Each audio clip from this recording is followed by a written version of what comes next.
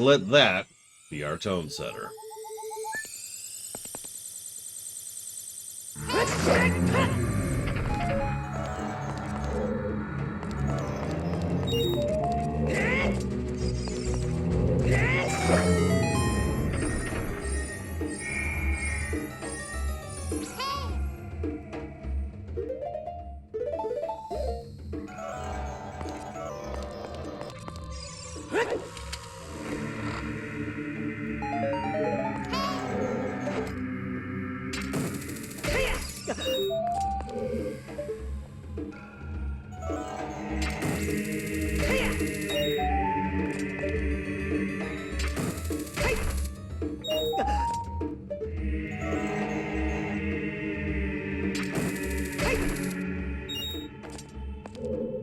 Hey, Ross. How was your afternoon treating you? Hey, Valerian. Same question. Much was good-ish. I actually didn't have much. I don't eat much, believe it or not. As I've said a few times.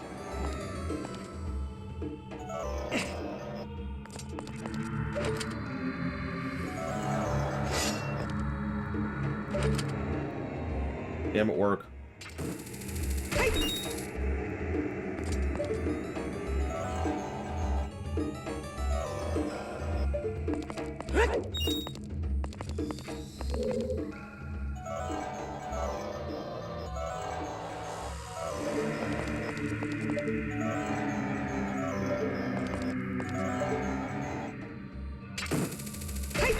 There we go. Ha! Now the question is, are they actually going to troubleshoot it or not, Valerian? What's that, Zartov? Hi, Michiru. I'm Mikiru. Hi, NTC. Hi, Humanization. Yeah, I didn't eat much. All I had was 2 sausages. They're good. I forget what they're called. Caldessa, I think, is the brand? Something like that. They're good stuff. Good afternoon, Walker. Ooh. Don't worry, we'll be out of this stupid dungeon soon.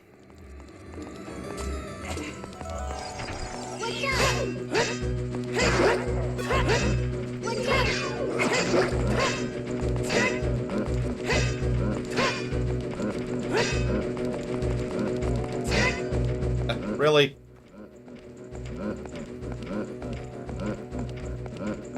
Good, Zach Taft. Now they need to just, you know, do much worse things than that. Oh my god, really?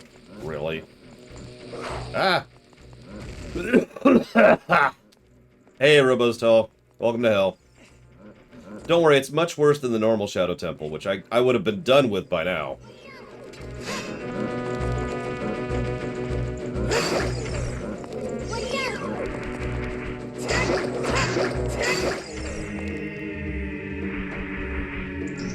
This place is much worse.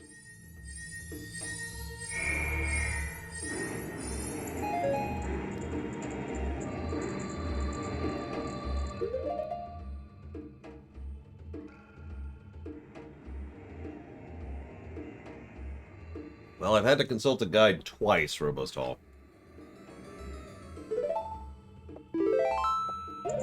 But it's also much more trolly, which is the fun part.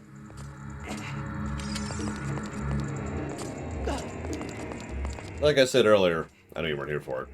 I think the developers are just straight up playing with us at this point. Woo! Where are the...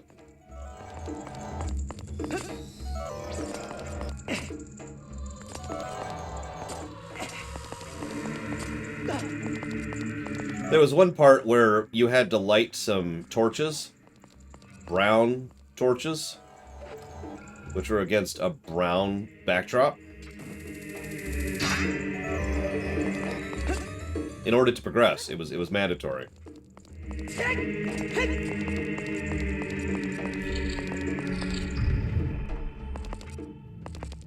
What, Popanix? What are you talking about? And now... I have a problem.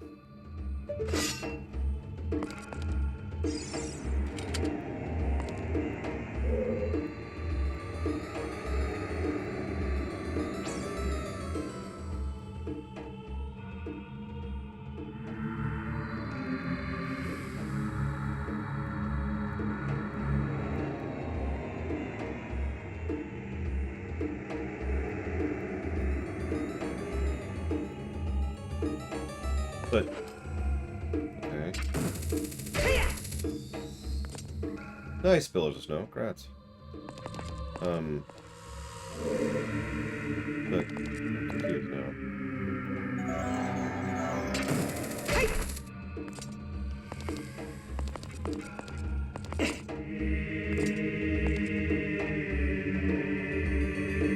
These are the best versions of the games by a wide margin. Yeah, for Valerian.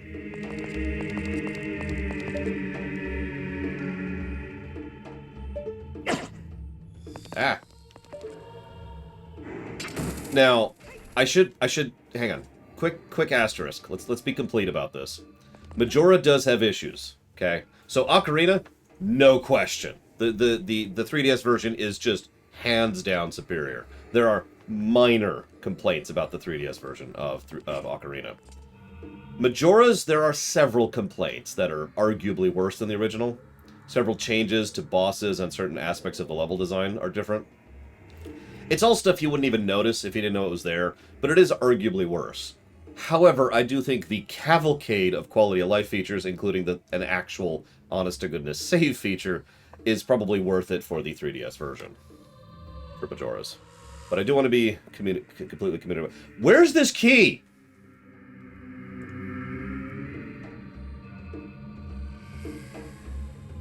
Oh my god, this is pissing me off.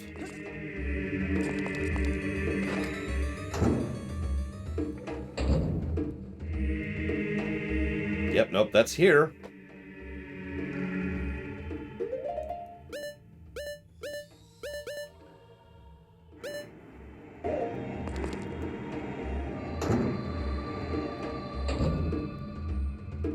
Yeah, the ability to save and alter time better by itself, I think, makes it worthwhile to go ahead and pick up the 3DS version. Never mind the convenience of controls and swapping and interface and all that fun stuff.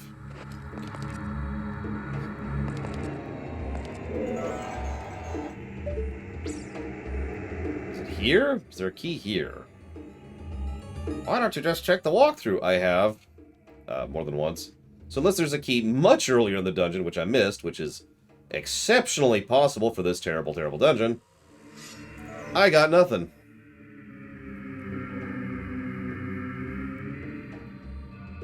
We're doing Master Quest for almost all.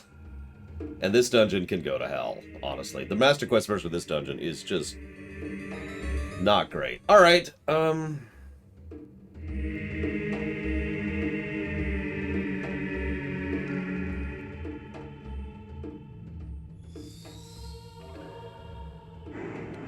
oh, absolutely, Scruffzilla.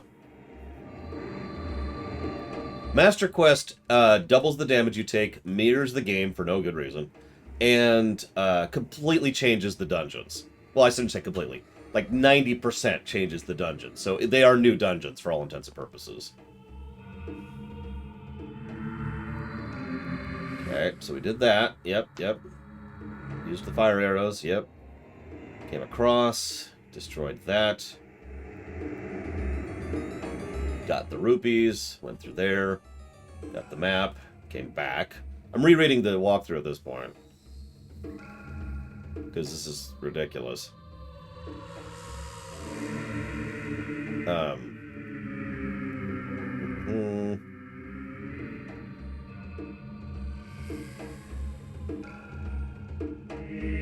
There, that's, okay, God! Alright, I know where the key is I'm missing. Let's do this, yeah. That's irritating. I, more or less literally, can't backtrap normally. Correct, Valerian. It was the first time I ever played Master Quest was on the GameCube version.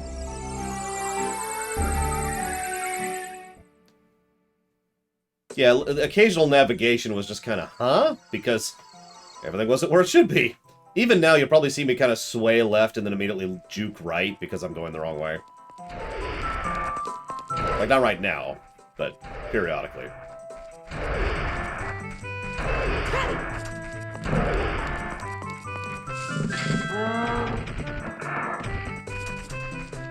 Let's grab this really quick, because we're going to refill it. Screw this dungeon.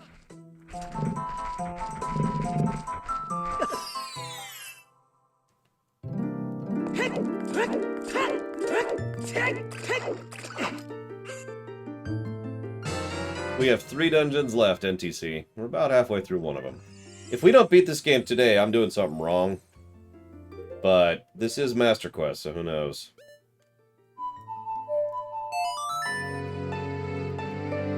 We also have to audit run the game after that. And by... I'm sorry, I'm not wrong. We have to audit the game, by which I have to use memory to judge the vanilla dungeons in the game. Which is... I'd rather just play through it, but honestly, this Master Quest version has taken too damn long, so whatever. Although that is the exact same mistake I made last time, isn't it? Refusing to play the game a second time. What do you think? Should we just do a normal playthrough to judge it? The only things that are different are the dungeons, so we'll just be kind of rocket barreling through in order to hit the dungeons. Okay, so this is this way? Yes, yes.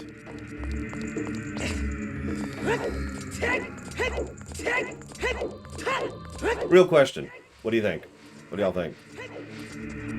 Left, I think?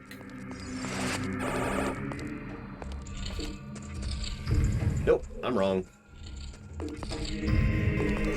Don Crow doesn't agree. Don Crow would do anything to prevent us from doing that. He hates that idea that much. So is it that one? Nope. Up. Forwards. It's this one. Whee! And here, somewhere, is a ferry. God damn it, I forgot to... that's on me. That's entirely on me. This should have been there. Whatever. There it is. And there's the key we were missing. Alright, let's get back out of here. Alright, thank you, Don Crow, very much. As we slowly Metal Gear Solid 3 our way up here. Let's see here.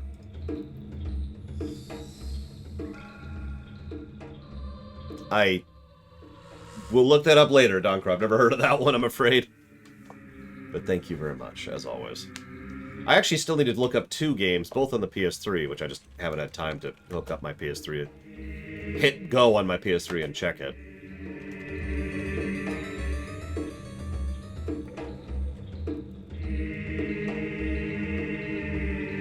So, do I only have 2 viewers? Does nobody else have an opinion? I'm actually curious. I know a lot of people like to just lurk, but... It's okay, I'm not a priest. You can talk to me. I'm a king, emperor, really, but, you know...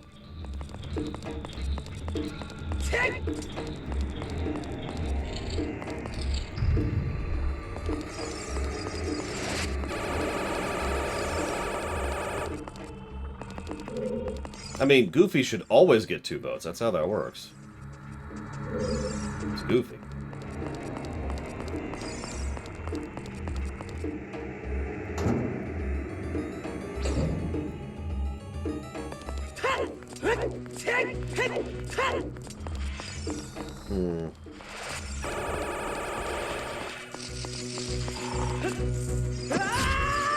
Oh, wow. I don't think I've ever hit it that high up.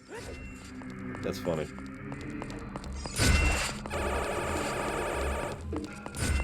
Ah, yes. Co-emperors. That's a thing that's happened a couple of times historically, and usually doesn't turn out well for some strange reason. I'm not sure why.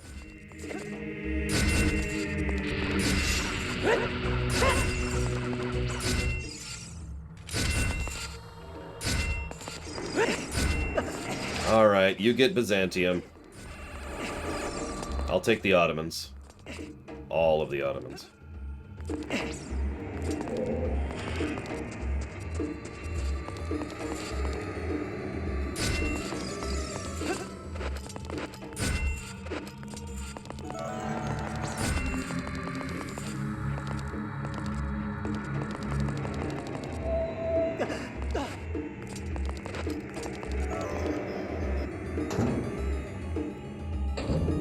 I guess that depends on how you define it, Durandolphian, and which point of history you're talking. Because we did have that joint console era in the war I can't think of the name of all of a sudden.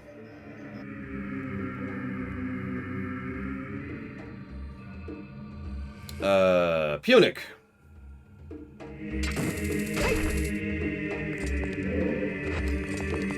I think it was the Punic Wars. Okay. We have successfully gone 2 doors forward. If you've been paying attention, these 2 locked doors have had us stuck here for about 30 minutes or so. But we've officially gotten past those doors.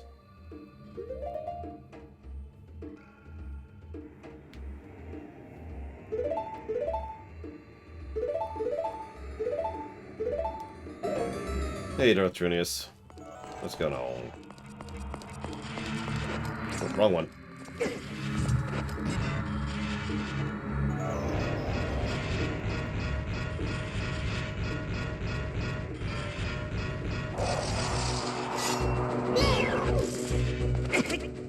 Whoa there. Oh, that's why.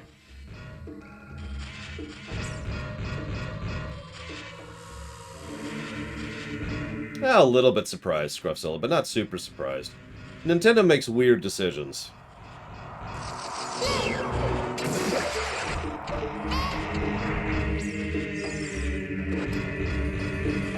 Oh, we actually had worse problems in the water temple, believe it or not.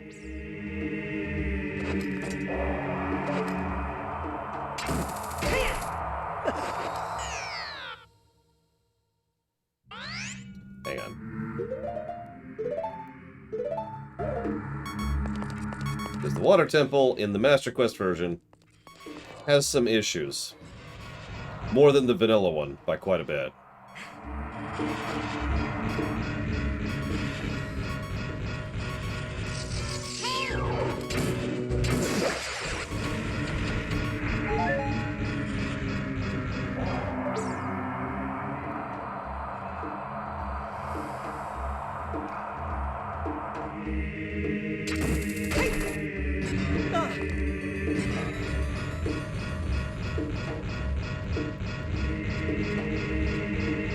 I mean, it's a good song, Robosto.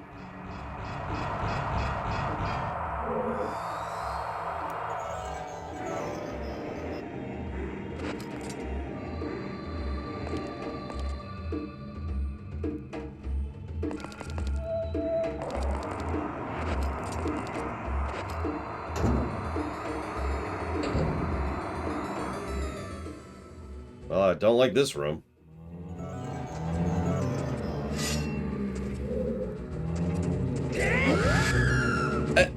But I was gonna say, this is unfair. I even aimed it right. Give me, just let me. There we go. Those mummies, I swear to God, in almost every setting, mummies are just stupid. D&D, Vampire the Masquerade, the Mummy. Mummies are mean.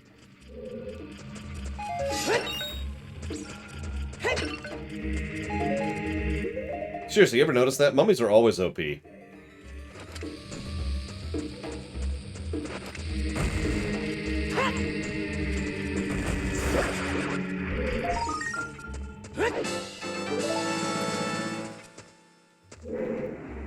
So, there's a locked door that I don't have a key for. Let's just, pretend that that's not there. Yep, I think that's the right move there. Well, that's the thing. Mummies are a lot more rare than, you know, the big ones like vampires or standard forms of undead, right? But whenever mummies show up, they're the mean ones. Speaking of... Uh-oh. I didn't get it off. I didn't get it off. Ah, that's bad. That's bad. That's pretty bad. And death. Co-op, Scruffzilla. That's my biggest wish list item, which is not happening, it's worth noting. That's my big wish list item. Crap! Oh, that's bad. Hang on. Come on! Let me go! Oh my god! He wouldn't let me go! It's my last fairy, so this needs to kill these guys or I'm dead.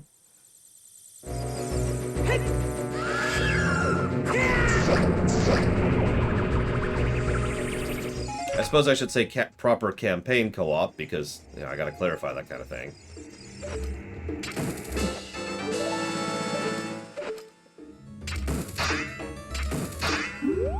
What?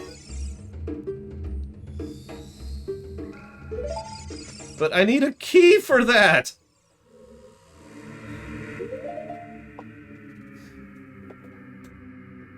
Ugh! Okay, okay, okay.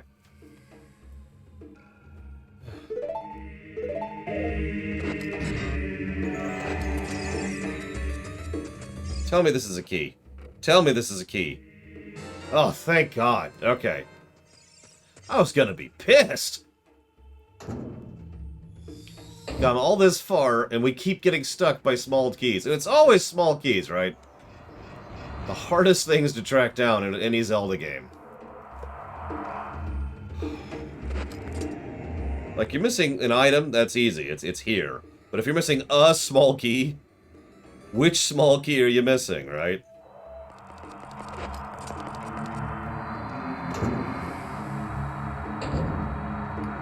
Find the one key that you missed.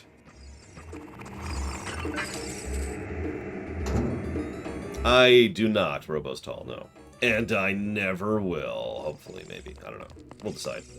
Probably not, in all honesty.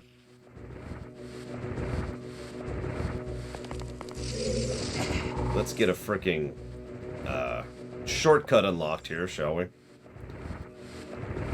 Because holy crap.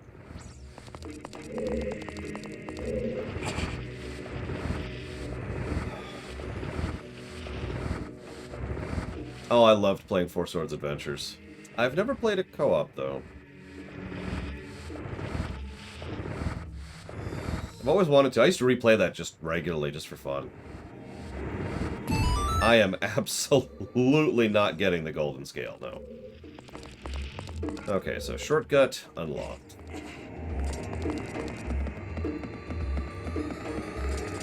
Save.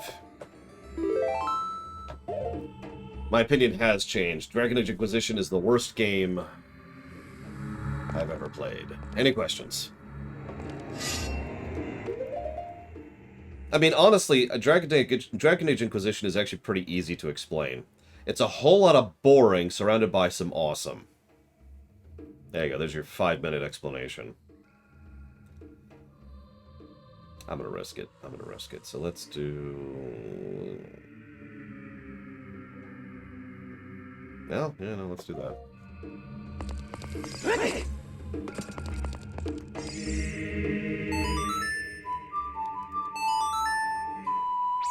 Hey, Michael. What's going on? I mean, we've never reviewed Inquisition, so when we review Inquisition, we'll see how our opinion has changed. Actually, we're going pretty slowly, Michael, because Master Quest. This has been a pretty slow run so far. I'm still debating if I want to actually do another playthrough on camera of normal Quest to review it properly. I mean, this is an audit run. And the last time I refused to do a second playthrough of Ocarina, I regretted it, and we just did a second playthrough later. That's why I'm kind of hesitant now.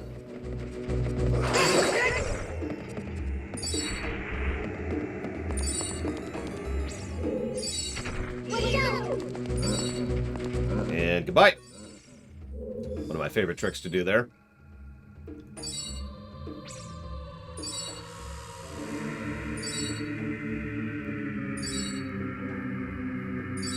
Hesitant. So I asked earlier.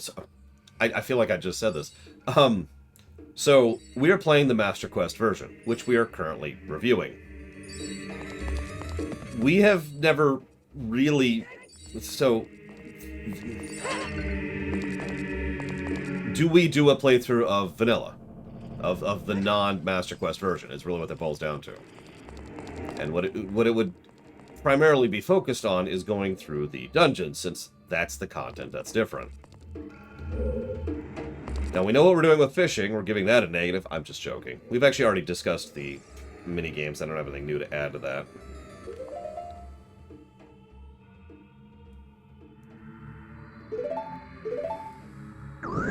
So that's the question, is do you want me to go ahead and just do a second playthrough right now and not have to do it later or off camera in order to finish up the Zelda Ocarina of Time review?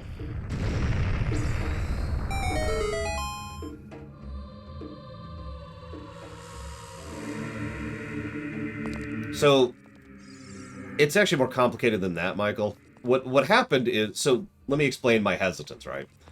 The last time, what we did was we played through normal version. We're like, alright, normal Zelda, woo! And someone pointed out that Master Quest has different dungeons, which means those dungeons can and should be reviewed separately. And they were right, but I was like, but nobody wants to watch me play Ocarina of Time twice in a row.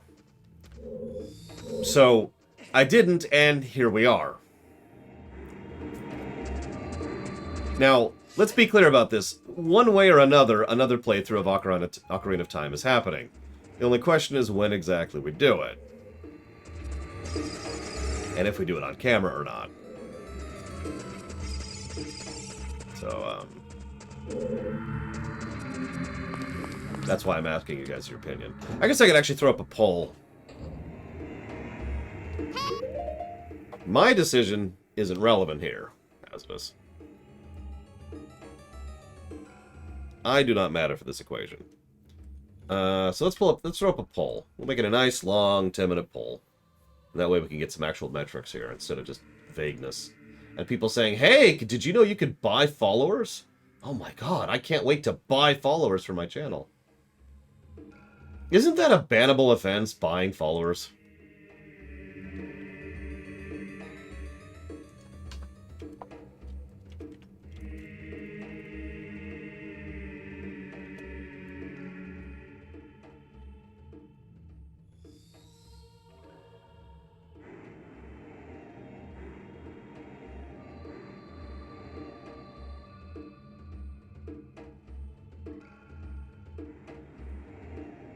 There. 10-minute poll. Poll is up. Hoot. Well, I have no idea, Jesse's Mask, because Master Quest. We still have 2 Master Quest dungeons left, and we're still in one of them. Hated this room on the N64 version. Could never do the platforming.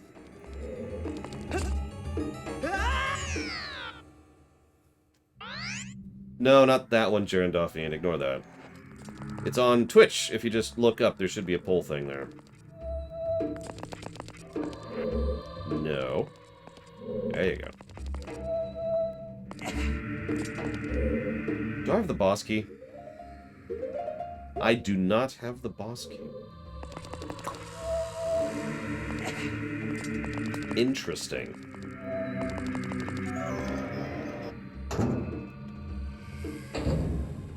Why don't I have the boss key? I mean, we know the answer. I was actually suspecting this even, believe it or not. It's just... yeah. Okay, so let's do this.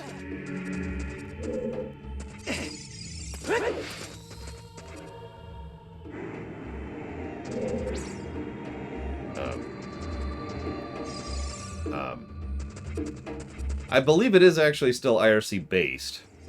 It's just a lot less obvious about it than it used to be. How do I get back?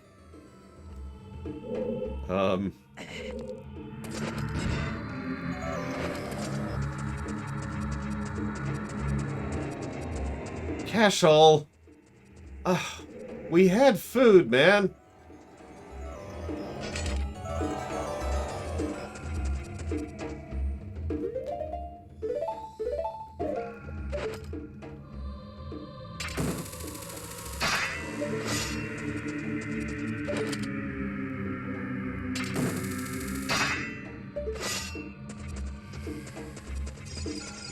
Okay.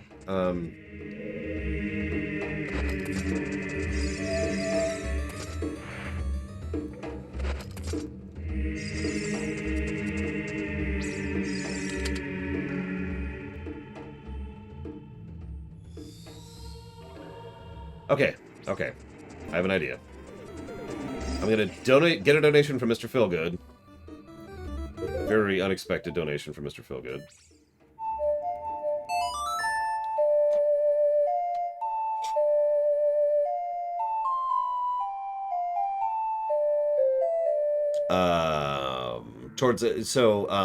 Do you have a backup option, Mr. Feelgood? Because he donated for an older game. That's funny, my entire donation list is nothing but games I have to look up to see if I can add them to the list right now. No, the double hook shot is Scruffzilla in Twilight Princess. Okay, let's try jumping to our death. That might help. Thank you, Hazardous. Did it put us on the right side? No, it didn't. How do I get back across? I can't climb the thing. Oh, there it goes. It wasn't climbing it. Oh, Jesus Christ. Alright, so, we're back across. We did it! We've managed to cross the obvious thing. Now I gotta figure out how to open this door. How do?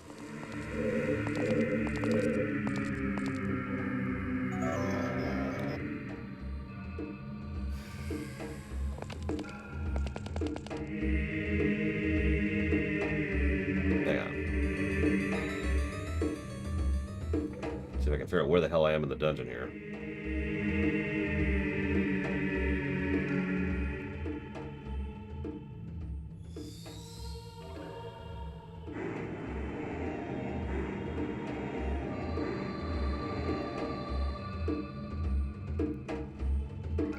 I did that! Okay, whatever. I literally did that. I don't know why it didn't trigger. Except I know exactly why it didn't trigger.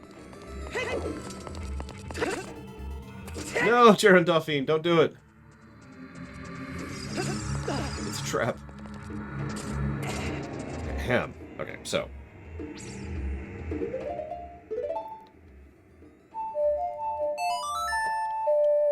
Thank you, Jaron Dauphine, very much.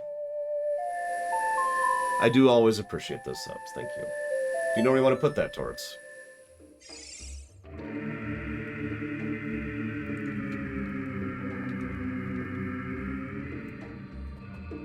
Hey, SJ. Alright, so.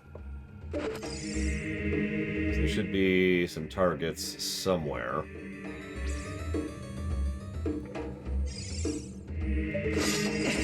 Right, game? Oh, there we go. Oh my god, this game. Actually,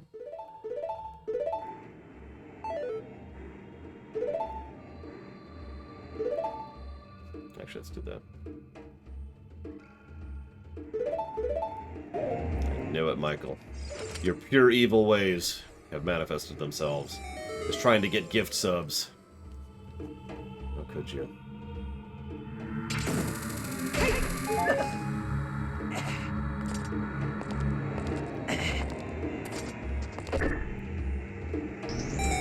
Okay, we have managed to open a door. Oh god, alright, alright. Really? Okay, whatever.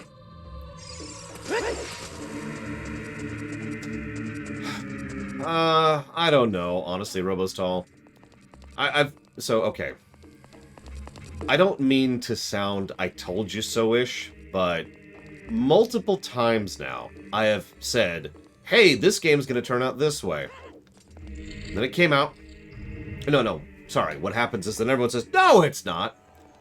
Then it did, and then, you know, people are like, oh my god, Laura, you totally called it.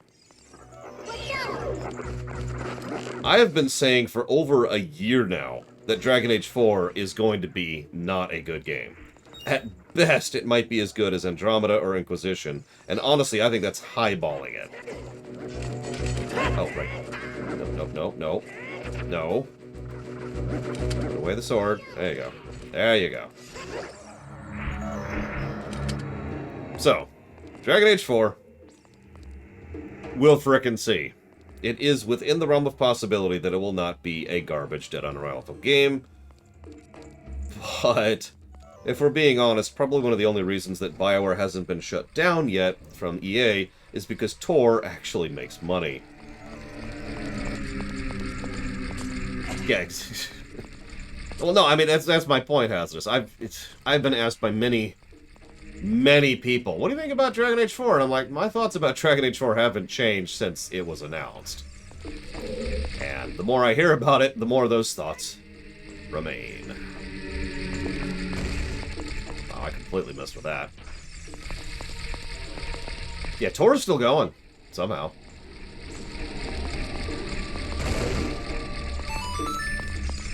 I don't really mean that as an insult, it's just Tor Vanilla was rough. But they kept trucking on, and they have improved the game. So, make of that what you will. Well, it's interesting you say that, Spartan, because that is the point of Master Quest, right? Like, that is the core essence of Master Quest, is the different dungeons. And the first few dungeons, I would say, are actually better than the originals, in pretty much every way, with one exception. Then we got to the Water Temple. And the Water Temple sucked. Just straight up sucked. And it was weird, because it's like, oh, okay. And then we got to this temple. And this temple sucked. Just straight up sucks.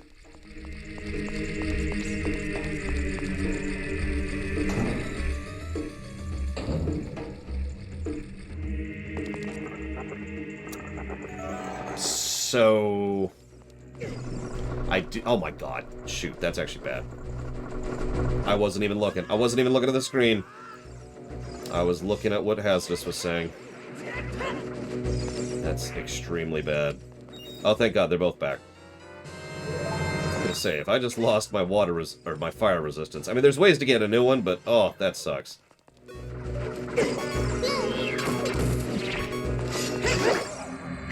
And I don't have any fairies right now. Let's get that on, let's get that on.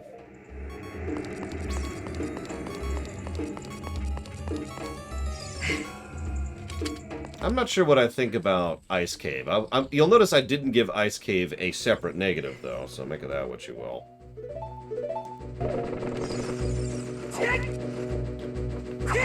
I'm not sure about the well. The one thing I like about the well in vanilla is it's extremely optional. Like, it's just, and you're done. And I like that, because screw that dungeon. This version of the well is much more of a dungeon, so that's in its favor, I'll give you that. But it's still the well. You got it, Michael. I've been playing that with my niece recently. I mentioned that already. So that's... Hyrule Warriors 2 is what I've been writing it down as. It's Age of Calamity or whatever. It involves time travel. I'm just going to spoil that. That's not a spoiler. It's literally in the, oh, we're not playing Ocarina of Time today. Or rather, we're not doing it on camera is what that means. So now I can answer the question. If I was doing it, I'd just play it again. That is absolutely what I'd do if it was just my decision. Doing it immediately while my mind is already in that mindset, immediately before I play Majora's Mask, would easily be the best and most logical choice to do. Which is why I didn't say that, because I didn't want to, influence anyone's voting. Nope! You were there this time. The people have spoken. Once we're done with this, we will finish up and go to Majora's Mask.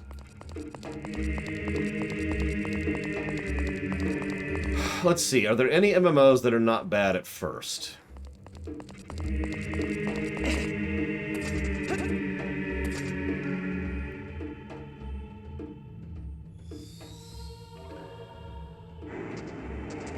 I have no idea, Zillow.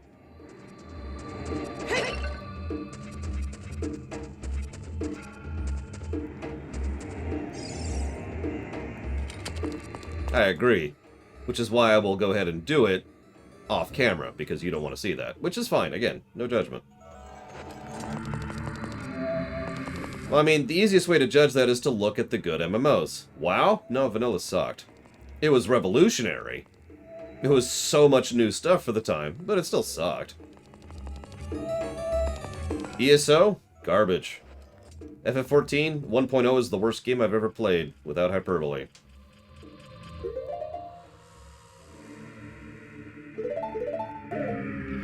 Asheron's Call had no idea what they were doing. Even though it was better than, you know, the other stuff at the time. Star Trek Online was a joke when it first came out. Most people didn't think Star Trek Online would ever be a game, never mind a good game. Yes, worse than X7. Unequivocally. FF14 1.0 is, without memes and without exaggeration, the worst game I have ever played. It is utter garbage.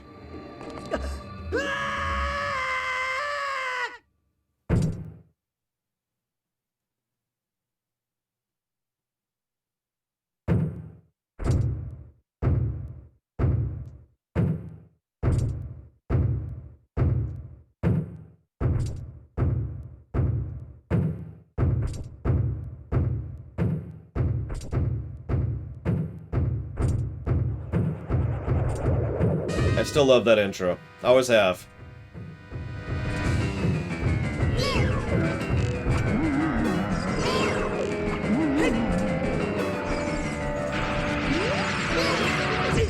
Nope. Didn't log on to him quick enough. That's okay. That actually is okay. Means we can refill. They love the hand bosses. They always have. So, DeQuack asks the usual question. Why was FF14 1.0 terrible? Here's the problem. I can't answer that question in one sentence. There are a lot of games where you say, why was this... Yes, I did, Zalok. I hated it, though. That you could say, why is such and such a bad game? Well, because it sucked, or because it did this wrong, or whatever. You could do that for most games, most shows, most books, most movies. You could usually summarize why most things are bad within a sentence. The only way to summarize why FF14 1.0 was bad is to say it did absolutely everything wrong. Without hyperbole or exaggeration, that game was bad, bad, bad. Oh, this is an interesting situation. Never had issues dodging him before.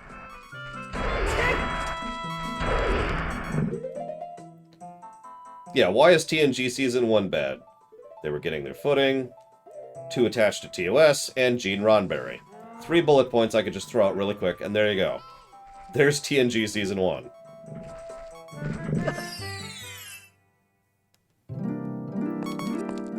FF14 1.0 was a train wreck. Why is WoW still the best MMO? Years and years of money, experience, and training. It wasn't finished? That's an interesting statement. But again, you'll notice how it wasn't finished is one sentence that you could summarize. So, not quite.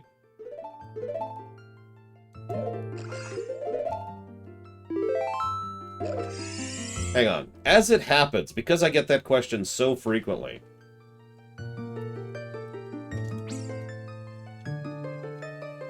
I actually bookmarked something here. It was a Reddit thread that just kept track of bullet points of things that were wrong with FF14 1.0. So, I'm going to pull this up here so I can kind of read this while we're getting back to the dungeon. FF14 1.0. It was extremely laggy. And I know what you're thinking, oh, but if you have a good connect... No, you don't understand. Their netcode was so bad, they're actually still dealing with it to this very day, in the bones of FF14 as it is now. The game was laggy and there was nothing you could do about it.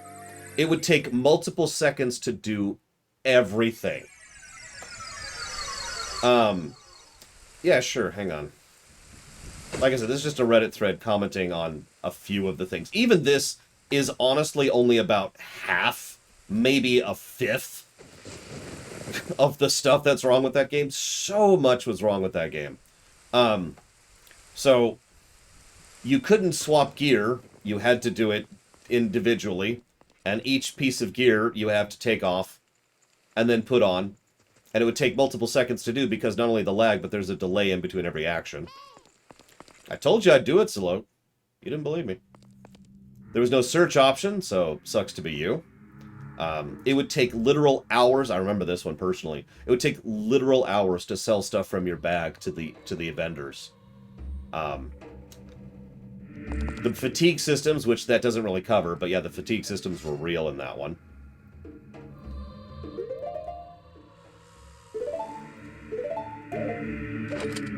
No fast travel to speak of.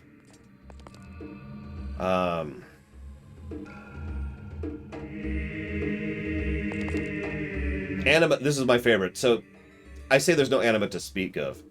Anima used anima to teleport instead of Gil, right? Anima regened slowly, very, very slowly. What effectively meant is you got about 2 teleports a day from anima. So, have you ever played FF14? Try to imagine being able to go to a crystal twice a day.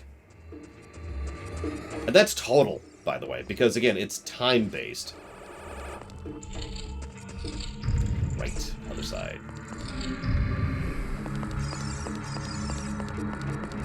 Yeah.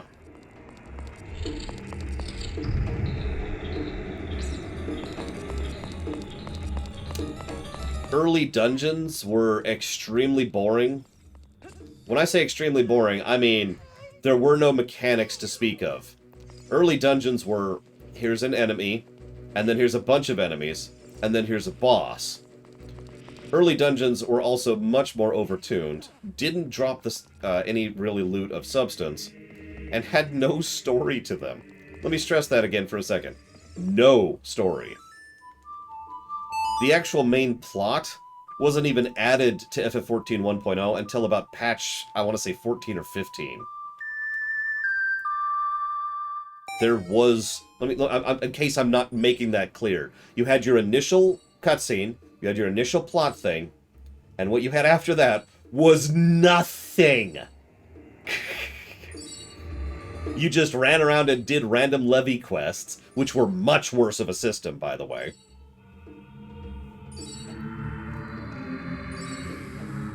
So, no MSQ. They patched that in later. Come on. Come here. Come here. Come on. Up, up, up, up, up. Come on. There you go. And off you go. Listen, all I'm saying is the Asians were right. We needed that calamity.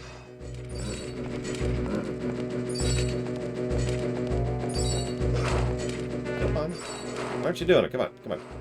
Oh, I'm getting stuck. There we go. That's why. We're good. 16. There you go. MSQ got added in 16. You know how I bash games for having copy-paste terrain? If you've never seen the maps of FF14 1.0, it's one of my most common things I like to repeat about that game. Because it was gigantic labyrinthine mazes of the exact same 10 feet copy-pasted over and over and over again.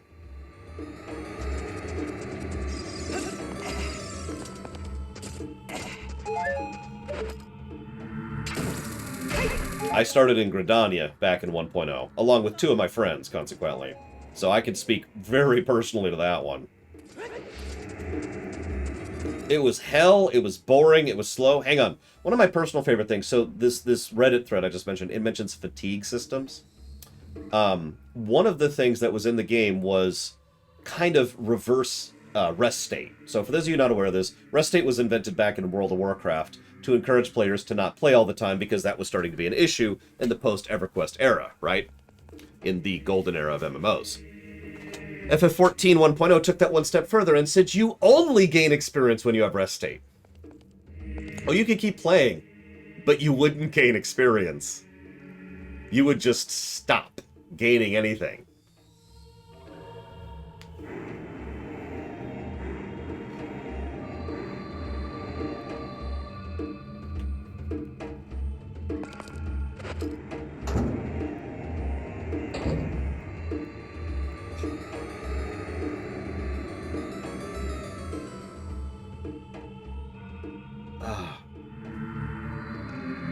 Yeah, no. There is no hyperbole within me when I say FF14 1.0 is the worst game I have ever played.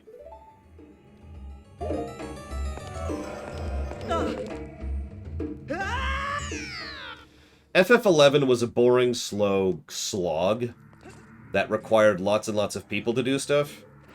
I didn't like FF11, but FF11 was a slow, boring slog. It was, to be as blunt as I possibly can, another MMO. Oh, don't mistake me, FF11 was certainly trying some new things, and I don't want to be dismissive, but... yeah, FF11 was just kind of... slog the game. FF11, to talk about how it's similar to other MMOs, has a D-level mechanic. If you don't know what that means, then that's awesome, because that concept should go to hell.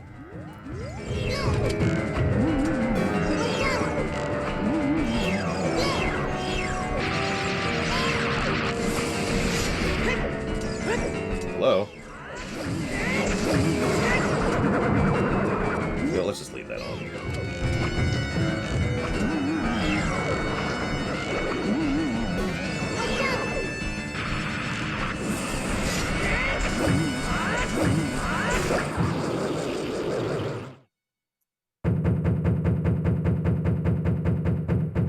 FF11 did have some cool ideas.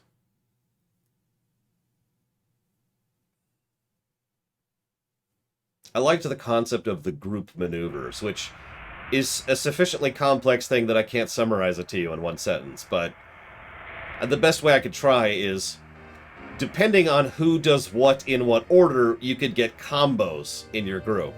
And that was actually a pretty cool idea. I liked that concept.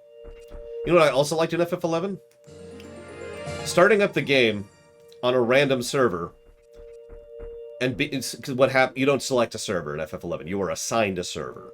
And if you want your friends to play on the same server as you, then you need to run around and gather gil in order to pay for a pass, which they get a one-time use of to log into your server to make a new character.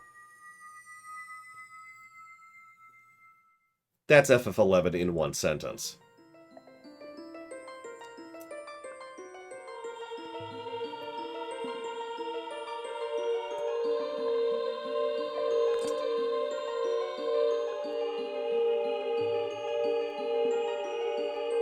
So, we've been talking about how the various sages have died. I've always kind of assumed that... I shouldn't say that. I've recently kind of assumed that Impa died pretty much the moment that Bongo Bongo got loose, right? Like, Kakariko was fine, everything was cool, and then we go there, Bongo Bongo gets loose, and we go on this path to get down there and do it. And we don't see Impa the whole time, so I assumed she was the one thing keeping Bongo Bongo in check and keeping the Shadow Temple in check. And when she finally failed, that's about when we show up. That's right, Projera did a video on FF11 recently. I need to watch that.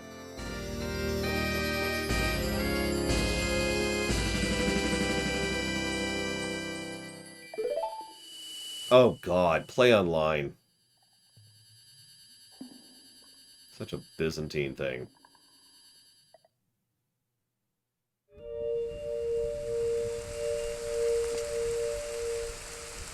Okay, that dungeon's done. How many negatives do we give it? I'm being serious. It's getting at least one. If absolutely nothing else, the obtuse mechanics, and the fact that it actively tries to trick you by encouraging you to think A, and then tricking you with B, also known as a Kaizo mechanic, and the fact that it has very poor visual distinction to the point where it's actually problematic to get through it, and the fact that I hate going through it, like the atmosphere, tone, and vibe is so unpleasant that I actively don't enjoy going through the dungeon. In all honesty, I don't know why I'm saying this. 2 negatives. 1 for story, 1 for gameplay. Done. Screw that dungeon. Yeah, the visual distinction's awful in that dungeon. It's really frustrating.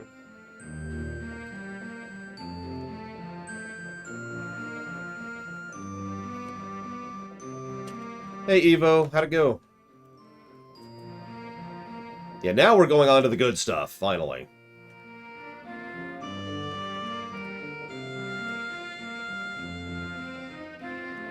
Atmosphere and tone, Jesse's mask. I suppose we could bake that under gameplay if we want to. What do we think? Should that be... Because usually that's a story thing. But we could bake that under gameplay. I don't know.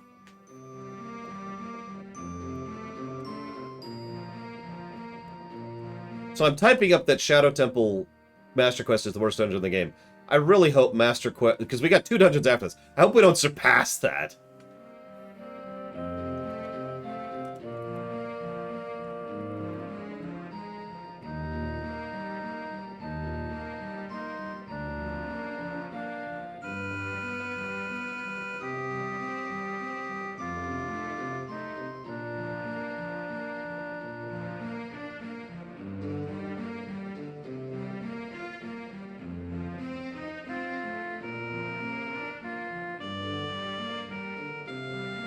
Yeah, that's why... And now you got me questioning it, Jesse's mask. I'm debating now.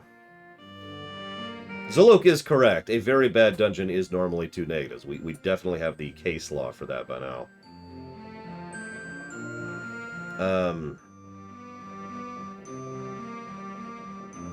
The gacha mechanics, the platforming... Ah! And the visual distinction.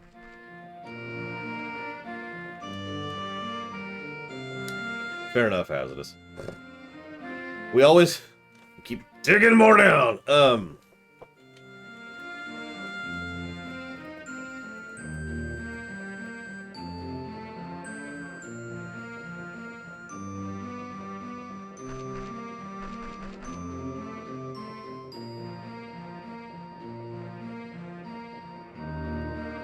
Nope, Diligent Dodo. It was the Master Quest Shadow Temple.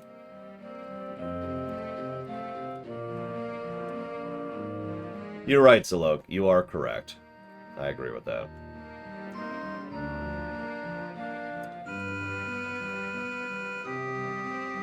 That's... yeah, okay.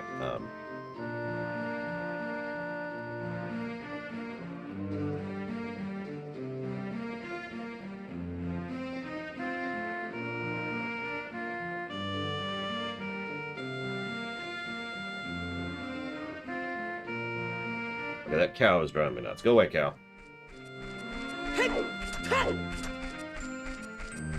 Yeah, the funny thing is, we've technically, and by technically I mean effectively, already given a story positive for the Shadow Temple. What it does well, and honestly, it does add to the overall lore of the setting, as we've talked about many times.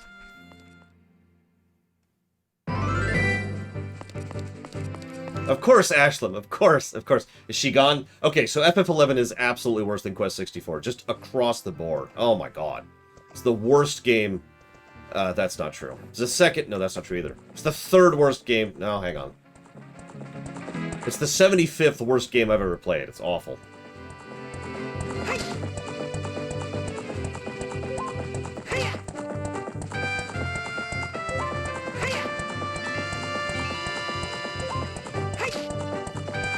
Yeah, the vanilla Shadow Temple doesn't bug me that much. This is another reason I kind of wanted to go back through on the vanilla thing. You know, do the immediate comparison. Which I am going to do. I'm just going to do it off camera.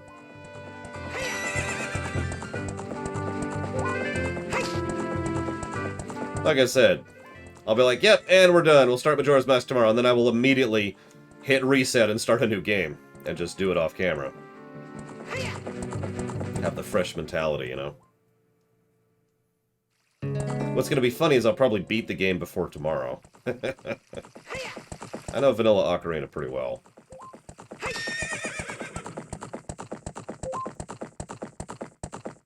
That is true, Ashlam. Allow me to be simplistic in my terminology. I do actually think FF11 is a bad game, and I mean that with sincerity. And I can say why from 3 primary axes. First of all, the game is unnecessarily punishing. Now, it does this in several ways. The de-leveling is by far the biggest problem there.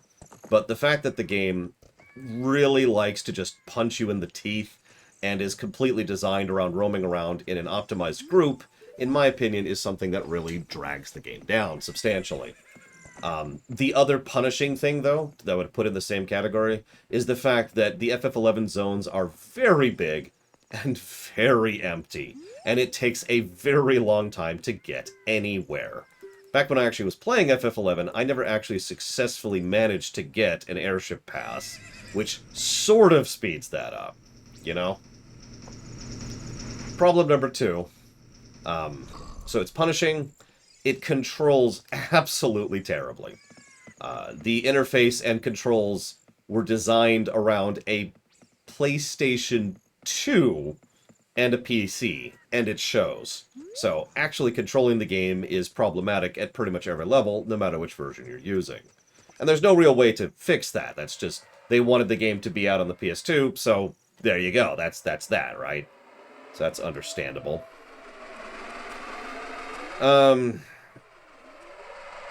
Yes, it is mirrored. Thank you. I almost... Listen. The third thing that bothered me so much about FF11 is how slow it is. Now, I know that's personal preference more than the other two things. But FF11 is a very, very slow game, which takes a very, very long time to do basically anything in. Those are the 3 spikes that I would say are the reasons I can actually say FF11 is a bad game. Now, there are things it does correctly. As I mentioned earlier, the group combo system, which I forget what they actually call it, is a very cool concept. There is a lot of work and effort done into the spells and making it feel like combat is interesting. The combat is still slow, see the aforementioned point, but combat, there's a very metered progression to combat, which makes it more enjoyable than it probably should be. It looks great, it sounds amazing, and the story is legit. So, you know, it definitely has things going for it, and to say that it doesn't would be incorrect. But, yeah.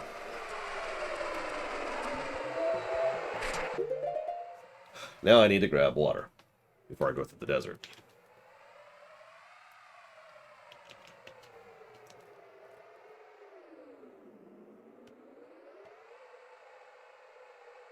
Yeah, I told you, Hector! But no, that's awesome, and I'm glad you liked it. Thank you very much for the sub. Do you know where you'd like to put that towards, as far as future runs?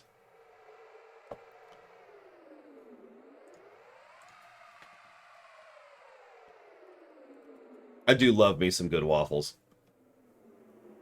Good waffles is kind of like good toast. Like, every waffle is not the same, and every piece of bread is not the same, but you get them good, and you just eat them right there. Absolutely. I should also mention, I obviously have never played FF11 when they added the NPC bot system. I forget what it's called. And I'm told that makes the game a lot more soloable. Or two-manable. I didn't even see that. Oh, there it is, New Vegas. I'm stupid. Thank you, Hector. I can't believe I didn't even see that. I'm terrible. Trust system, which is funny because they call that in 14 as well. I think Thor and Hulk should manage it, Zactaf, just by themselves.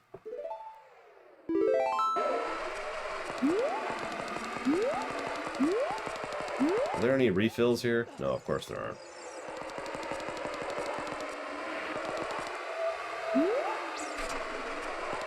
I mean, what the hell do I know? I like Star Wars Rebellion, and I know that's a bad game. Do I need any? No, I don't. Okay. I mean, in fairness, Star Wars Rebellion is actually about, I'd say, 2/3 of a great game, surrounded by a terrible game. Which is kind of the problem there. I'm gonna go ahead and be ignorant and ask, what's the difference, Justin?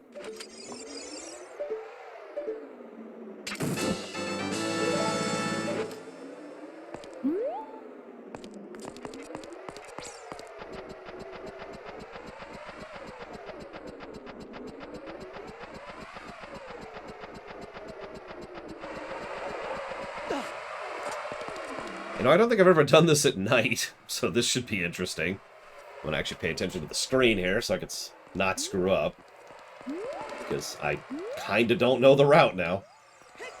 Let's do it. I can't see where I am. Where am I? What is going on? Oh. God damn it. Okay.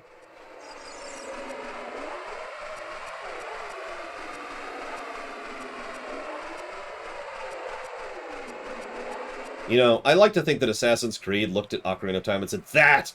We want to do that!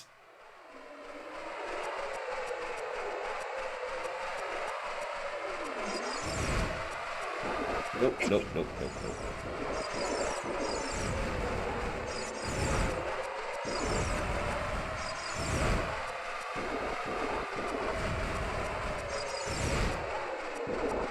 So there should be one more thing. Yep, to the right. Damn, I almost went to the right, too.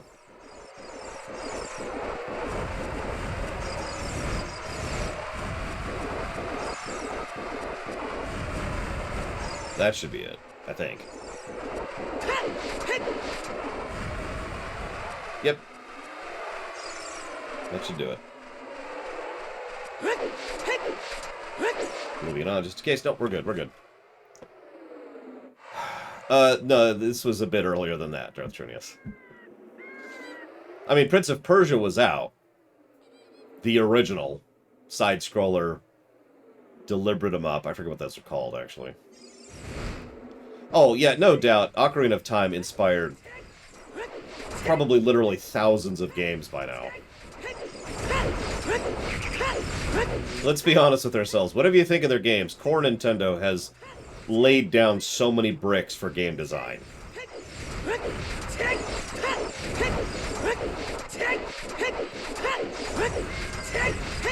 I'm really eager to see what we get now that the decompilation has been done. I was gonna say, how many Zelda games after this are built on the bones of Ocarina of Time? There's a few that aren't.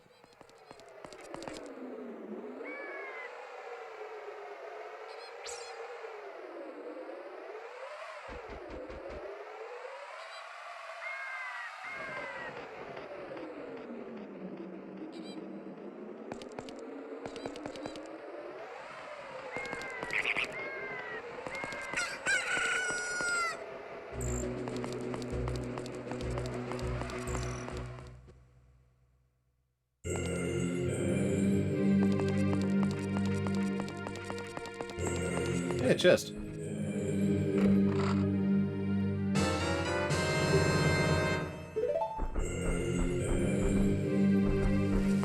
Oh, that's different. Immediately.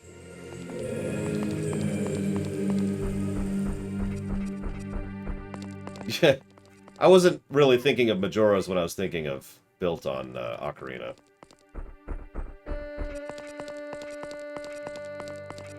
Love this song, by the way.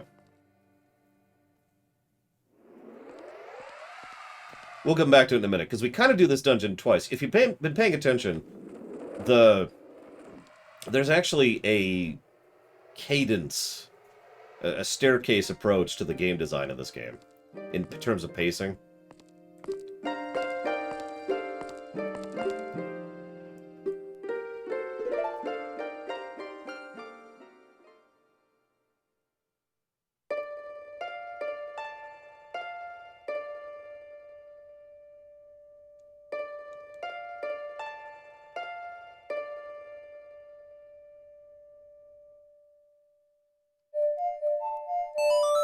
I don't actually understand your point, Robostal, if you mind clarifying. Like, a mechanic is good or bad. It can be turned good or it can be turned bad, but it's either good or bad whether it's good or bad. At the exact point in time at which you check it.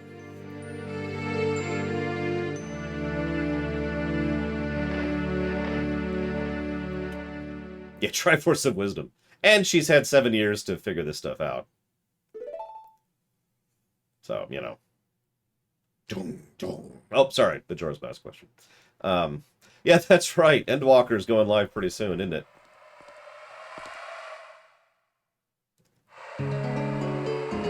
So, do we have... Yes, we do. Okay. Let's just do that then. Let's just go do it to it. So, cadence, right? Staircasing. Let's look at the construction here. You start off the game, you're flung right into the Deku Tree. Then you have several reasonably long sections of stuff to do before you get to Dodongo's Cavern. So, if we're to think of a peak as a dungeon and a trough as everything else, what happens is we start off with a peak. We go right into Deku Tree. It's very early on, like within the first several minutes. Then we have a fairly long section of this, then we do Dodongo's Cavern. Then we have a semi-long section, then we do this. Then we have a fairly long section before we get to the Forest Temple. And then we do Forest Temple and Fire Temple almost back to back. After doing the Forest Temple and the Fire... Oop, I'm going the wrong way. After doing the Forest Temple and the Fire Temple, and yes, I know you can do them in either order, immediately after that, we have a staircase thing, where we do a mini dungeon, and then a full dungeon. We do the Ice Cavern, and then we do the Water Dungeon. We do the Well, and then we do Shadow Temple, and we do the Spirit Temple as a kid, and then we do the Spirit Temple as an adult. So, if you're following the overall pacing, it goes shunk, shunk, shunk, shunk, stay up, and then partial step, partial step, partial step, final dungeon. There's a very clear pattern throughout the whole thing, and it keeps the pacing interesting, and, in my opinion, well done throughout. Now, I'm an idiot, but that's why I think this game deserves a positive. Whoops. Oh my god. To pacing. In terms of gameplay. Gameplay pacing, specifically. And I wanted to talk about it here, because I'm stupid, and I felt like this is the best place to talk about it. I feel like I haven't talked about a lot of game design, because I kind of already have done that.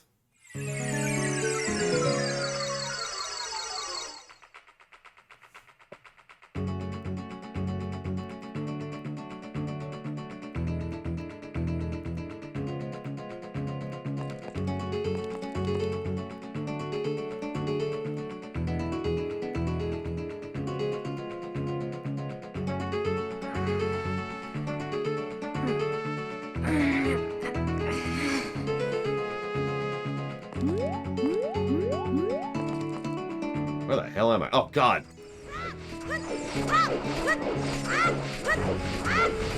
Well, I mean, there's not many songs left, so I'm curious which your favorite is, because honestly, we've only got 2 songs we haven't heard at this point in the game. Hang on just a sec.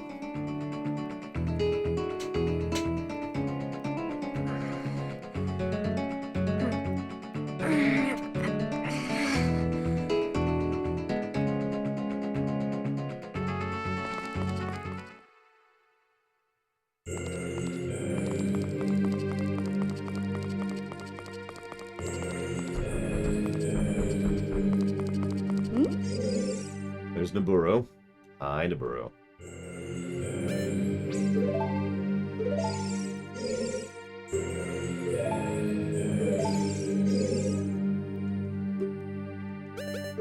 Just for you, Hazardous.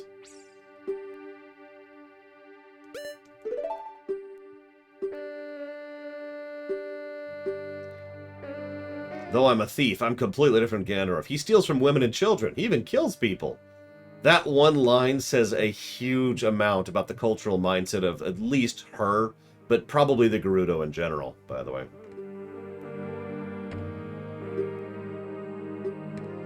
So what you're saying, Ashley, hang on. I think I understand. So FF11 is the worst game ever made. See, I disagree with that, because I think FF14 1.0 is the worst game ever made that I've played.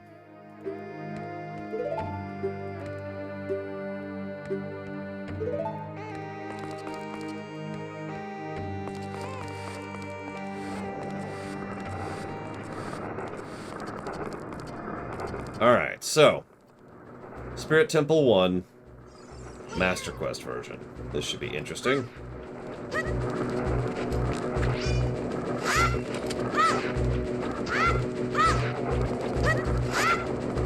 Okay. Got it.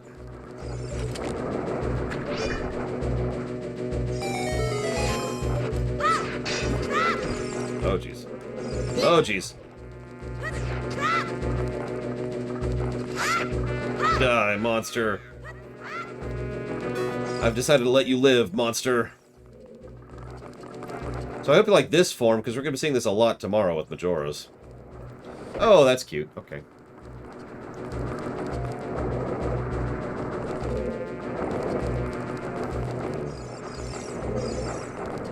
I mean, in all seriousness, I actually disagree with Sakaguchi on several aspects of game design, but I mean, I think that about Miyamoto, too. What's whoop-de-doo, you know? Okay. How do I kill these things?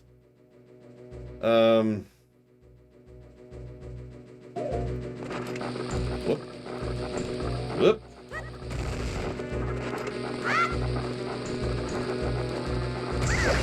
Hey!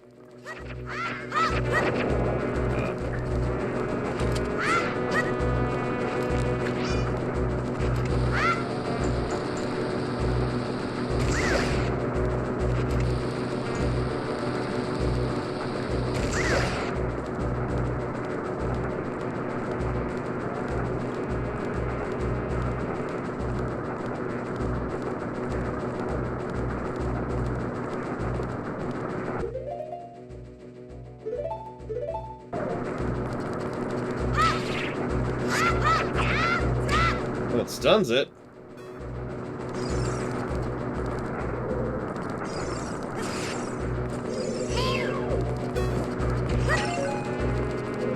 By the way, she calls everyone dear, Robostall. Don't worry about it.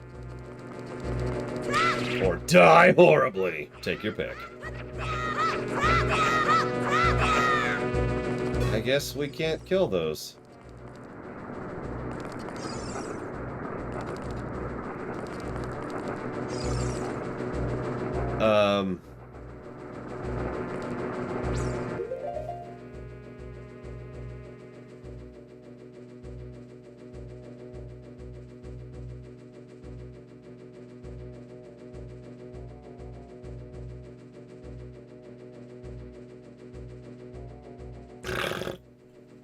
Yeah, sure, Disco. Crypto's garbage and actively does large-scale damage to large-scale environmental concerns because crypto doesn't use green energy. It doesn't actually work that way. And it's actually causing large-scale harm to multiple industries because it's being... Oh, God, how do I explain this in simplicity? Multiple people are wasting resources that should be allocated elsewise, which is causing a deleterious effect to multiple separate ecologies because of the fact that they're trying to get into producing the things that themselves produce crypto. Does that make sense? That's ignoring the fact that there's many, many, many other things wrong with crypto, not the least of which being the fact that there's nothing to actually back it yet. As we talked about earlier, crypto is stupid at every level. But let's ignore that for a moment. The concept of a digital currency makes perfect sense if we have the infrastructure and the everything else in place to back that up. We don't. Now you might say, we already have digital currency, in which case then I'm using the wrong terminology, because no, we don't. What we have right now is dollars, which we keep track of digitally. We do not have a digital currency. And there is a distinction. I'm not trying to be finicky about it. There is actually a specific distinction between a digital currency and a physical currency, which we keep track of digitally. This is not Halloween. This is fact. I agree with Hazardous. And to be completely blunt, Disco, if he's saying how crypto's super awesome and trying to get other people to invest in crypto, he's probably one of the scammers. Most of the people who've been making money on crypto are not the people doing any of the actual work. They're the people trying to get other people to invest in crypto who are then profiting off of those bad decisions.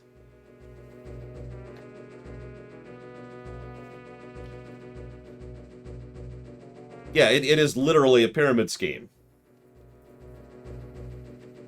Yeah, Starfleet doesn't keep track of Latinum via credits. That's a great way to put that.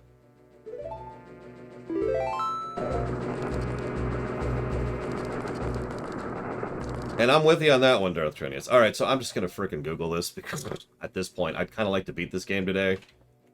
You know! So let's just look up the Spirit Temple here.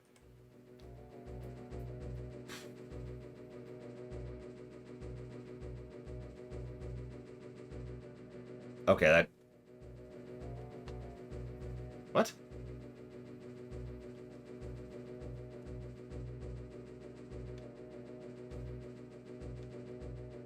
Okay, let's turn around then.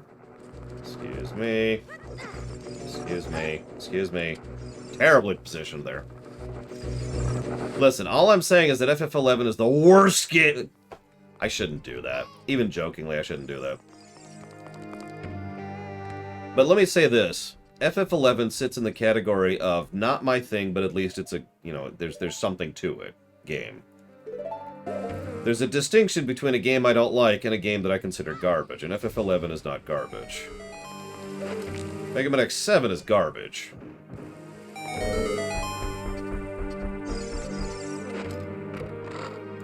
It really does, Asinius.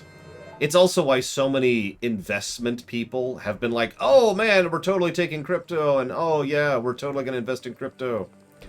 By the way, if anybody out there has someone else manage your investments for you, please make sure that they do not invest in crypto.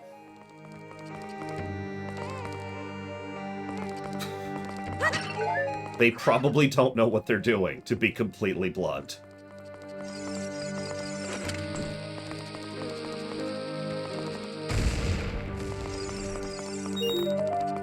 Interesting.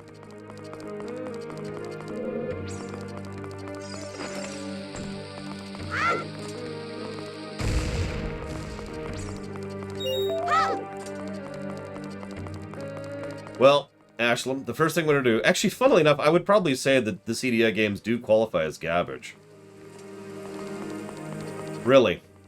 It's a shame because, you know, it was one of the first times, and not the only time, but one of the first times, back when Nintendo was cool with stretching out and letting other companies touch their IPs, which they stopped doing for about a decade and a half, and only more recently have they finally started being more okay with that again.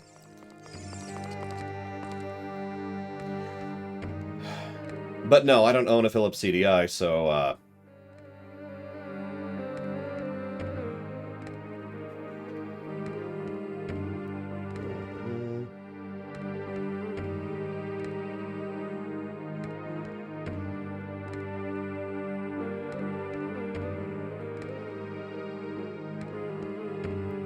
how do I... Okay, so the way to progress is to kill the 2 torch slugs. How?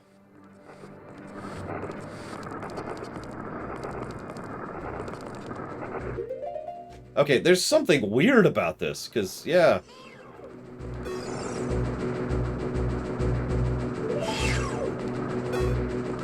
Because they're immune to my sword. I'm not even sure the bomb was actually doing it.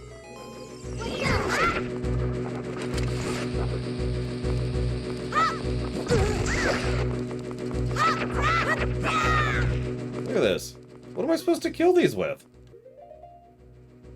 I mean, I've got bombs and I've got bomb chews, and that's kind of everything I haven't tried. Look at that. Nothing. Nothing.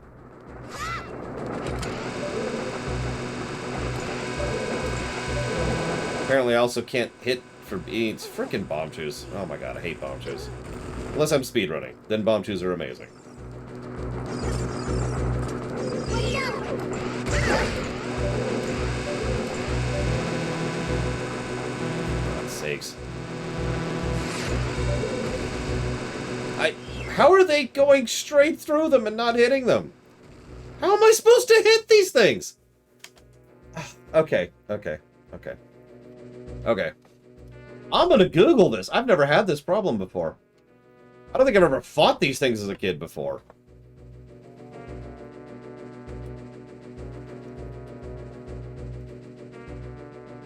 Hang on. Pull up the Zeldapedia.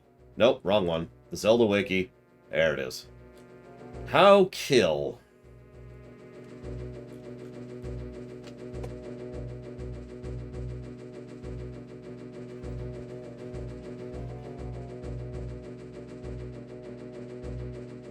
I can use the Megaton Hammer.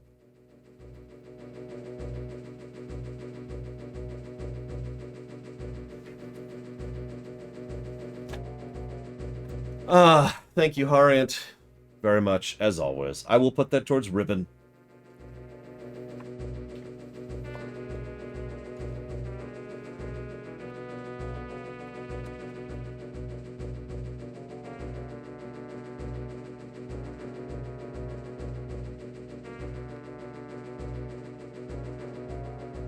This doesn't say how to kill them. This does not explain how to kill them. And the walkthrough I'm using says, and I quote, crawl up through and up the short steps to find 2 torch slugs. Deal with both of them to unbar the large doors in this room.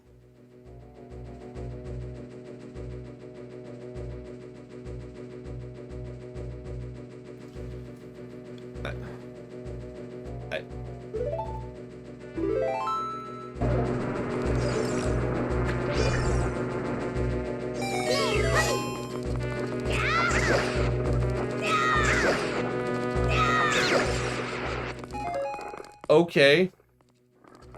I'm not going to question that one. Thank you, Ross. I can tell you why that's happening, but that's ridiculous. So, the dagger does 1 damage, which is apparently not enough in order to qualify as breaking the flame, which requires 2 damage, which is the, the Master Sword. Or, to do damage to them, apparently. So you have to do a jumping slash. The only reason I even know that that's a thing is because LTTP has a similar mechanic, where you can use the charged slash to do damage where otherwise you shouldn't be able to.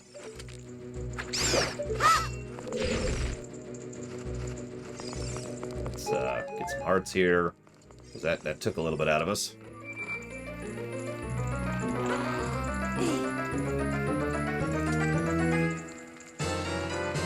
I didn't know you liked Myst more than Yakuza. Wow, Ashland. I'll have to write that down. Come here. And, like, die. Why aren't you dead?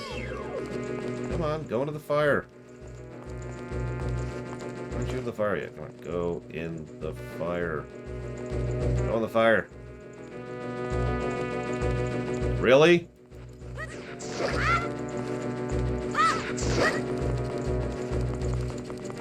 Alright, fine, whatever. Ah!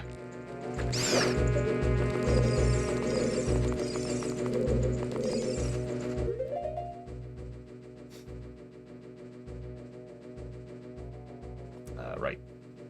Back to the walkthrough. Listen, Yashlam, I know that's the only reason you watch my show. That's why you refuse to show up on streams. Listen, Krenzler. Ring is mine.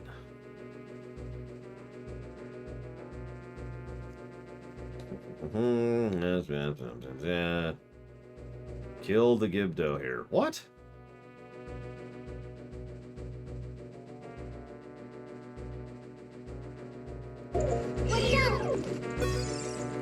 That is not a Gibdo game.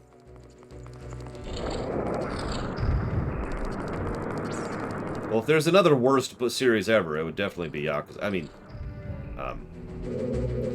God, this is gonna be mean to do as young Link. Why are you doing this to me, game? What did I do to you?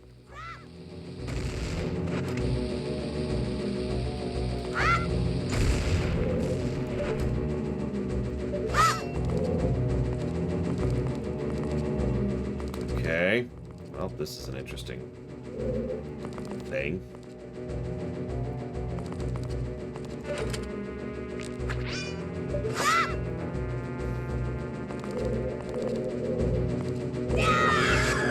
God damn it.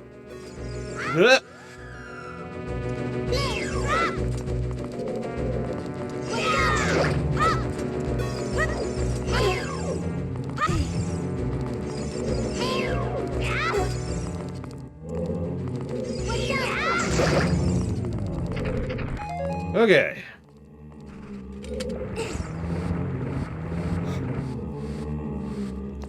Listen, all I'm saying is that there is one piece of Witcher fiction which I absolutely adore other than playing it. That's not as big of a praise as I mean it as, but it is actually supposed to be pretty big praise. I mean, Witcher 3 is still, to this day, the largest story pluses I've ever given to any game ever. Oh, for God's sakes.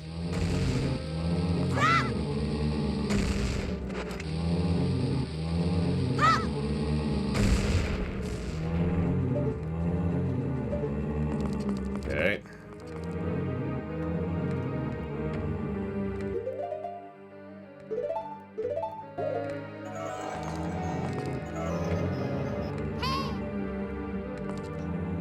Okay.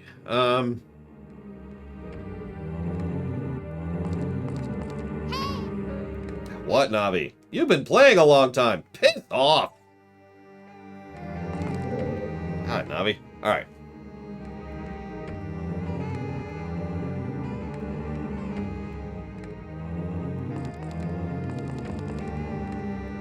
You've got to be kidding me. Okay.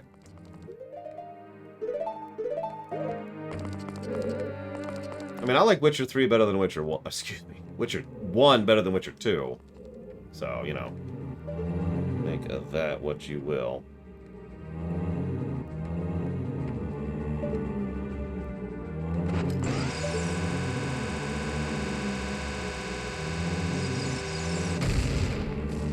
I'll be real, I would not have presumed that the bomb chew could go across the bottomless pit, unless I read it about 10 seconds ago.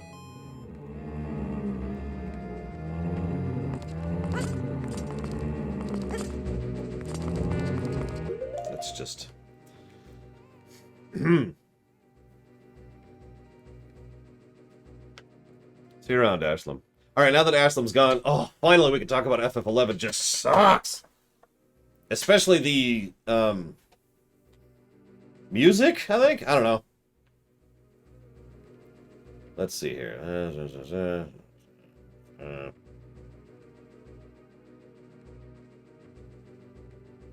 God, okay. Alright.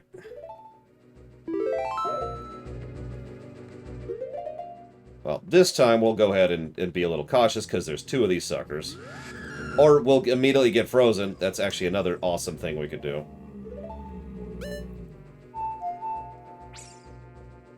There we go. Never! I will never drink this delicious, delicious water that I got straight from the wells of Kakariko.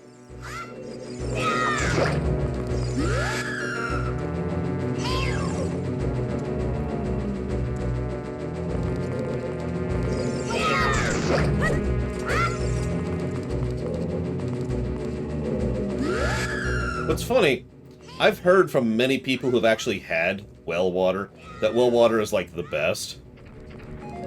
I have never had well water. I cannot comment on this.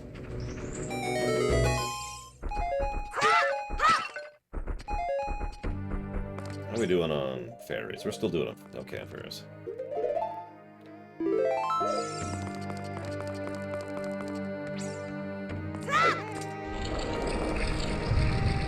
Not that I'm aware of, Spartan, which is a shame because there totally should be.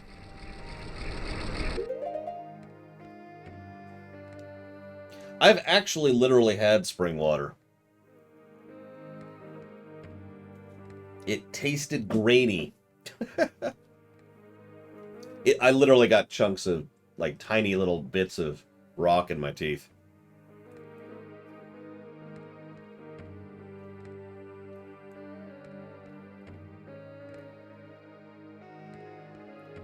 I don't remember the name of the spring. Southern California. In the middle of the desert near Nevada. I forget the name of it, though.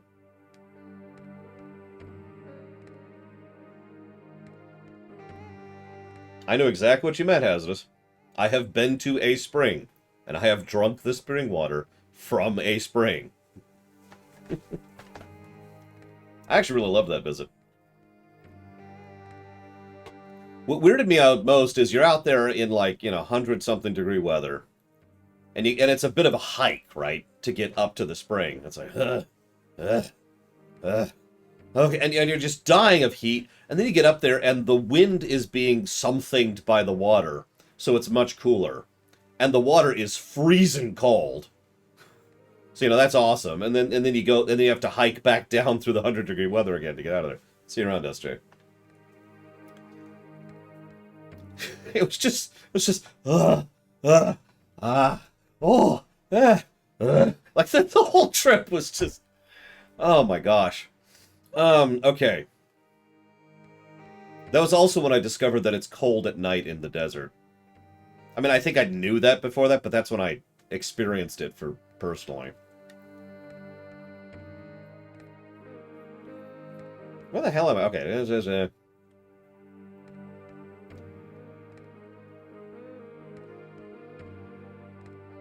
Okay. Let's do it. I'm ready. My ancient nemesis. The most... Holy shiza. He wanted that one, didn't he? Jesus. Okay. Yeah, Stalfos aren't a joke when you're a kid and have nothing going for you at all. But the good news is, if we're lucky... Oh my god. We can... He's not doing it. He's not doing it. Come on. Come on, dude. He does not want to do it.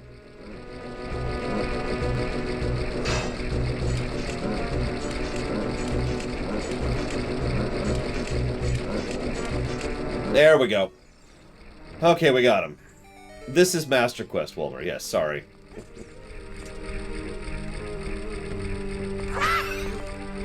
Whoop, yep, let's refill the one we just lost.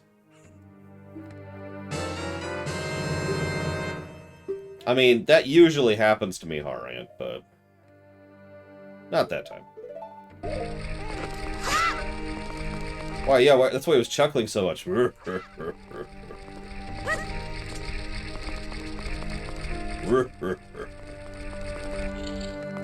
Master Quest was honestly pretty awesome, right up until about the Water Temple. Then it started getting, like, not good. And then the Shadow Temple was actually bad, and I'm not sure about this one yet. So, it's worth at least poking at, but you might want to stop after you become an adult.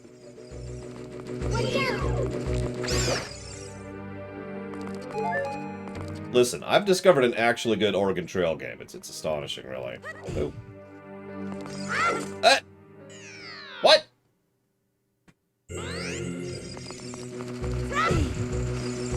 Okay, that's just confusing at that point.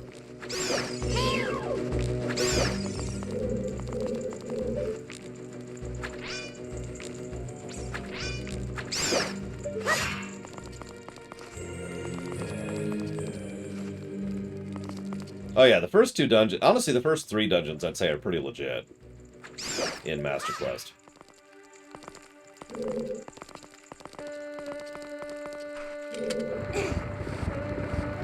Well, the Water Temple was a wash. The Shadow Temple was 2 negatives. It is on the review doc right there. And the Spirit Temple we're in the middle of, Baron. So I'm not sure yet.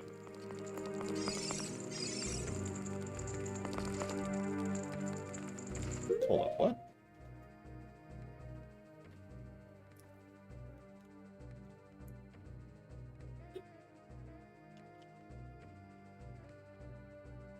But yeah, put it this way. I've given a plus for every dungeon in the game in Master Quest. Until Water, which was not actually that bad, but it wasn't good. Oh, never mind. I'm sorry. We actually did give a negative to Water Temple. Right, we talked ourselves into that. And then we give 2 negatives for Shadow Temple. And then Magister is seeing us on the VOD, so see you around, VOD Runner. VOD Walker? It's kind of like Void Walker, just one step apart.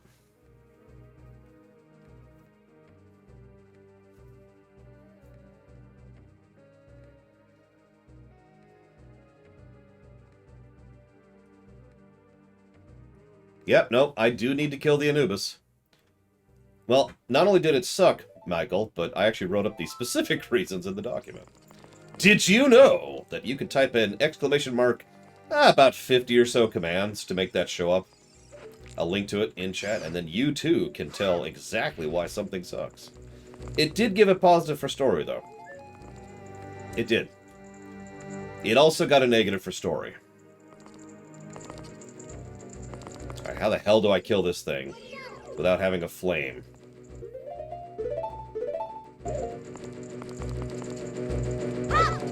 By making my own!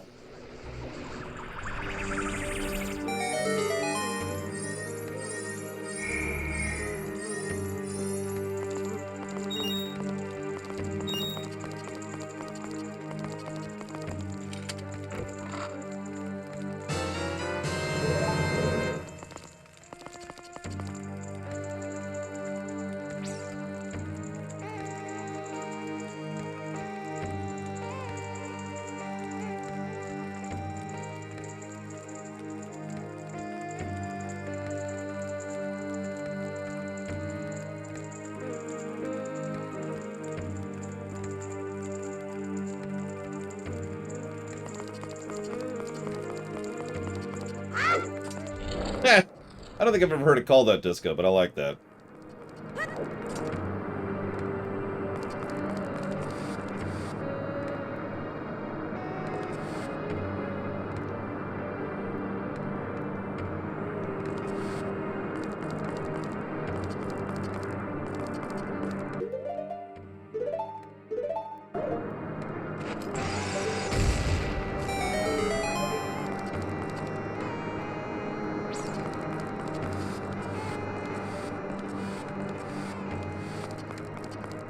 Apparently that's our theme for this temple, is the bomb shoes. Hey, a rusty switch. That I can't lower because I'm a kid.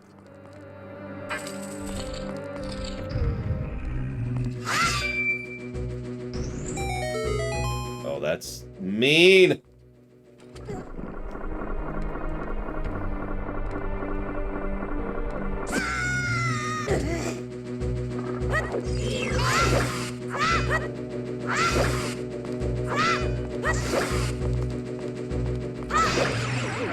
Give me that. Oh man, I wish I had an avocado. They don't even carry them most of the time around here. I think I've said that a few times. But it's still true. Just sitting right overhead. That's cute.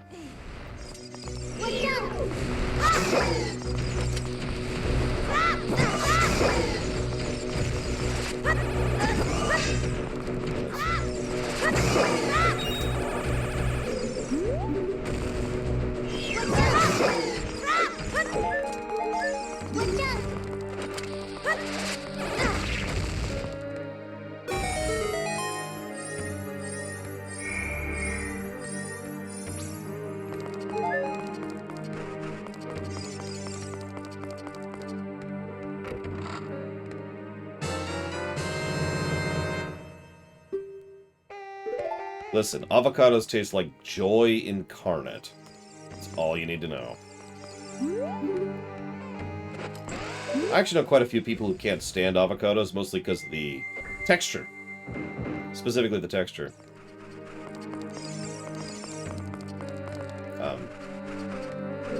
Wait, what? Where did the chest drop? I wasn't looking. Oh, there it is. I can't do... Okay.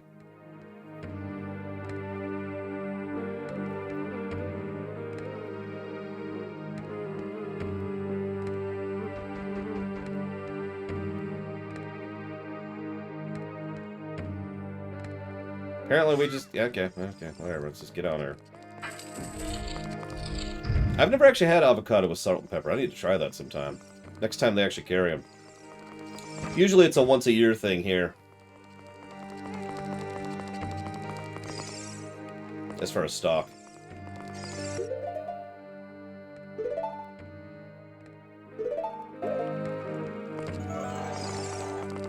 If you want to know how good an avocado is, go look up my hors d'oeuvres salad video.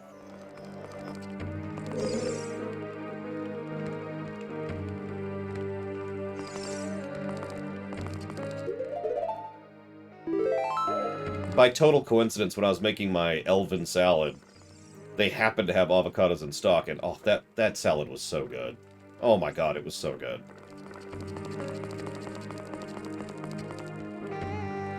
I'm checking the walkthrough now. It's whatever. Just put the walkthrough over here again.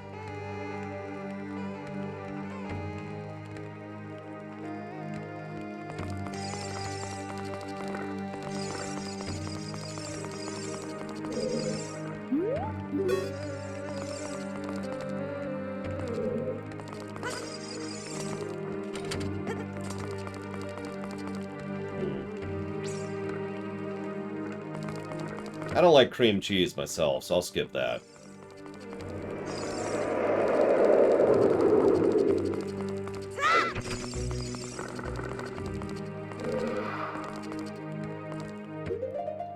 Getting low on ammo. What's that for a weirdness? Oh, I love toast, though. I actually had some toast for lunch. No joke.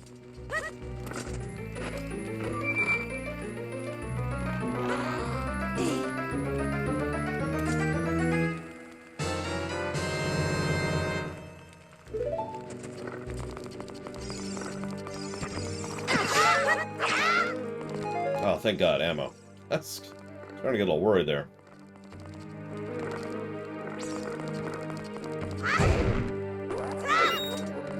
Hey, Fife. You got it. Give me...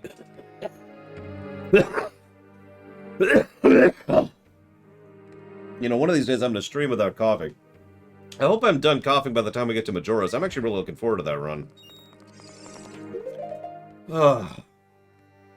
Thank you, Fife, very much. I will put that towards the FF14s. And good funds. Hopefully good funds. Since at this point, let's be honest, that's kind of what it is. We're doing an FF14 block, so... might as well call it what it is. I was going to do a cool videographic thing for it. And by videographic thing, I mean, I could talk. But then everyone was like, no, we don't want to do that. We hate you, Laura. And I was like, oh, okay.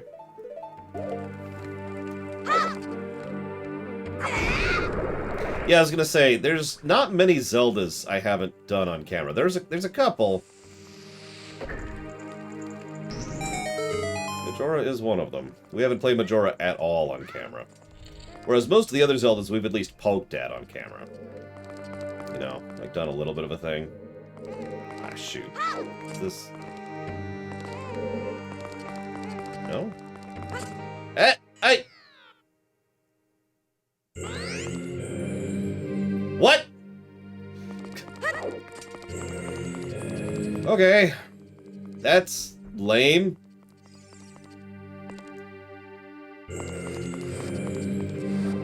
What is this, Mario 64? Correct, Majora's Mask does not have a Master Quest, so we don't have to worry about playing the game twice. Thank God. I mean, no offense, but... I'm probably going to use a walkthrough, yes, Hari. The way I like to describe it is we're probably getting the Fierce Deity Mask. I keep saying probably because, you know...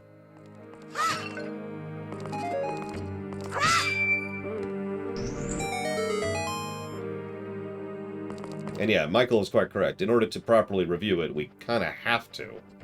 There's no way we can review Majora's Mask without getting all the masks. There's just too much we would be skipping over. In terms of content, in terms of quests, in terms of story. Well, I'd rather rip out my own teeth and eat them than play the N64 version, so yes, we will be playing the 3DS version.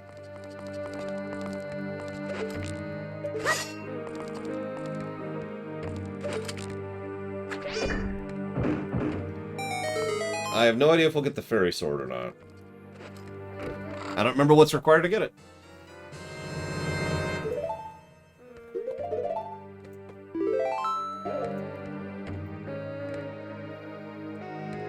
Also, I don't really have a good way to stream the N64 version. Although it's not like I have a perfect way to stream the 3DS version. Correct, Dr. Winter. Okay, that might be a slight exaggeration, Grand Spectre. It's just, ugh. No thank you, you know? Alright. walkthrough, blah, blah, blah, blah, blah, blah, blah. Baby Dodongos, bombs, blah, blah, blah, blah. Get the switch, get the key.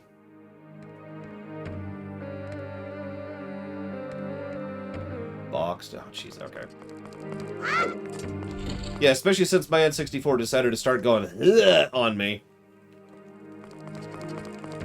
So while I do actually have a physical N64 that I could hook up, and have done so, it's also started going on me. And, well, that's never a good sign. Good, wake up, Lunairith? I'm not sure what to say there.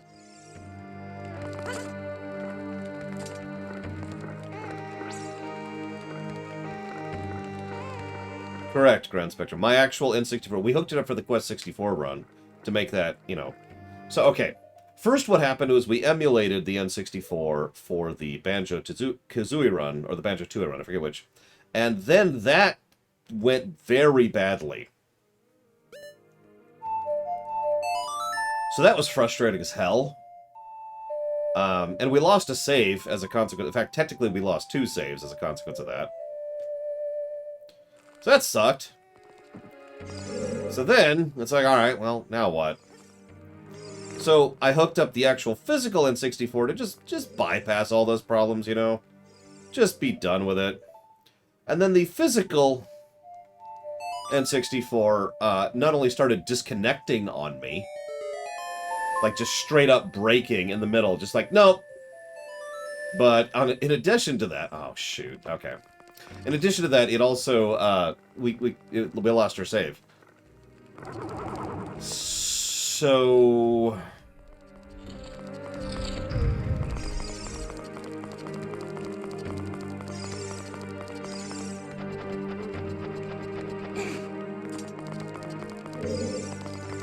Yep, okay, there we go. Reset it.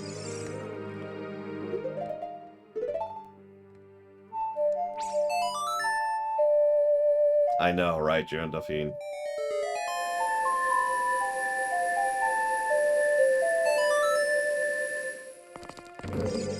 Sort of weird to think about. Okay, so that didn't do anything. How do I get this up?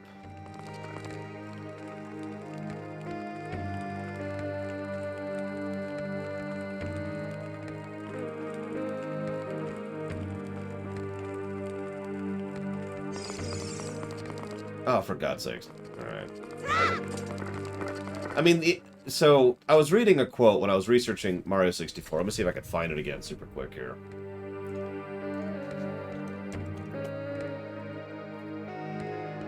Give me a minute.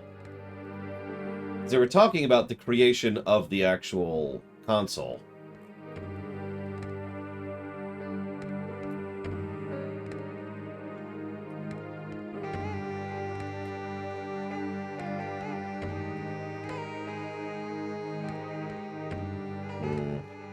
Looks like it's not here.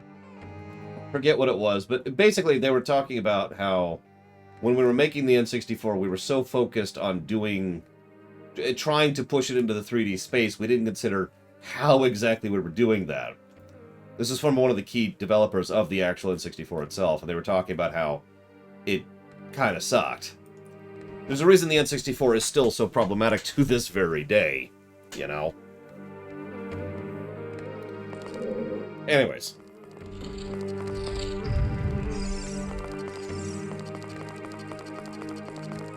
Apparently I need to do it this way? How the hell? Alright, whatever.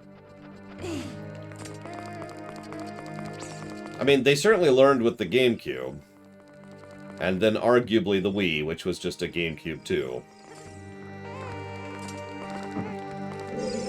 And then the Wii U, and then the Switch, and so forth and so on. How am I supposed... It says I can make this jump. I guess I can just make that jump. Okay, whatever. Did not look like I can make that jump. Sure. Doesn't look like I can make this jump either, but I can't, so that's good to know.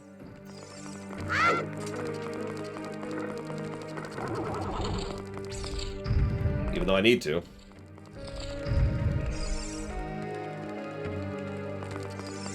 Ah, okay.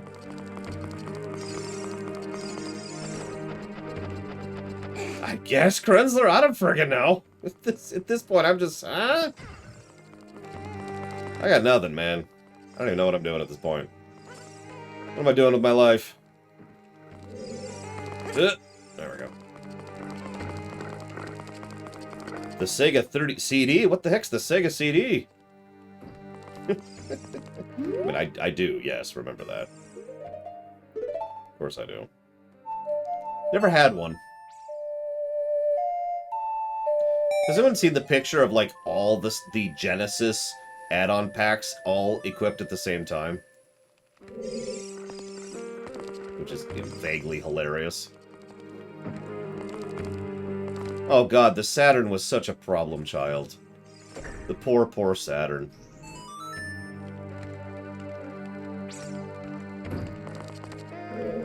I am legitimately shocked that they've ever developed any 3D games for the Saturn. Because that should not work that way.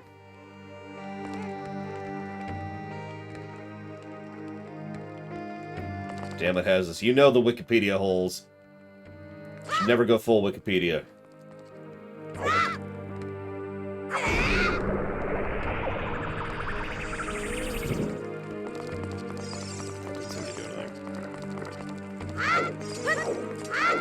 Oh, for the hell of it.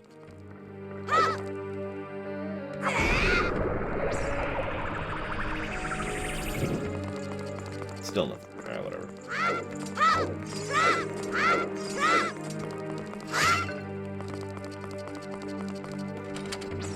Ah, the Dreamcast. Oh, the Dreamcast. There's 3? Hang on. Are there 3? Are you lying to me, Krenzler? Give me my camera. There are 3, and they're slow. I'm not even going to bother with that. I'm going to waste my mana on that. Holy crap. The Barking Spider Room. That sounds like my kind of room. I mean, the PS2 kind of curb-stomped the market, and for good reason. Not much else to that.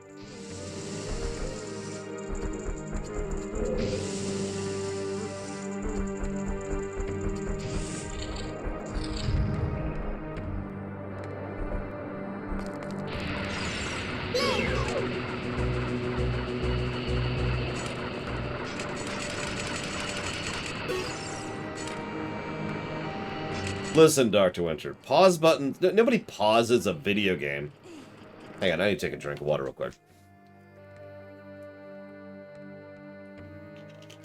So it's not like you actually need access to it at a moment's notice, okay?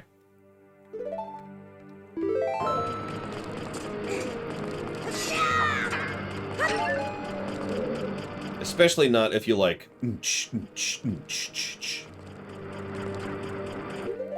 Points if you get it.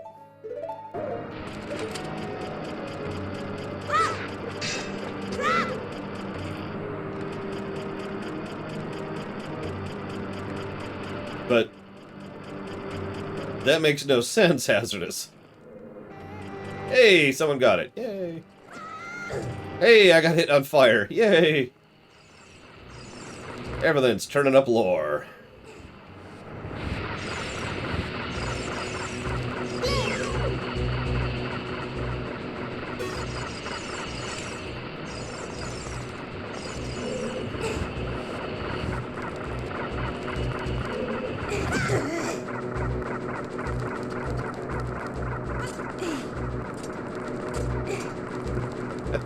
Well, you played Battletoads on camera, Bragwin, if you'll remember. Although, I don't think we were capturing your footage, but we were certainly seeing your reactions to it, at the very least.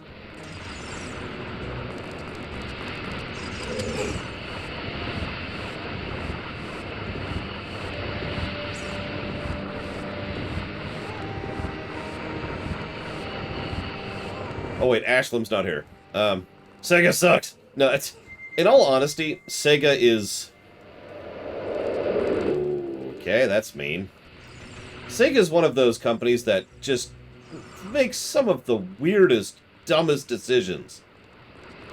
Sega and Capcom both actually have that problem. Like, a lot of what they do makes no sense at all.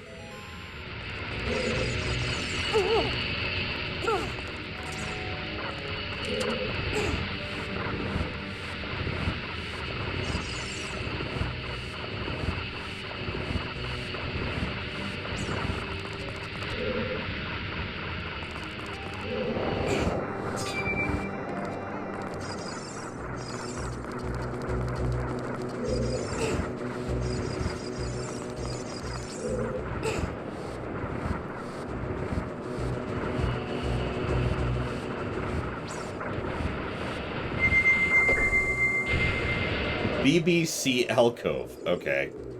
Hit me. What's it mean? What's the significance? I'm ready. Oh, wow. Okay.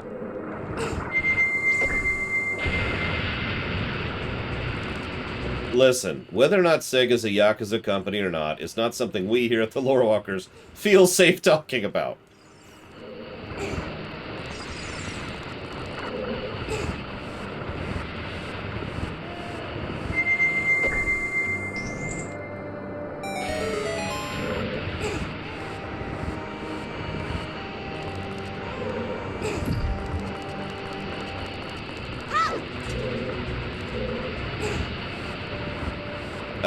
Elf disco.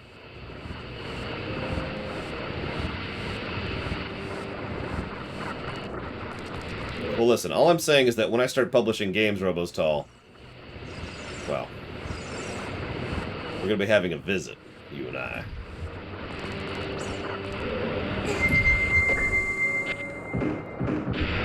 The Belgian waffle.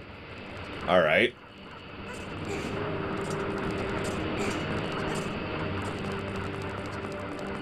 Yeah, I play a giraffe.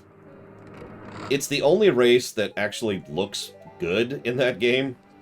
And, you know, actually looks kind of like a young me, which is the whole goal.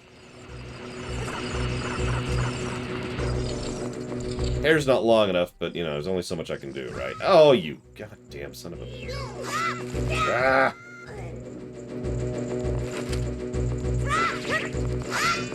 You get to die now.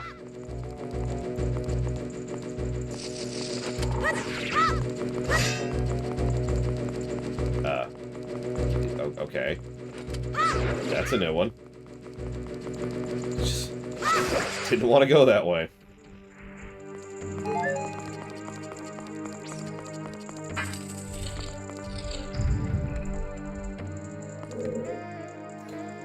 Oh, this should be fun. This guy already hits like a truck in the normal game. Now he hits double.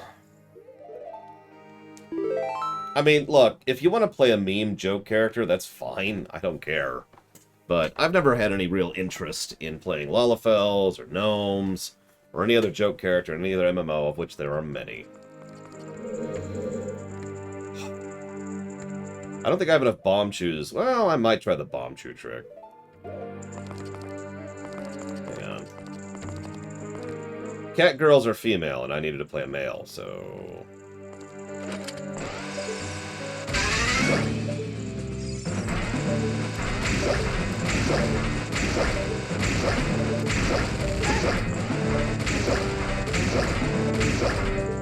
Jesus.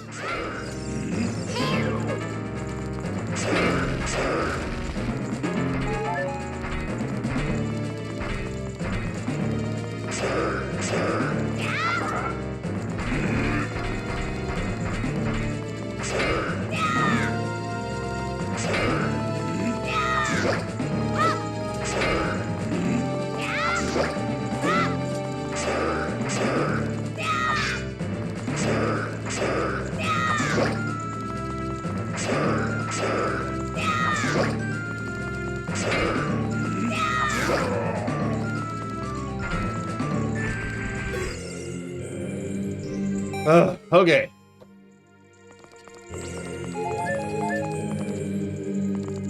I wouldn't consider Pandorans joke characters, no. Oh, you mean... oh, right. Yeah, no. They would qualify as joke characters in Warcraft 3, but by the time WoW came around, no. Ow. Yep, nope. I think we're actually done.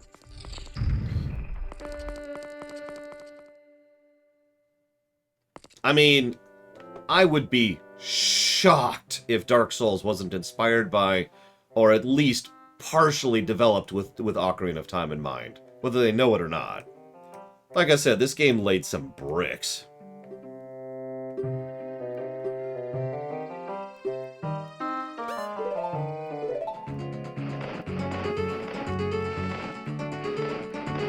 Don't worry, it's the last time we'll hear Kippora Gabora. Thank God. You're joking, right, MLP Vermin? There's also goblins, to speak of other joke characters over in WoW.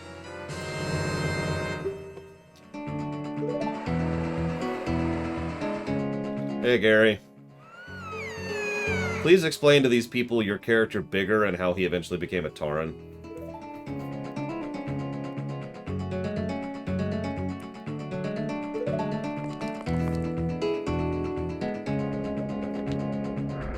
Hey, Night Forager.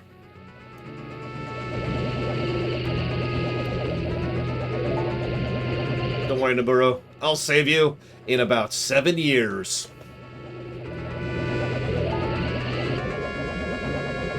No, really.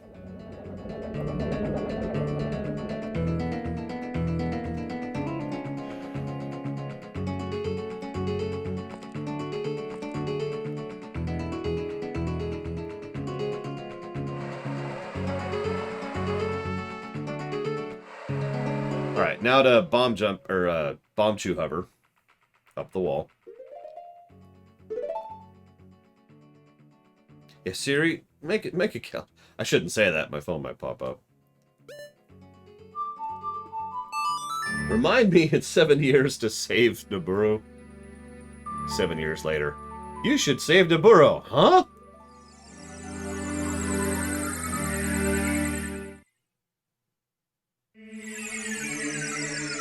Ha!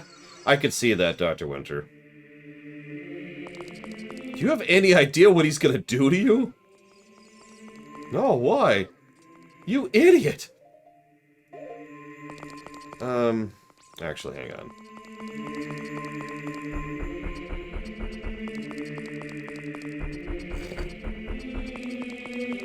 Open the pod bay door, Siri.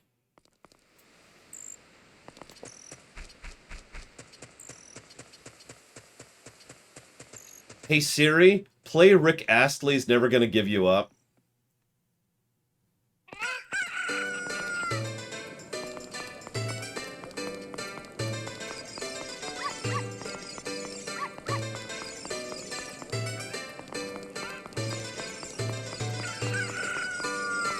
Ah.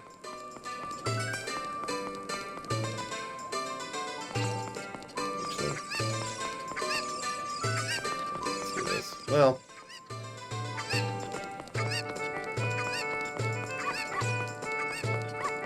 We are close to the end, Robostall, but if you want to go to bed, you probably should. We actually have 2 more dungeons left. We might not even finish before the end of the night.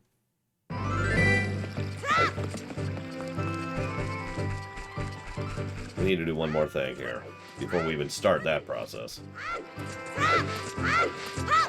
They have to keep dancing, Savicon. It's the only way they feel alive.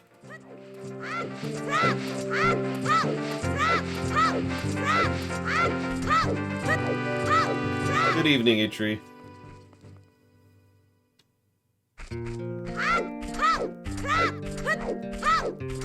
I was actually thinking about it. So, I've been designing that Mario 4X for years in my head.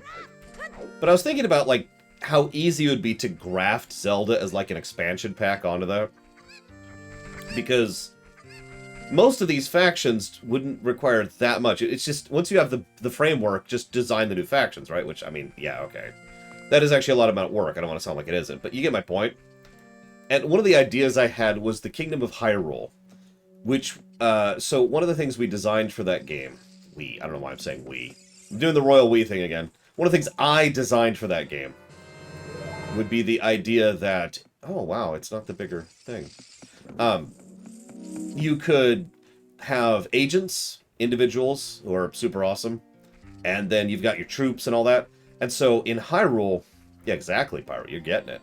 Hyrule's troops would suck. They would be like just bottom of the barrel. They're not that cheap. They're not easy to train. They take forever, and their stats are garbage. Now, ideally, there would be something to counterbalance that in the troops. I'd have to think about that.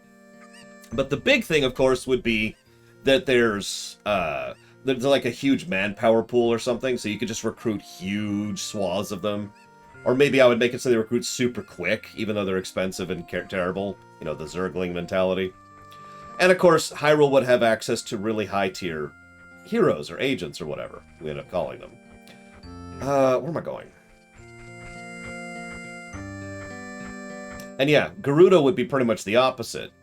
Every single Gerudo unit would be pretty elite. The catch is the Gerudo would have a very difficult time restoring their numbers. In fact, one of the things that would probably be a problem the Gerudo would have to overcome is how to get more people in general. Like, their population wouldn't naturally grow, for example. You'd have to do a mechanic in order to increase your population. Stuff like that.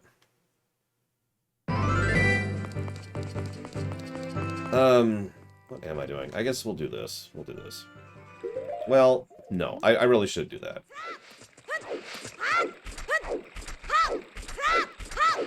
Ooh, that's a good idea, Pyro. Give them... Give them a religion bonus. I like that. You know what? No. Let's just do this.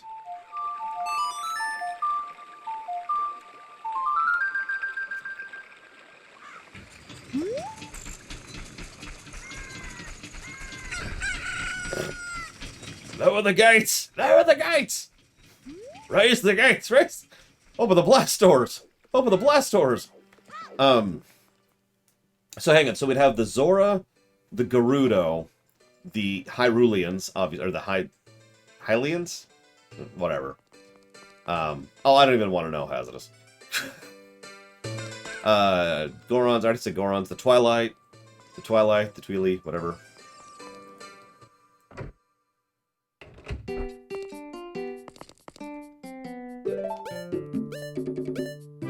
Here's something I don't do often. I need some frickin' bombs. That's a rarity for me.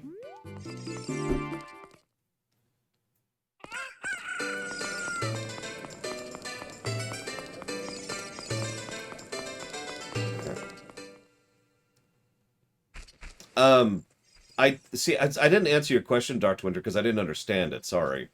Like, conquest could be a goal. Like, it could be a victory condition. Absolutely.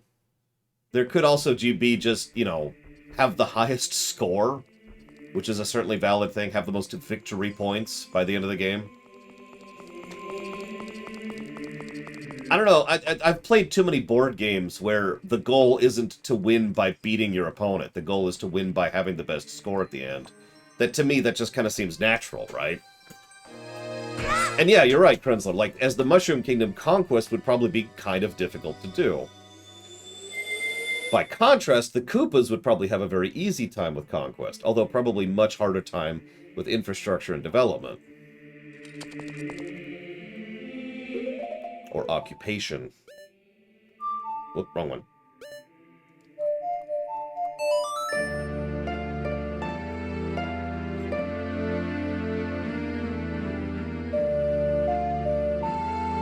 Yeah, exactly, Jaron Delphine.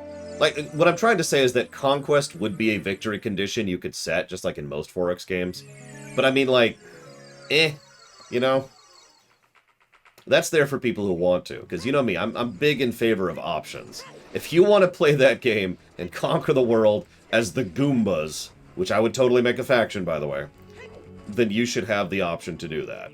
Because I'm weird, and that's how I design games, damn it. I've played EU4. I know the kind of crazy things people come up with. You think starting as the Byzantines is hard? No, no, no, no, no. You have seen nothing when it comes to challenge runs in that game. Oh, so I've thought of a Boo faction, a Goomba faction, a Koopa faction, obviously. That is Bowser and his crew.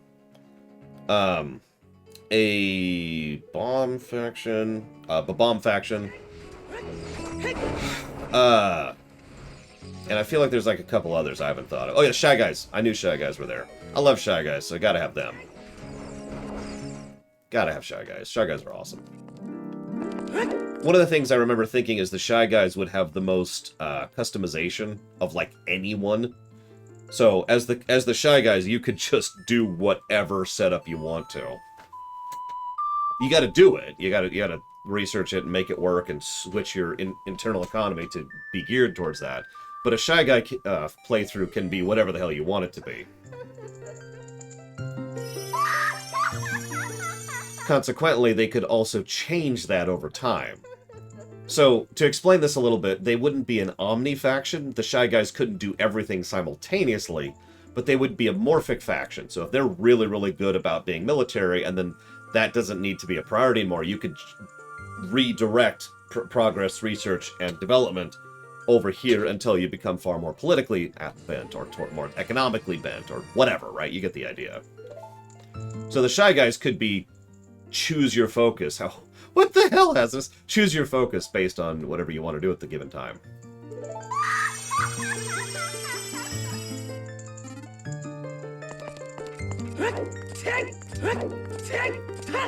I'm not joking. I've put a weirdly large amount of thought into this, and the older I get, the longer that this bounces around my head, the more I think about it.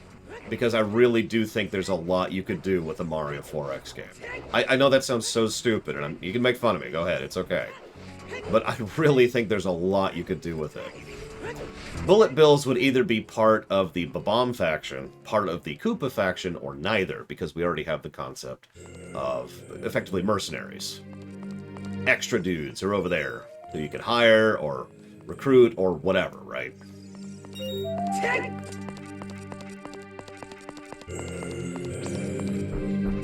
Because the mercenary concept, there's a lot we can do with that. Let's see what this does. Yeah, I was thinking we could have, like, an explosives faction, but then I thought, oh, maybe we want to drift that in a different direction. I don't know. Because there's not much to the bullet bills. I mean, we've only had, like, 3 variety of bullet bills ever. The bullet bills, the missile bills, the bonsai bills. Whereas Bob-ombs we've had quite a few of, and we've seen entire Bob-omb, I hesitate to use the word nations, but certainly, you know, towns, in the RPGs, for example. Yes, I know there's a secret here, thank you. The Bean Beans suck and should go to hell. But, what will we do with the Bean Beans? What's their power? Rampant inflation? No, seriously, think about it. Their superpower is rampant inflation. What do? They destroy their own economy. Oh.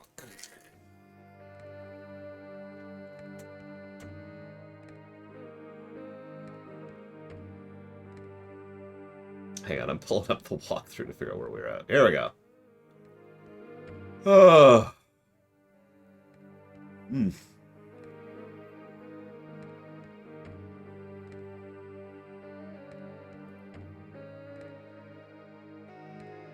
Okay.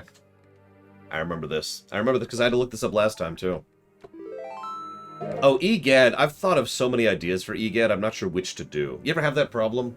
When you're designing something creatively, and it's like, well, I could do this, this, this, or this, and they're mutually exclusive, so you have to pick one of these ideas, you know? There's a lot of things you could do with EGAD, is kind of my point here.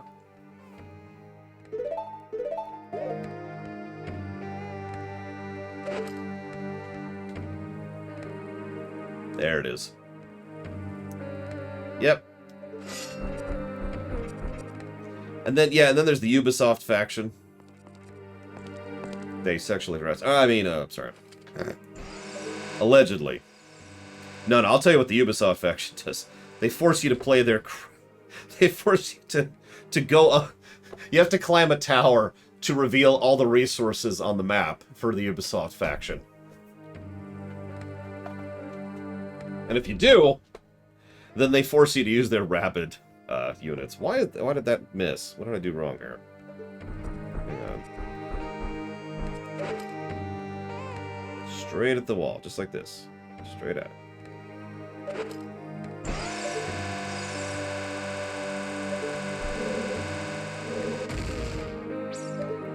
Did I get it? What am I doing wrong here? The most difficult EU4 classic faction to play? Define classic for me.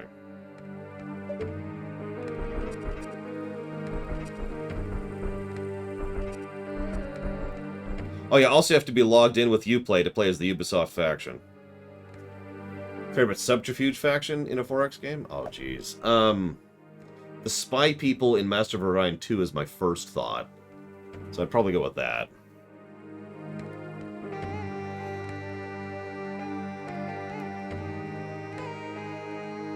Yeah, no, I'm just supposed to use a thing. Oh. Well, then that would obviously be that one island nation I can't think of the name of off the coast of Japan, Trihexia. And yes, I know there's ways to completely break that faction in half. I stand by my statement. It's still very easy to game over very quickly in that campaign. Sao Sao, yes.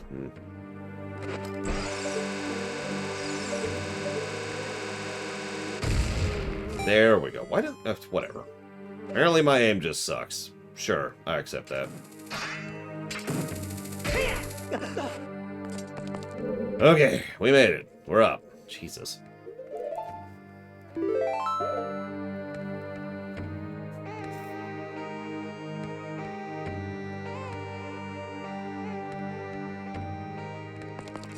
Poor Luigi.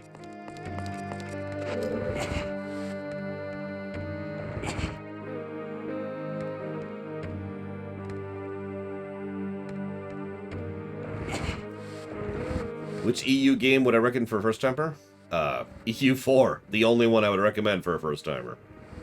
If you mean grand strategy games in general, well, that would still be EU4, honestly. CK2 and Victoria 2 are thick to get into. Those interfaces are interesting, to say the least.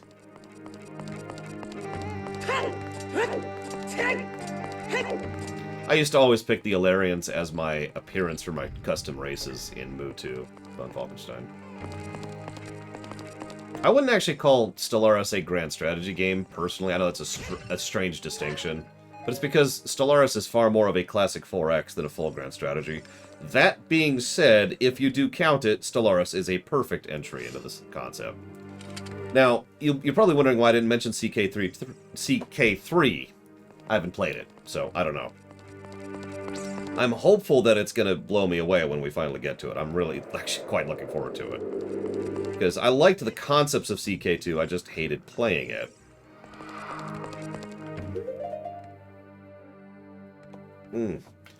Stellaris is honestly kind of in between grand strategy and traditional 4X. It has elements of both, and I do think it's better for it. It's also a great game in general, but that's neither here nor there. Is it on the list? Can someone do me a favor and check if Stellaris is on the list? Because that's going to be a long frickin' review if we ever do that, but damn it.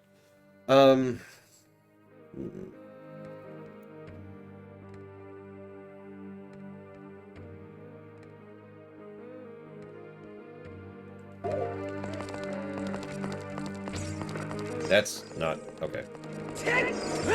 This is really weird. I've been reading this walkthrough, and I've realized something after a bit. This walkthrough is not mirrored. It keeps telling me to go left when it means right. Like, it says, go to the west door. This is the east part of this dungeon, where we are right now. How the hell do you make a guide for a mode that can only be mirrored and flip it? And thank you for checking. I was curious.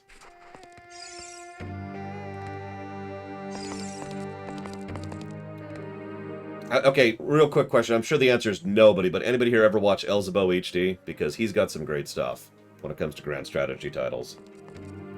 I like his videos quite a bit. I like to listen to his stuff while I'm working, usually.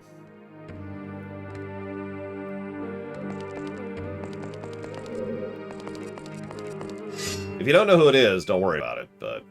Elzebo HD. It's kind of spelled how it's pronounced. Hey, Andrew. Of course, hell, I almost can't not, Jaron Dauphine. I get bored when I'm just working. That's not quite true, but I like to be efficient. I did, and I added Thomas Was Alone to the list. I know it's not on the website. I haven't updated the website yet because I have other games I'm looking into. But Thomas Was Alone was added to the list. Okay, so hang on.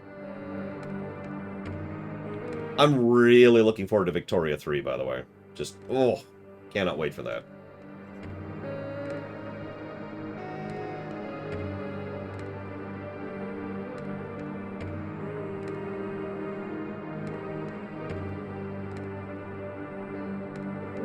Okay. Yeah, I'm fingers crossed on Victoria 3. I've been watching some of their blogs, and honestly, a lot of the stuff has been pretty exciting sounding. I actually love the ideas they're putting out for generals and admirals, just to name one specific thing. Them being part of specific political parties, that political party gaining sway because that general is doing really well in a particular battlefront. I mean, just all of that sounds awesome to me. So the reason I didn't mention HOI 4 is because I hated it. Now, I use past tense there on purpose because I played HOI 4 at launch, essentially, and, I mean, the end? You know? But it just, I tried really hard to like HOI 4 because it sounded like the kind of game I would be totally into, and I kind of despised it. And I don't know what else to add to that. But yeah, it's been a while since it's come out. We actually have an HOI 4 mod, which is on the list right now. Whoops. Why didn't you jump? Whatever. We'll do it the slow way. So, we'll see what we think of it when we get to that.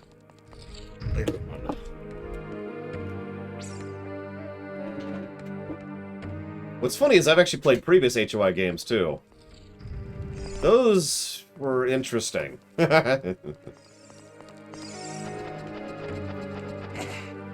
What's funny is I had the exact same thing with EU4. I played EU4 at vanilla and said, screw this nonsense. And then some of you may remember I did a, okay, let's learn how to play EU4 stream. You remember that? We played as the Ottomans, because of course. And just kind of tried to figure out how the game works. Yeah, that was like 4 or 5 years ago now.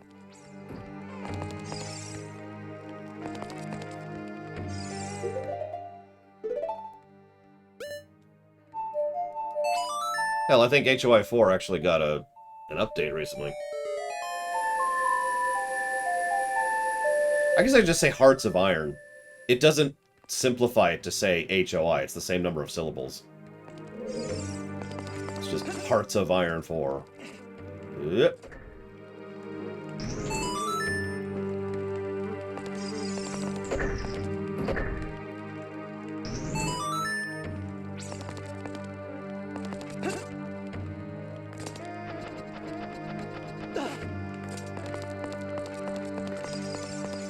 Yeah, No Step Back, that's the one. The Russian DLC, if I'm remembering correctly. Or, excuse me, the Soviet DLC.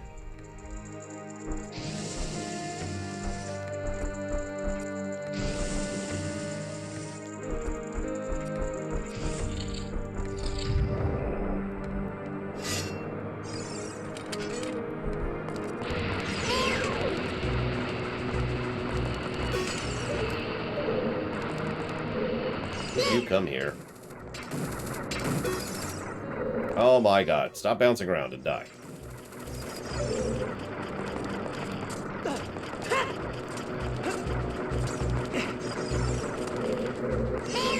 Would you... God damn it. Ah!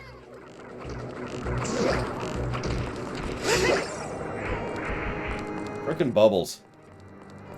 It's also the dumbest name for an enemy, by the way. Alright, we've got flaming skulls. What should we call them? Bubbles.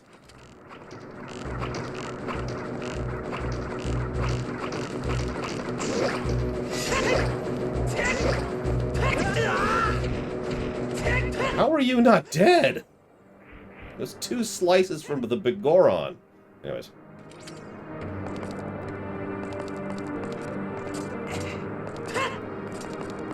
I mean, I haven't played EU4 without mods in forever, so... Ditto with Stellaris.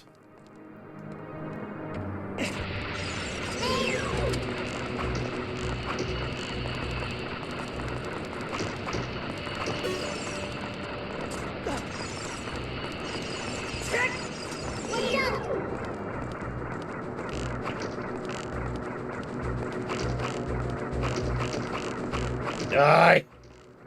Should probably not waste all my arrows.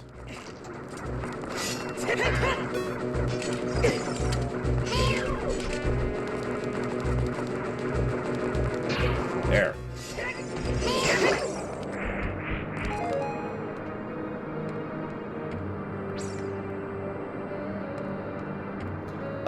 Quite long, Grand Spectre. A single playthrough of a 4X game is expected to last in the tens of hours range. And that's just one particular playthrough. The whole point of a 4X game is to be replayable by design. You're supposed to play it and then play it again, or play it with a different strategy, or play it with a different faction, or play it with a different country, or play it with a different goal. 4X games are the time sinks of video games. Some people think it's MMOs. Those people are wrong. 4Xs absolutely are designed around being time sinks.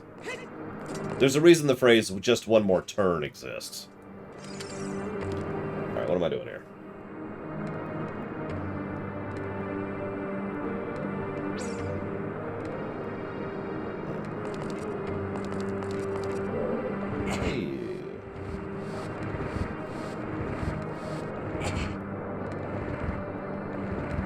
I mean, in fairness, I probably have more played hours in WoW than 4X games, but you get my point.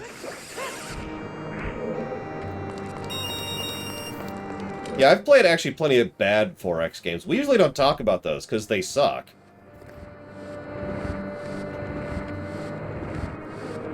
Listen, if you don't have a full suit of legendaries, Eitri, then I'm very disappointed in you, sir.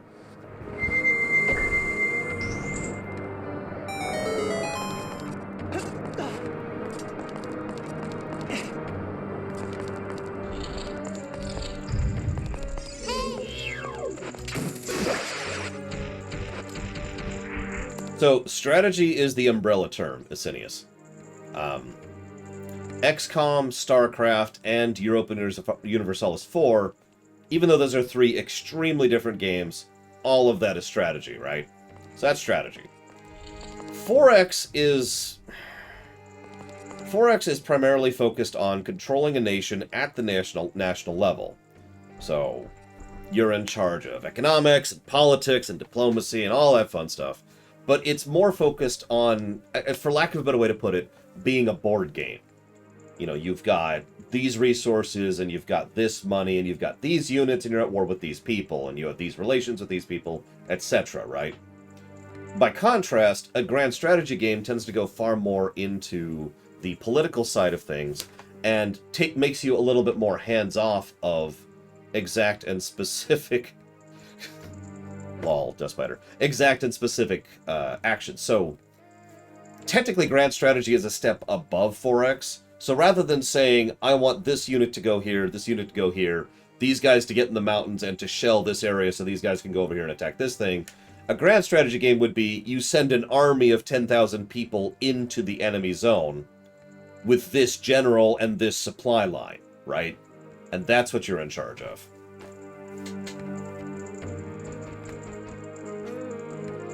Does that make sense?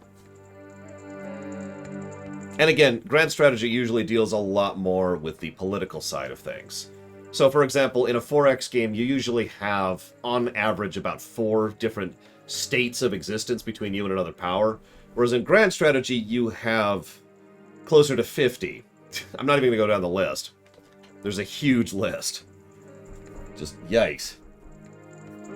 Like, you can have your son be married to their daughter, and then they have a child, and then, you know, that child inherits this crown, but not this other crown, and so then you want to try and push this claim, and this other faction, who they think they have a claim on it because they have people who were born there, they decide to fight you, so you're actually fighting another faction entirely for the claim you actually want. You're not actually at war with them at all, to get them to remove their claim. You could go to war with someone to prevent them from being at war with someone else.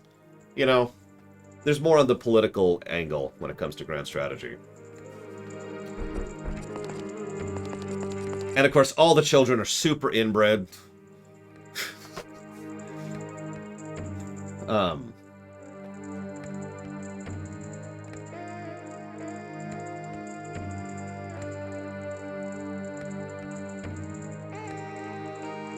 apparently the only reason I was coming here was to get the freaking gold Skulltula, which I don't even care about, so, you know, whatever. Has anyone seen... It's a Reddit thread. It's a Reddit thread, and it's about, things I would have never said if not for CK2. Does anyone know the one I'm talking about?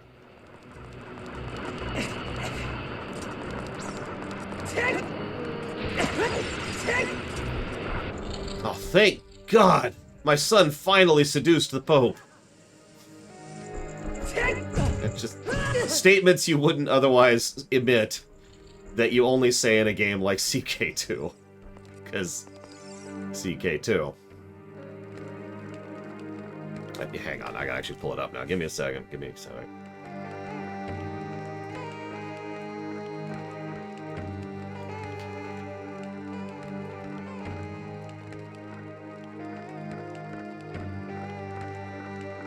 There we go. Things you can't say in CK2, but nowhere else. It's so annoying when you can't find anything but half-sisters to have sex with. Oh, damn, my son is an idiot. Thank God I'm sleeping with his wife.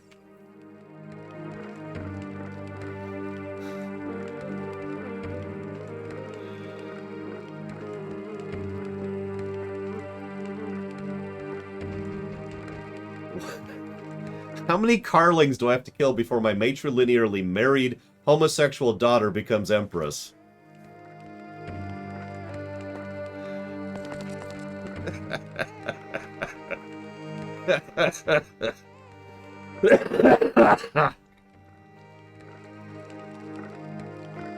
Oh no, my wife is pregnant and my current heir has the genius trait. I need to murder my wife inside of 9 months. It's more like incest isn't really a factor in CK2, is probably the best way to put that, MLP Vermin.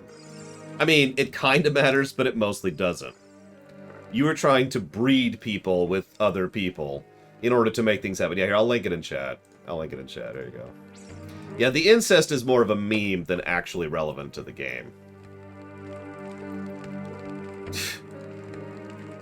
I mean, I mentioned Alzabo HD earlier. He did a video, actually 2 videos, exactly detailing how to convert your entire empire in CK2 into being run by horses.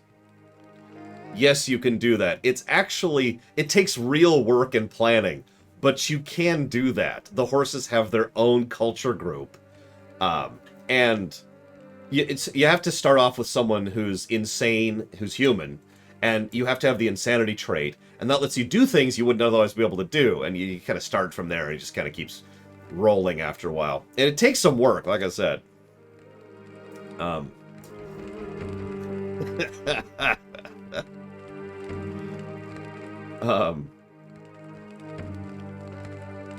Looks like we can do it up here. Okay, let's do it up here.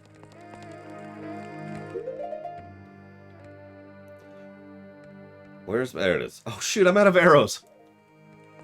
I'm out of arrows. Okay, that sucks. Let's do this. Let's hope there's some arrows over there. This is Zelda. There's probably arrows somewhere, right? Yeah, World Conquest with Ryukyu. That's the nation I couldn't think of earlier. Ryukyu.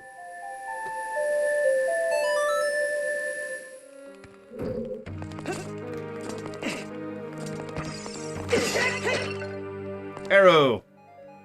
Oh, it was 5 arrows. Thank God. She loves her.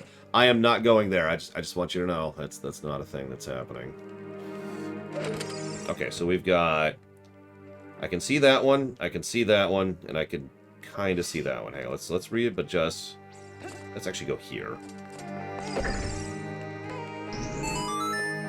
Hang on, Dr. Winter. I'll make it someday. Give me a minute. Give me a minute. So I need to hit that one. That one. I've got line of sight to both of those. And I do not have line of sight to the third one. You know what? Screw it. I've got a little bit of time, so let's do this. No.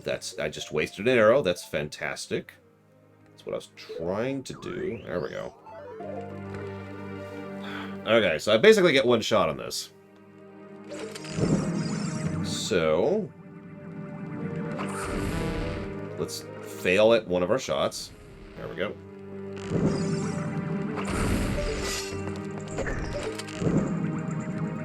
is it? There it is. There we go.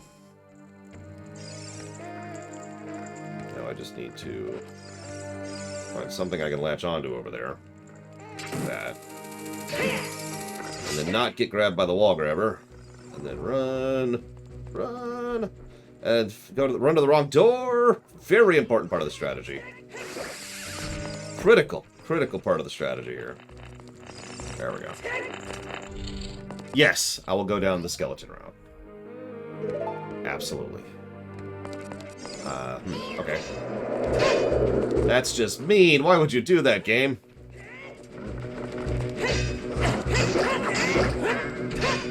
I'm really lagging today, aren't I? Look at that.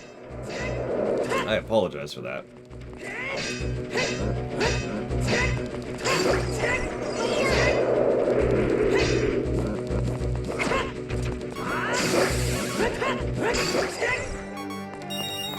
Thanks for the money. Do you have anything useful?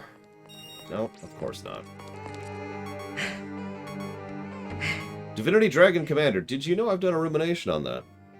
But if you want a super quick summary of my thoughts on that game, I liked the board game side of it, and I liked the dialogue side of it, for lack of a better way to call it. The actual RTS wasn't all that great, in my opinion, but it was okay because I could turn into a dragon and sweep the map in about 2 minutes, so... Okay,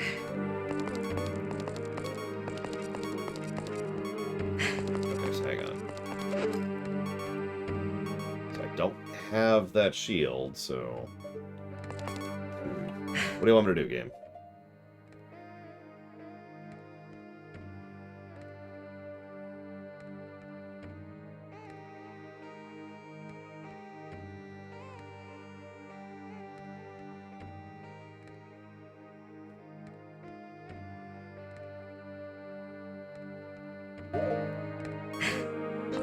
Okay. I guess we'll do that then.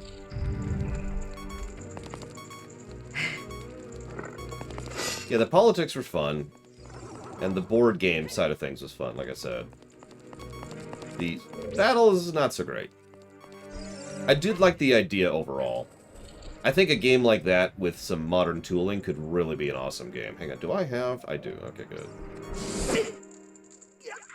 Found a fire spot. Right there. How would I fix Final Fantasy Tactics? Other than the obvious making it so that every turn doesn't take 7,000 years thing that, you know, just access to modern tech would provide.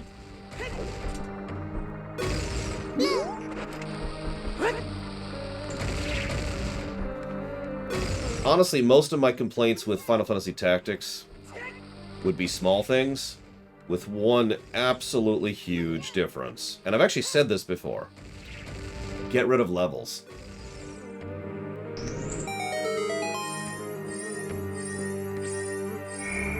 Think about it for a moment. So, for those of you who haven't played Final Fantasy Tactics, you level up by gaining experience, which increases your level, which sort of increases your stats. And that's... Thanks for the arrows. And then you jump to your death, right? Now, as soon as you jump to your death, you gain job points. Job points give you access to more job abilities, and more job combos, and more everything that actually makes you stronger. The thing... I would have gotten rid of experience and levels entirely. Just 100% eject it, and focus on the equipment and the job points. That's the big fix number 1. Big fix number 2. Get rid of the random encounters and get rid of the scaling.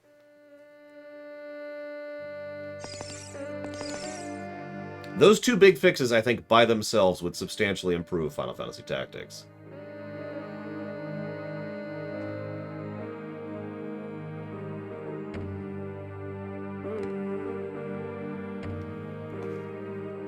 I have not played Vandal Hearts. I would change something about FFT's story.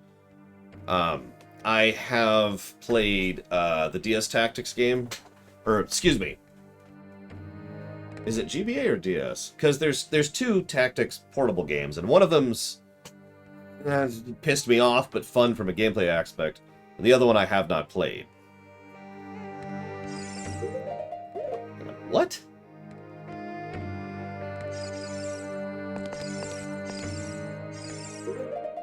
Okay, so the GBA one is the one I've played. The DS one is the one I have not played.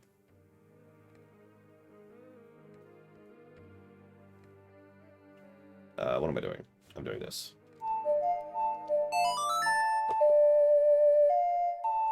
So how would I do a CK Mario crossover?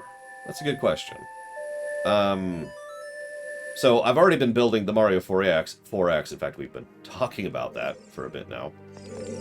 But a CK thing, that's a little bit different, because that's all about the dynasty and the politics, the intermarrying, and all that stuff. That's kind of different.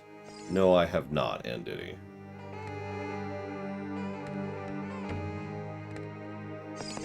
Okay, so now we do it again. What? Okay, whatever.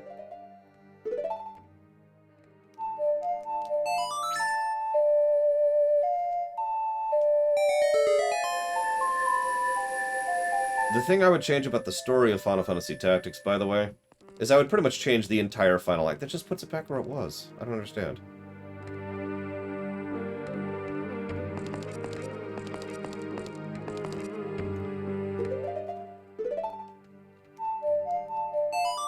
Because I feel like, and I didn't realize this until I did the lore run on Tactics, Final Fantasy Tactics story is awesome and crazy and incredible until pretty much the outro, at which point it just falls apart completely.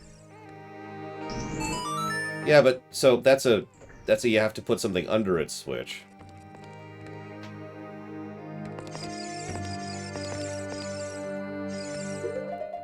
Holy God, you can't. So, do I recommend FF Tactics as is? If you have cheats, absolutely without reservation. If you don't have cheats, it's still a good game that's worth poking at least. It's just putting it back. I'm just confused now. Okay, hang on. What?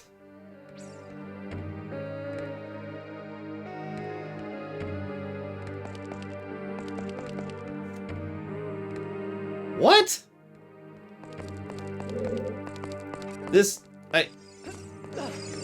Huh? Okay, looks like we need to reset the room. Because something's wrong here. But, you know, Final Fantasy Tactics, there's plenty of good. It's definitely a net positive experience, no question. It's just, there's several things that I have issues with on it. Good tips. Samurai is probably your best tank. My biggest tip would probably be really think about what strategy you want to use long term, and start building your people towards that early on.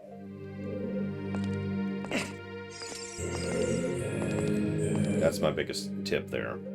Remember that the whole point of FFT is that you can mix and match classes, and it's awesome. There are many, many good combos in Final Fantasy Tactics. Okay, so that moves it over and down. Yep, okay, that's good. That's what it should do.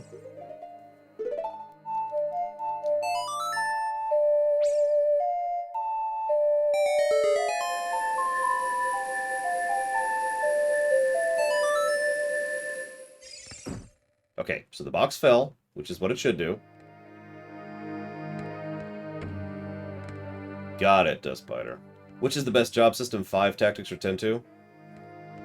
So, 10-2 is the answer to that question, and then Tactics, and then 5? Kind of. The problem is, 5 supports the job system the best. So, in the final equation, 5 actually has the best job system. But in a vacuum, 5's job system is inferior to Tactics's, which is inferior to 10-2's.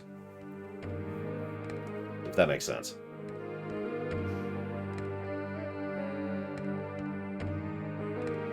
Okay, so now we play it again. Jesus Christ.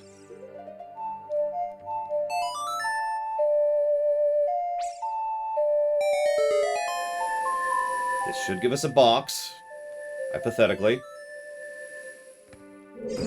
It did. I heard it. There it is. Okay, so now we got to get that box. Now, can I save state so I don't have to do all that again?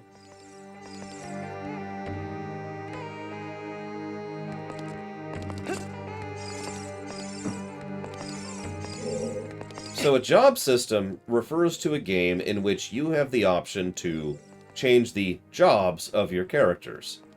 Now, a job system is usually implying that there's actual mechanics built around that, like, say, Bravely Default, Final Fantasy V, Final Fantasy Tactics, or Final Fantasy X-2, para exemple.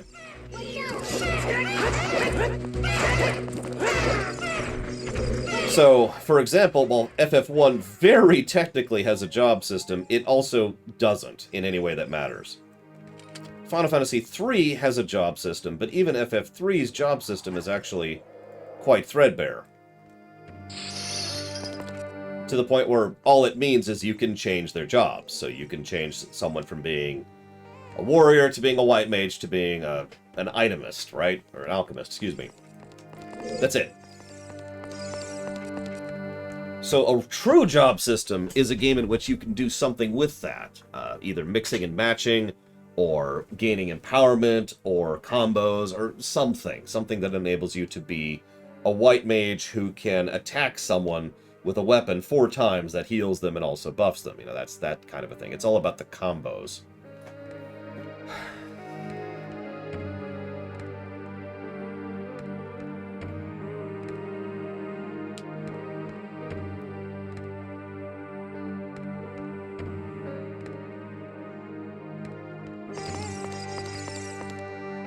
What?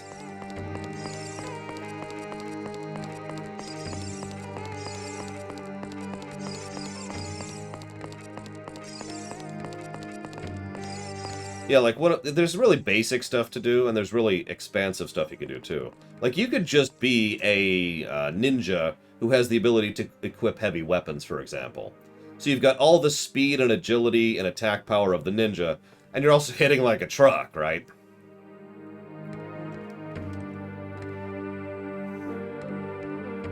X-2 is good for several reasons. Obviously, you know, there's the job system themselves, the jobs themselves are well designed, but the reason X-2 edges out 5 in a vacuum is because of the garment grid. And the fact that you can not only change in combat, which none of the other ones let you do, but also changing in combat can give you new abilities and new modifiers, which can be really helpful when you're doing low-level or challenge runs in that game. Or you just want to absolutely wipe the floor with something. Or yeah, be a monk who can wear heavy armor, which is also quite useful.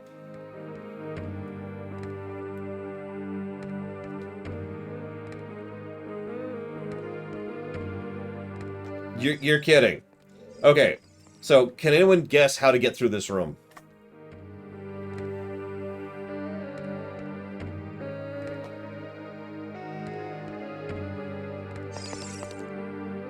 Now we've got one of these Temple of Time blocks, right?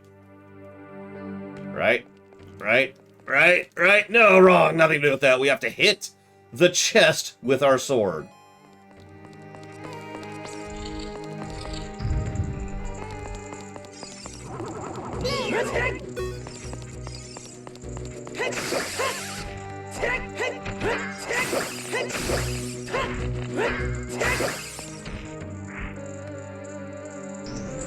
This game, I swear to God. This really is the lost levels of Zelda, isn't it?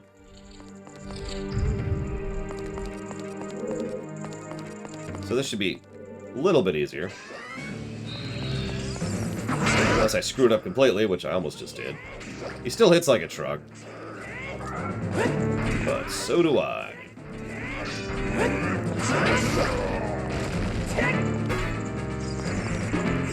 Stompy, stompy.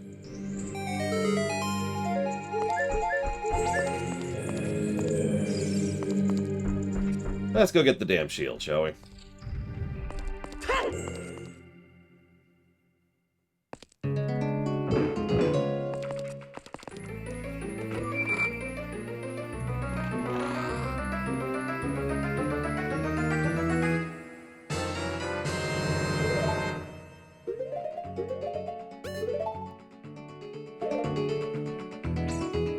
I do like this shield. This is the best reason to wear the red tunic right here, by the way. Check it out. Hey, Goon Kid, and welcome back, Goofy Movie. Switch that temporarily so we can actually use it properly. There's actually a benefit. A lot of enemies do fire damage, so red tunic, you know, duh, but Yeah.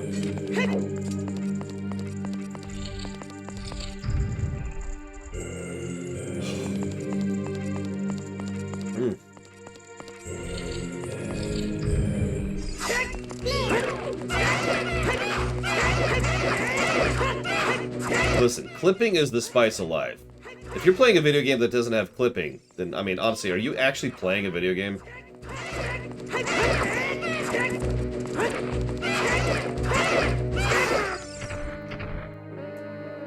That's true. Walking in a volcano is pretty nice. I'll give you that. So the mirror shield is so called because... And I hope you enjoy that mechanic because it's only in here.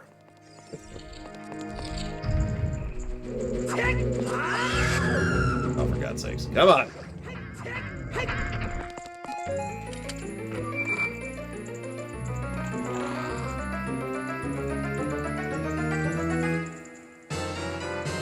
Husky.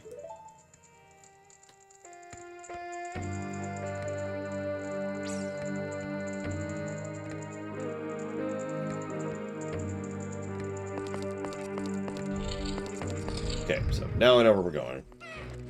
We're ignoring some Dizalfos. Or, sorry. No, Lizalfos. That's right. Not Dizalfos. Actually, maybe those aren't Dizalfos. Because they're Dino Lizalfos? I don't know. Hi, Baron. No, I had to switch it back manually. Asinius.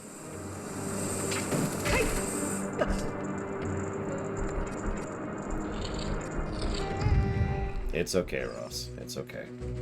I forgive you. Hands. Die, hands! Nobody likes you. Oh, thank you, Goon Kid. You got it, Mr. Philgood. I honestly thought you forgot about me, but that's okay. Not good so far, Baron. It's been pretty trolly. Now, hang on, I gotta switch back to this for a second. So I gotta fight these suckers.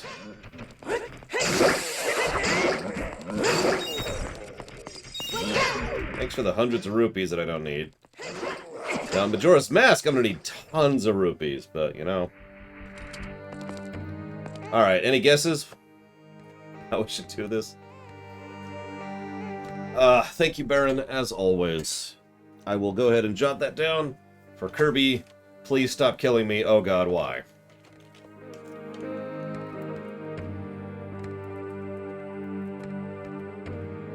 I'm just gonna look this up, because I'm sick of this crap. So, Lizalfos, blah blah blah.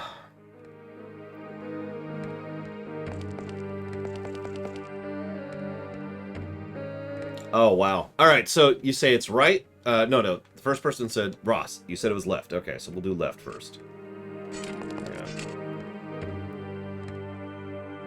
Hang on. Why is this not working? Come on. There we go. Left was not right. You know what I mean.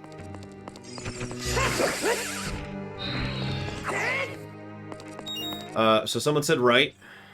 We'll try right next. Right was wrong.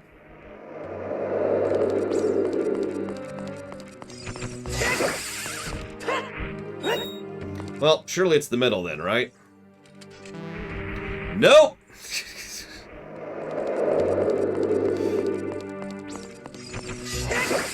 The correct answer is all three. This game.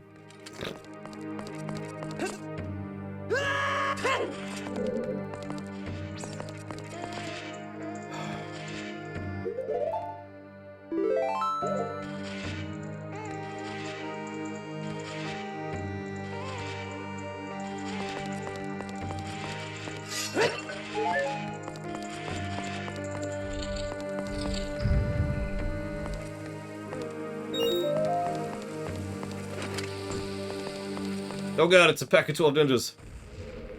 We were just talking about you being armed with heavy weapons.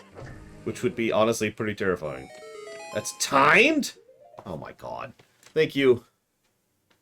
As always, pack of 12 ninjas.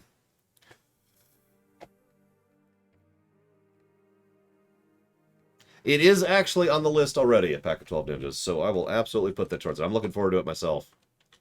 I'm even glad that it got delayed.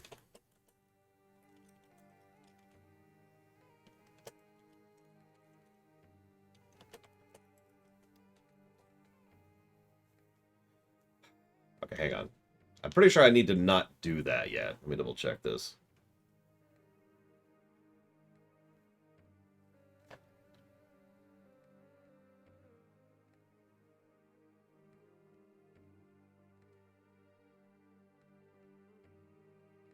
Okay, so... Nope. I guess we're good. Here we go. That is a fast timer, too. Did you hear that? Alright, so we got one.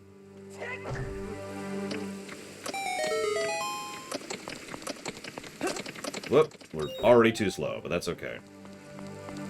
One more try.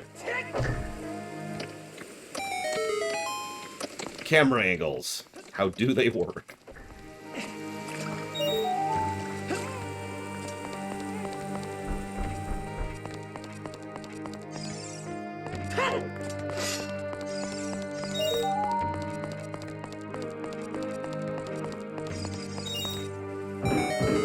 Okay, and that should be a small key, if I've been keeping track at all. Thank God. Okay. Where the hell was that? Okay, so that's that way.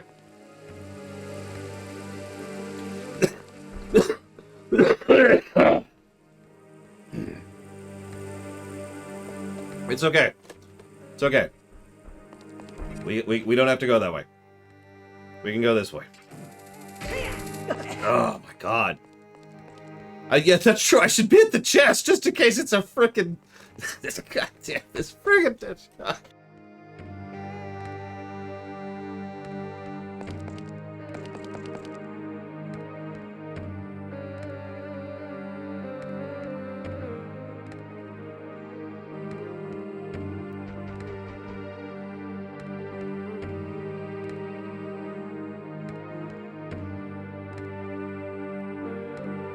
So I'm kind of leaning towards a negative for the Master Quest Spirit Temple. Who's with me on this? Ignoring the obvious bullcrap I've been showing off, this is sloggy. This is not fun. This is not engaging me. It's not interesting. Now, I will admit it's nowhere near as frustrating as the previous two dungeons. But yeah, this place is tedious. That's a perfect word for this. This is not the Spirit Temple I remember. I love the Spirit Temple. When I do my audit run of the vanilla game, I'm probably going to give a plus to the Spirit Temple because it's awesome. It's the dessert, right? Ah. God. See you around, Harriet. Have a good night. There it is. Nah, I didn't think so. That's okay. Like, we can keep debating because we're not even done with this stupid place yet.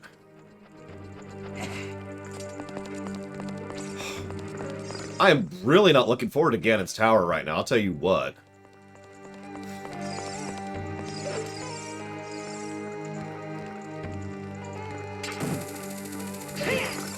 No, we're not doing it on camera. The vote was to not do it on camera, Goofy Movie, so I'll be doing it off camera. Do you mind?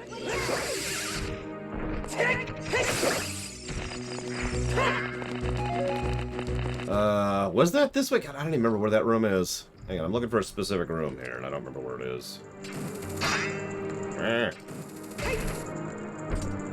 It's okay, Goofy Movie.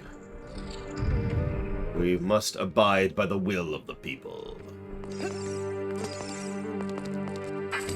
I mean, it really does, Baron. I'm just a little blown away, but I'm kind of glad we did this audit run, though, because I didn't know that until today, you know? Like, I was enjoying the Master Quest dungeons. I mean, you can pay attention. You've seen me. I've been in a good mood.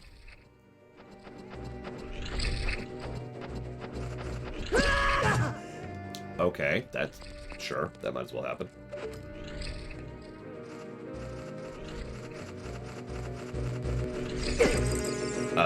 What?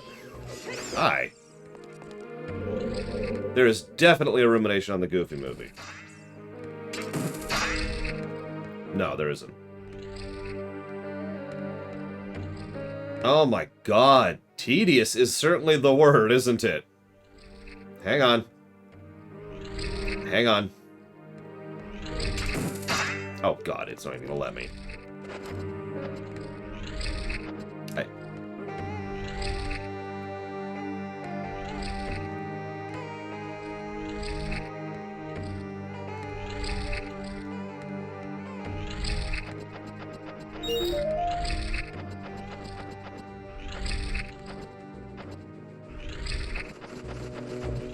And that's a thing, too. While we're on the subject. Well, the walls moved in vanilla, but A, there was a shortcut, and B, there weren't these stupid rupees.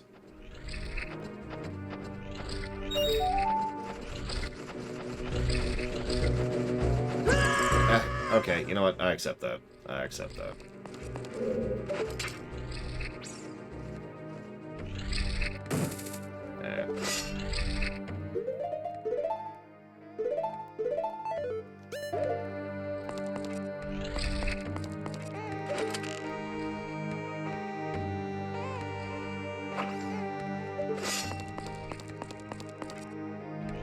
Hang on, I should read the walkthrough just to make sure it's not trolling me again. That's a good idea. Let's see here.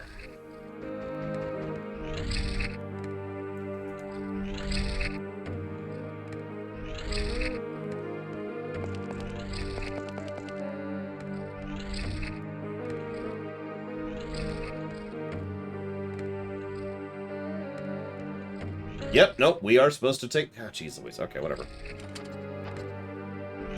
Yeah, tilt controls for the win. Ah, okay. Fire was okay, I think. I think we gave a plus to fire. Yeah, fire was clever. Okay, apparently the shortcut does work. I'm wrong. I'm stupid. That's something. You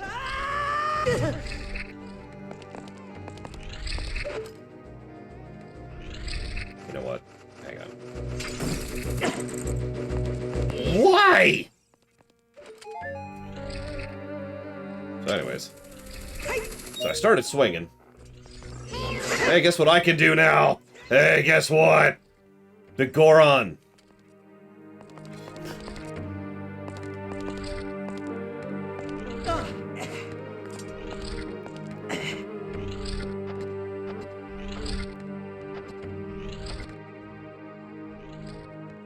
Yeah, I don't think I gave a plus for fire, because fire was when it started getting bad. But I don't think we gave a negative for fire, and that's because we didn't.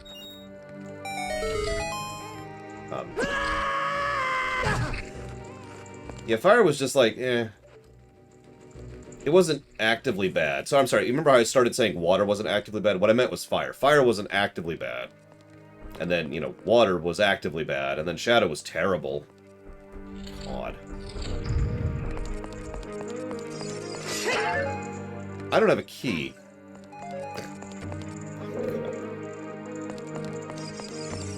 Yeah, sure, this isn't a trap. Forest got a plus. Where's my positives? Here we go. Forest got a plus. Jabu Jabu got a plus. Dodongo got a plus. Deku got a plus.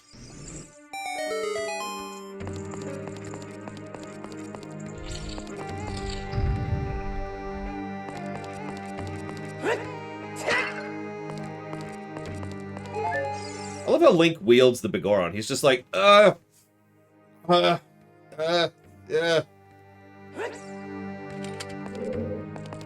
Yeah, Forest was the last dungeon we've given a plus to. I'm still kind of debating the well, but honestly, I'm not sure. I mean, the well is certainly more of a dungeon in this game, but I'm not sure if that's a good or a bad thing. Hey, Petey Barlow. What's going on? Alright, I'm just going to consult the walkthrough. I don't trust anything at this point.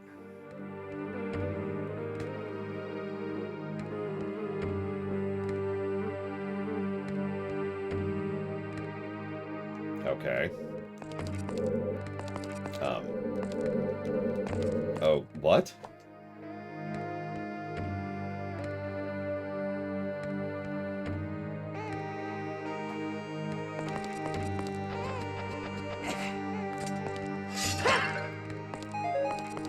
But...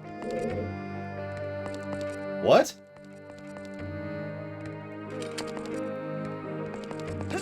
Yeah, let's just hit the boxes, because... Whatever, at this point. There we go.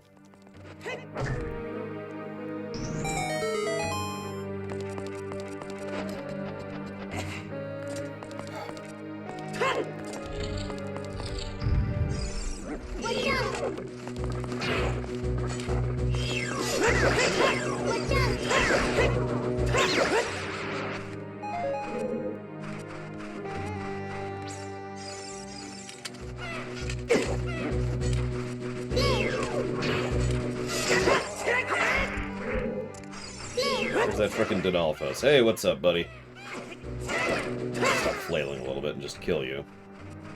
Is that everyone? Is everyone dead? You got dead people here? Okay, cool.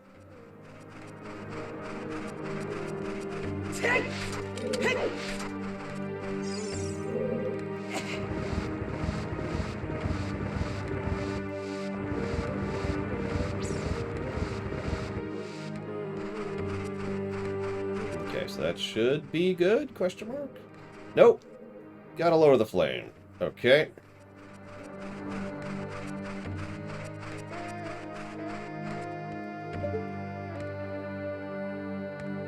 God damn it.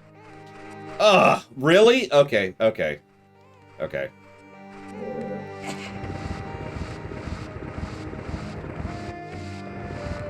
I mean, getting rid of the bullcrap wouldn't be a bad idea, Baron, but I really do feel like the main problem is the one we've already mentioned. The dungeon just goes on for too long. It's, too sloggy. Fixing that, of course, is going to be the kind of thing that's going to involve, you know, time and effort. Like, okay, well, hang on, let's adjust this one specific puzzle to go this direction, or this one specific puzzle to go this direction. Let's change how long this animation takes, etc., etc.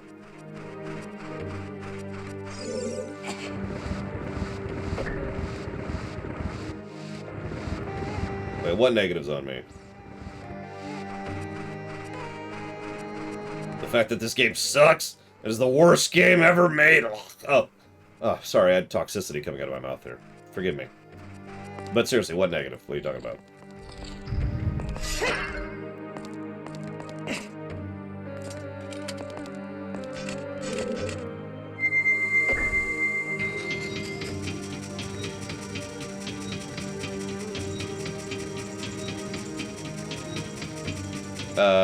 Well, I probably don't remember the character, Dr. Winter, but I can try to remember. Oh yeah, speaking of which, another thing I would remove is the guys who reset your progress in the dungeon and force you to go back to the beginning of the dungeon at the very last door. That's something I'd probably get rid of, for example. Oh, gotcha.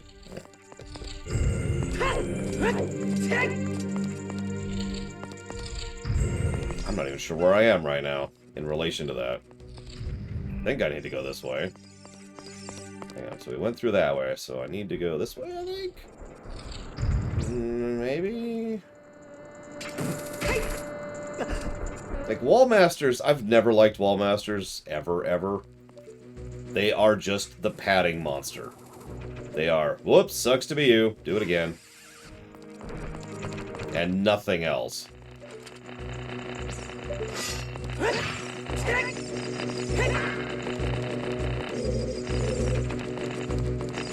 Now, they are pretty horrifying, too. That's also a problem. They also just killed me.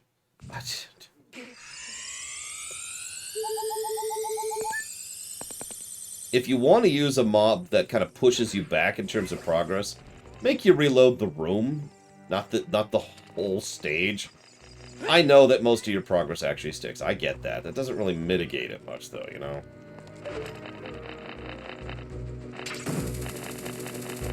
Can I really? Okay, fine. Go away. I probably could, but I can't think of one off the top of my head, Ross.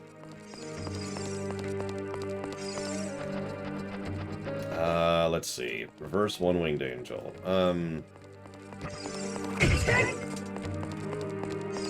Eisen, does he count? Sorry.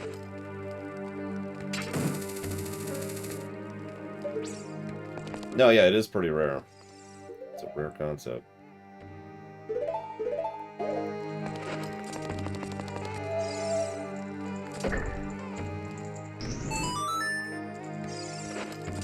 Oh, visually I would agree. This and probably the whoops, wrong one. Forest Temple would be probably my two big ones.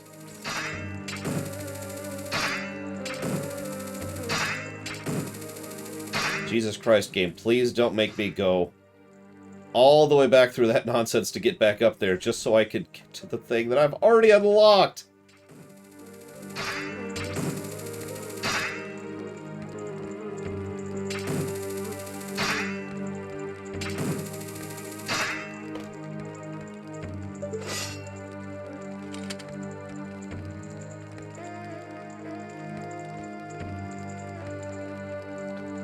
Yes, Goofy movie. It was quite a pain and continues to be quite a pain.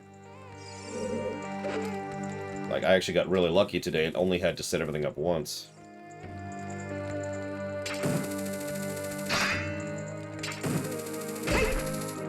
I didn't know that.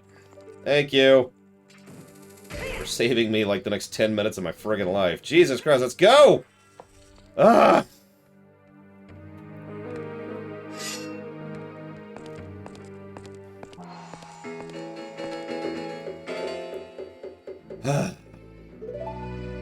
Okay. Twinrova.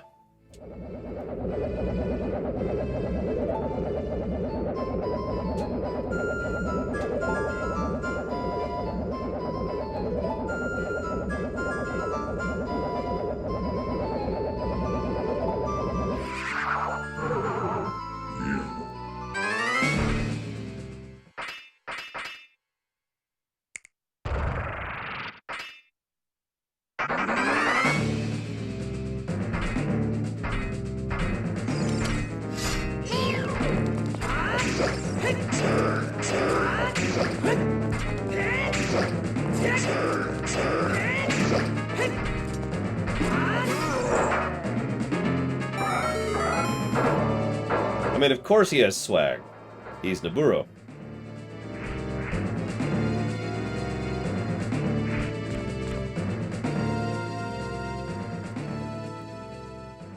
Where am I? Yeah, it's been 7 years and, well.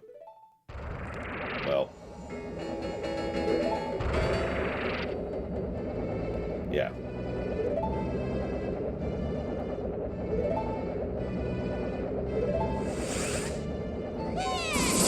And she's probably dead, honestly. Right there. I keep pointing out this specific moment the sages die. That's probably when she died. If not there, then... Well, think of it this way. So she, if they kidnapped her and put her into a dark realm, and then they died, what happens to the dark realm?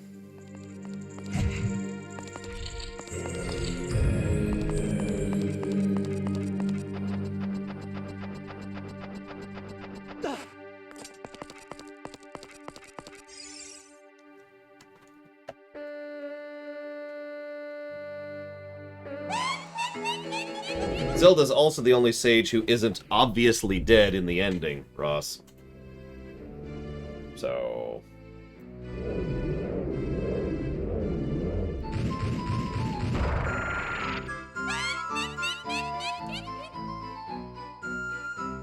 Besides, Zelda's been running around as Sheik this whole time.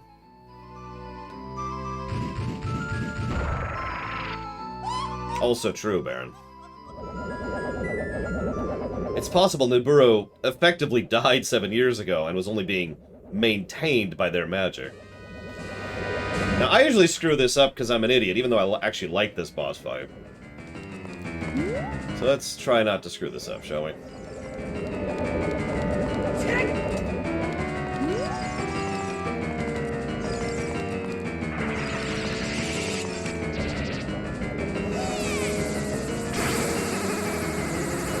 that sucked. That's right over my head, too.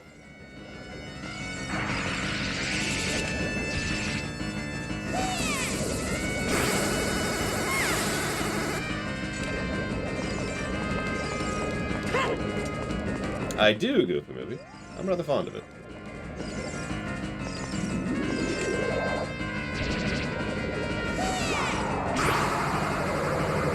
That's enough. Rauru could also be alive, if you think about it. No, don't. There we go. Stop locking on! Stop being locked on. There we go.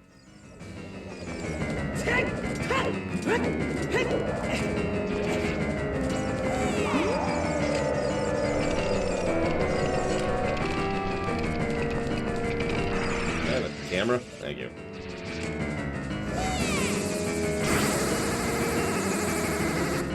Well, that's an interesting defense strategy.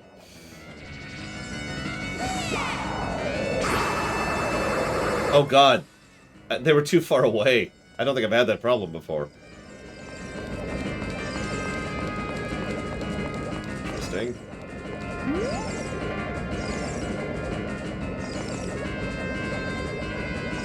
Rauru is confirmed to be Kibora Gabora, but I don't know if he's dead.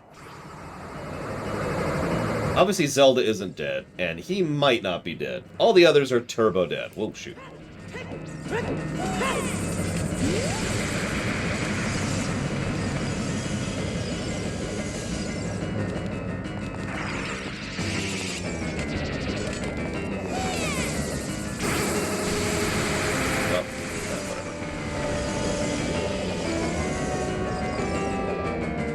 Yeah, this is probably the most involved boss fight in the entire game, really.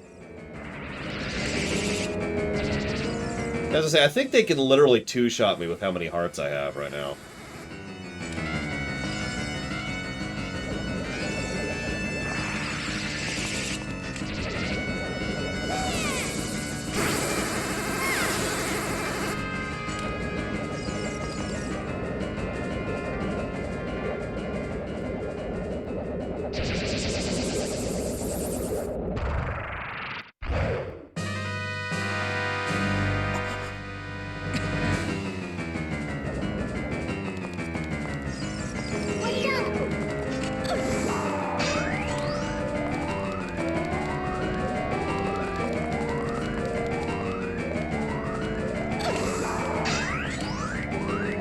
Oh no, she's hot! What do we do? Wait, they're hot?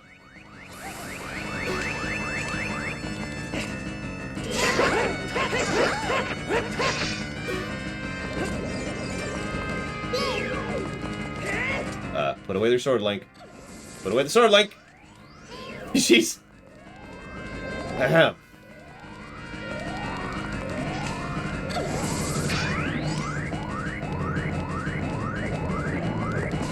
Okay, that's a good one, Baron. I'll give you that.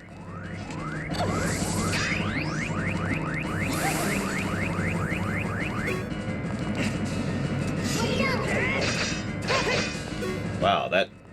I've never seen her recover that fast before.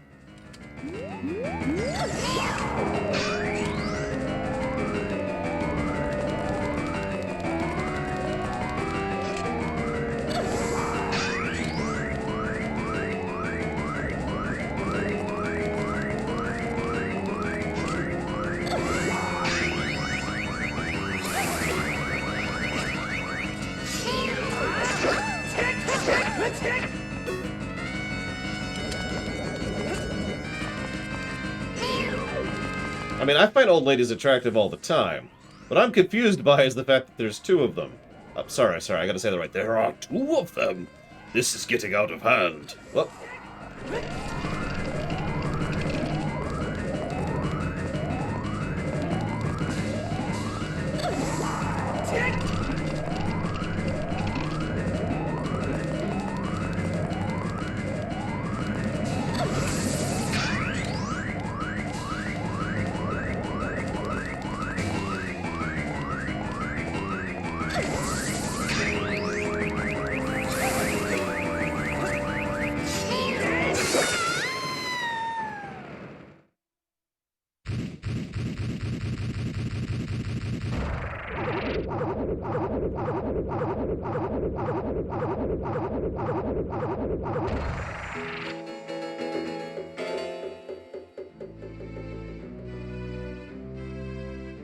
Why do they go to heaven?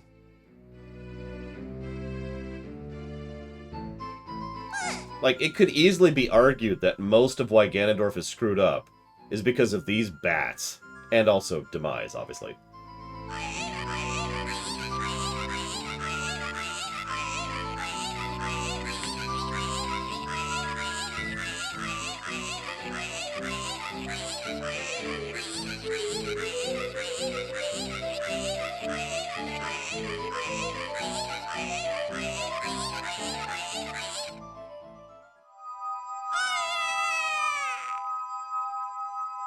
We'll come back to haunt you, randomly, in the Oracle's games, for no good reason.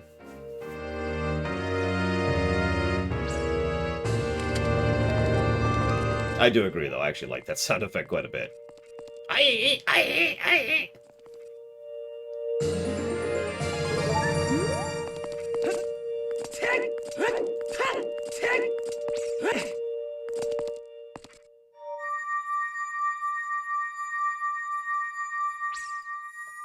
Alright. Ganondorf's Tower. I don't even remember the Master Quest Ganondorf's Tower. I'm a little scared. How bad do we think this is gonna be, huh?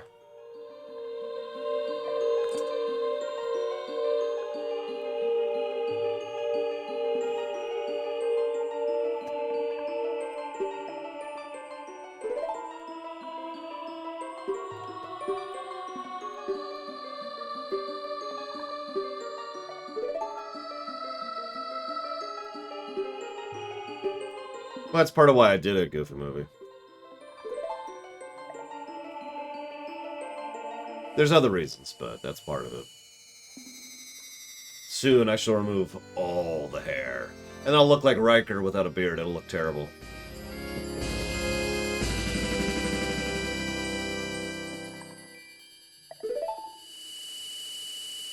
It's okay, she was just gonna give us a kiss, I'm sure. See? It's fine. Yeah, Jonathan Frakes does not look good without a beard, my opinion. Hey, Rauru. Let's do this.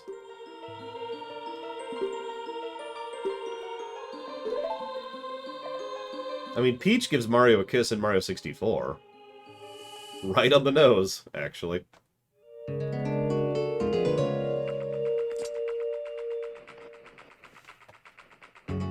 A lot. The count. Like, actually a lot. Alright, let's beat the game.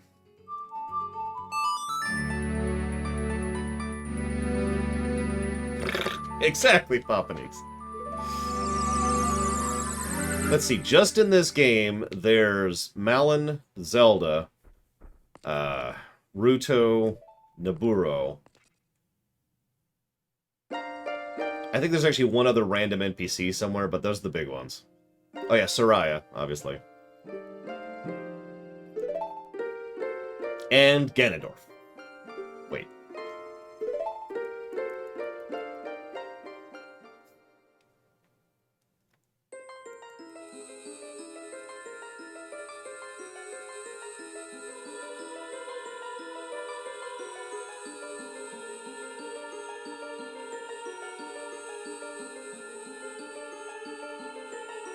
So, you get to pick one of the 3 Triforce pieces. Which do you go for?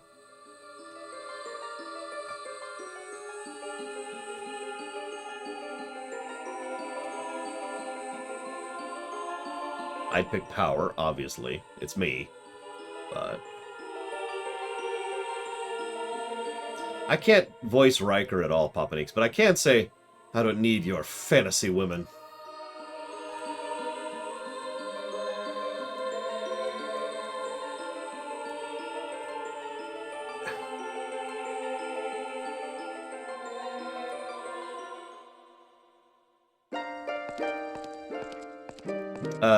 They're all plucked from random 8-bit games, the Dust Spider. It's mostly just so I can hear them, hear something that's distinct, no matter what I'm doing. So I know a donation came in. Although, speaking of which, I need to turn that down a little bit. Oh, sorry, spoilers. Sheik is actually Zelda.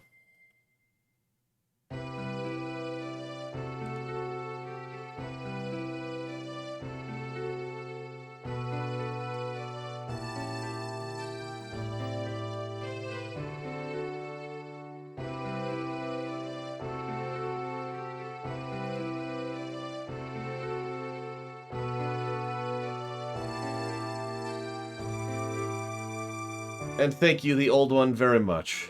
I always appreciate it, and I agree. Sheik usually plays pretty awesome in Smash and in Hyrule Warriors. And Zelda plays pretty awesome in Smash and Hyrule Warriors as well. So... yeah. Where's our playable Zelda games?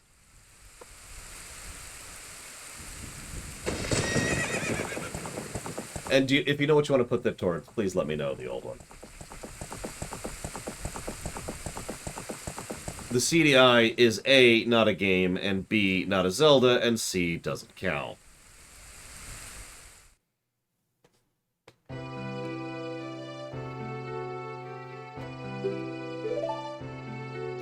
Remember that unskippable cutscene's negative?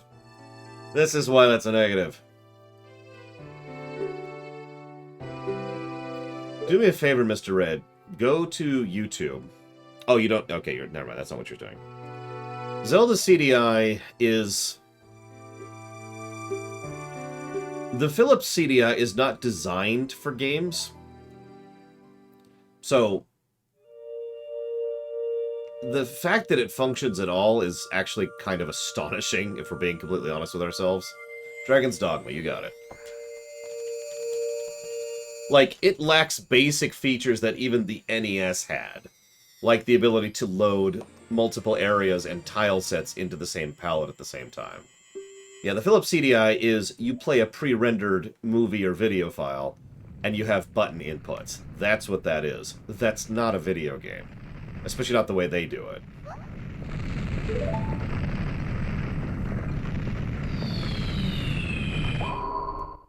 Sorry, Zelda.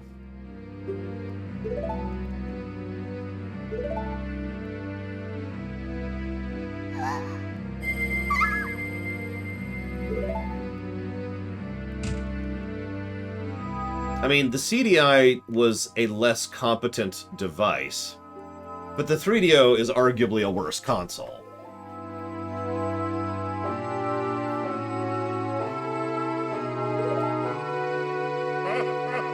And of course, Ganondorf specifically lures us there because he, you know, wants our Triforce piece, which begs the question why he doesn't just capture us like he does her, but whatever.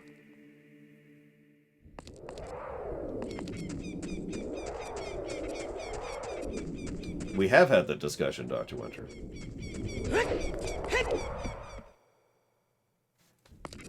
We've even had discussions about definitions. In general, as a concept. Oh, wrong way, wrong way.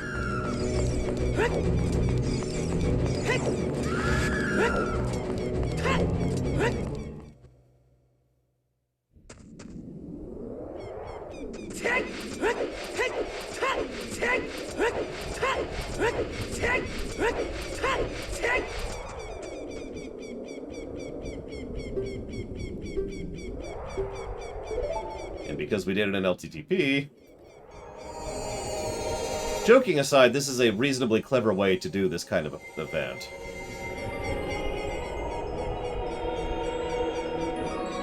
Shoot. I just realized something.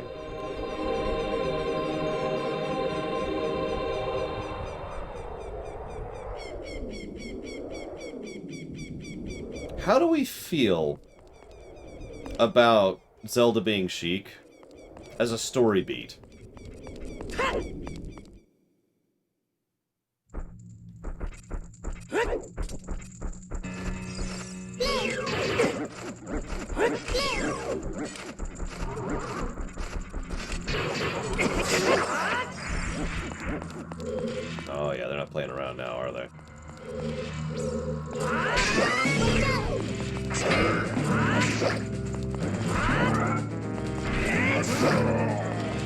That's why we have the big ore on.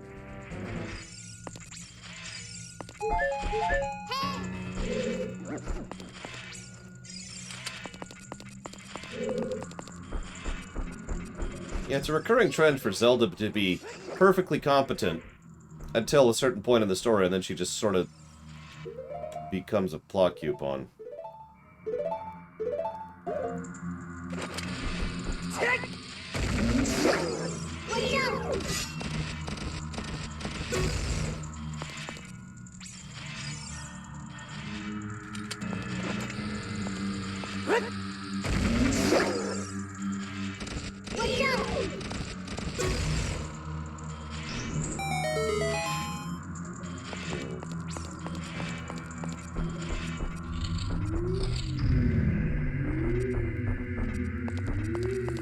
Welcome to hell. Population us. Oh, this is gonna suck. Okay.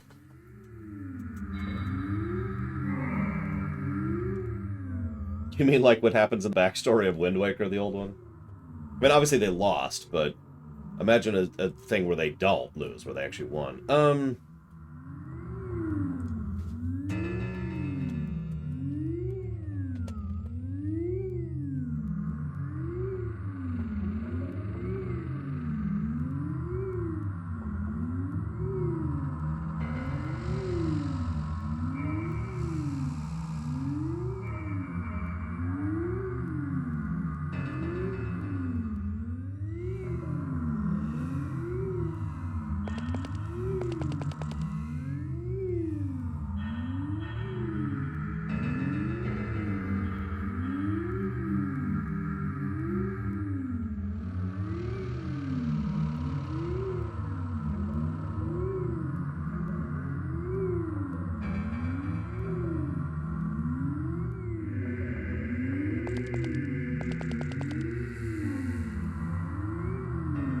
Yeah, you know what? I'm actually going to give a plus to story for that. For Sheik, essentially.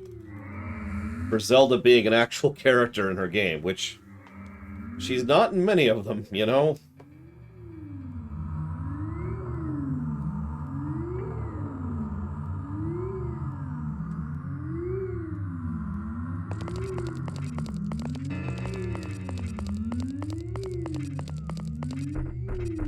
Yeah, it's funny. Every time they turn Zelda into a character, it's awesome. Have you noticed that? I can name 3 distinct times they've done that. 4 times they've done that. 5! Hang on. 5 times they've done that. That is it, though. Skyward Sword, Ocarina of Time, Wind Waker, Breath of the Wild, and Spirit Tracks.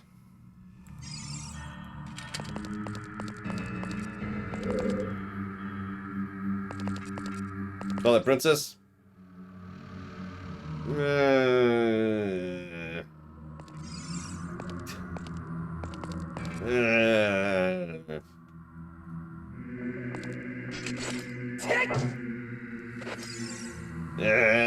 I mean, I like her scenes quite a bit in Twilight Princess. All 2 of them. You know? And that's the problem.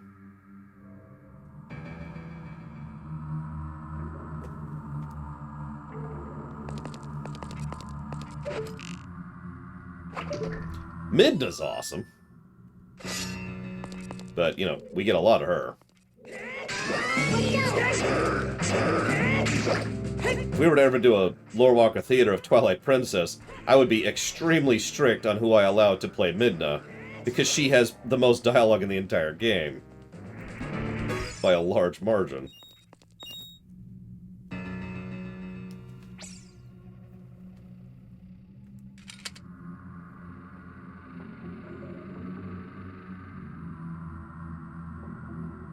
You've got to be kidding me. Okay.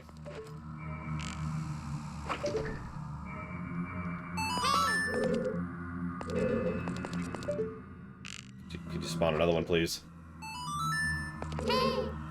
Nope. Okay. Well, let's just leave the room then. Hope that resets it.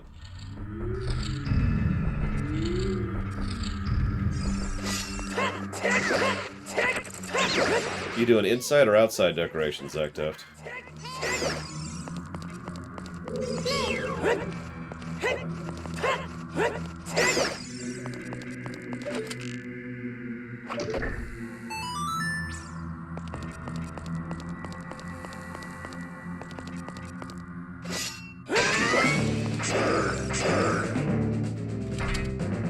here. Come here. There we go. Now die.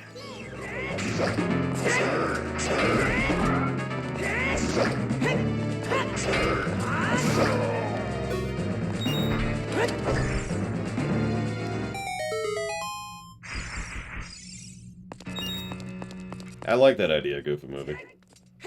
Or maybe a positive dangling from the Imperial symbol, you know? Something like that.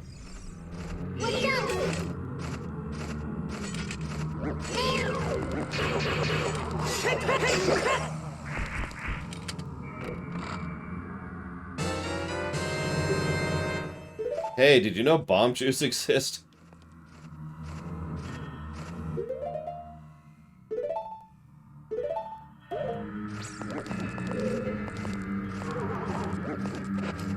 Nope. Terribly aimed. Let's try this again. Come on. There we go.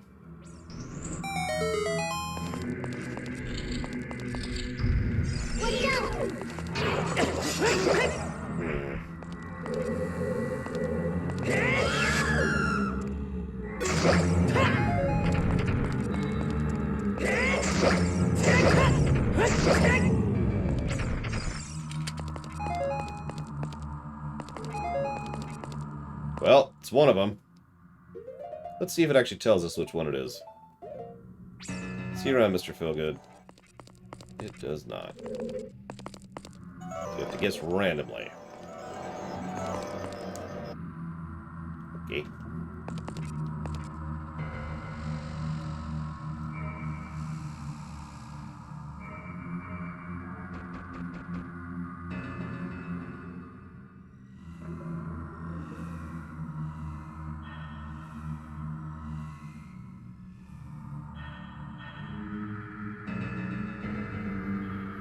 Okay.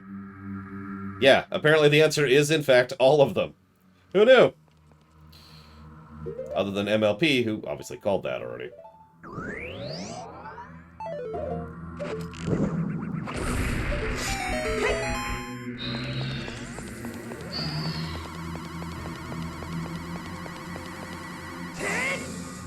Okay. Whatever.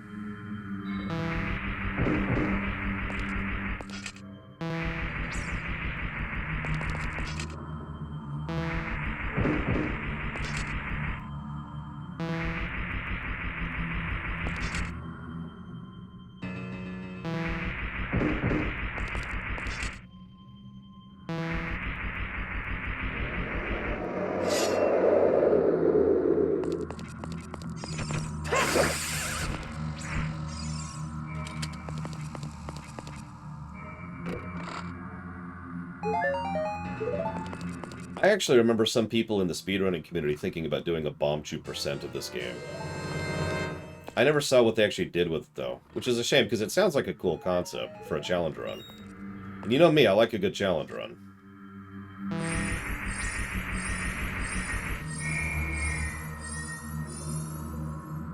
Wait, the answer isn't just all of them.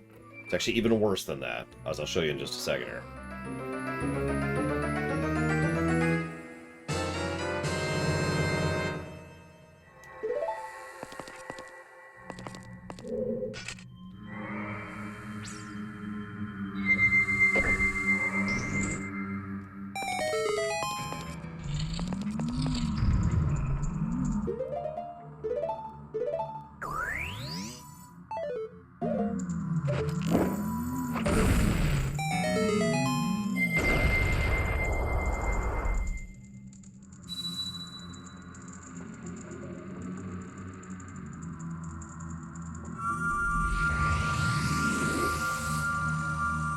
Yeah.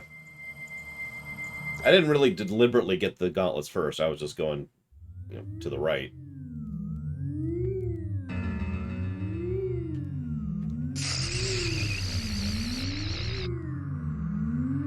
You know, Ganondorf, I know you're evil and all, but your interior decorating really could use some work. I'm just saying.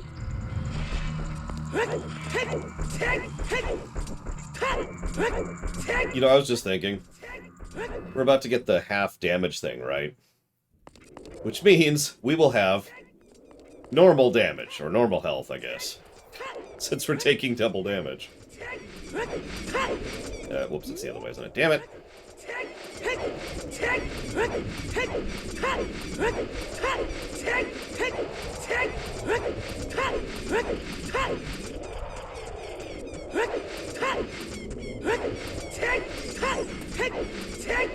I mean, it's optional, so, you know, whatever, right?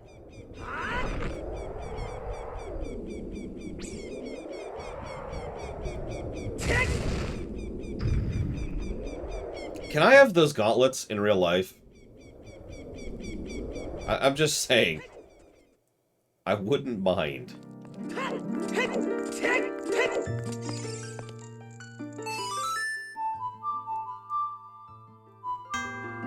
God's sake, come on. Oh, Jesus, Baron. By the time you get to the second dungeon, everything can two-shot you. And by the time you get to being an adult, everything can can one-shot you, actually. You're right, Savacom. I do already got the sword. Will I use them exclusively for good? No, I'm thinking about becoming a supervillain. I'll call myself a Chuckster.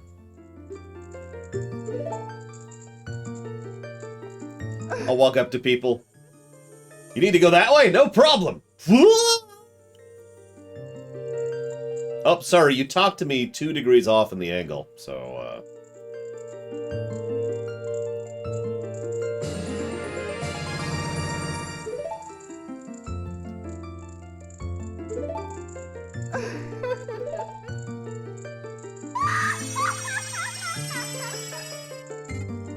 And people would be terrified. Oh god, it's the Chuckster!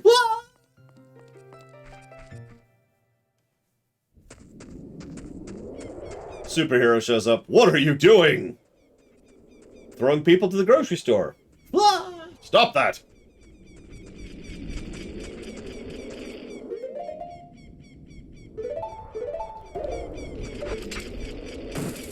Just while we're here. Why not?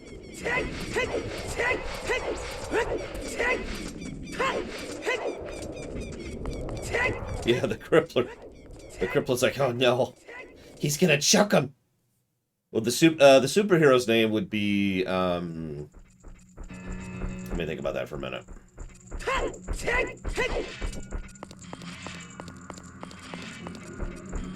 Yeah, we're just gonna beat the game, I think. I got about an hour left in my schedule, anyways.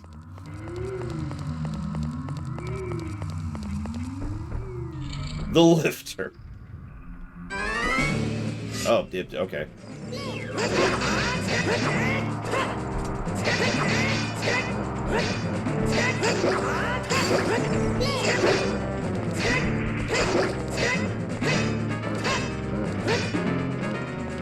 Come on.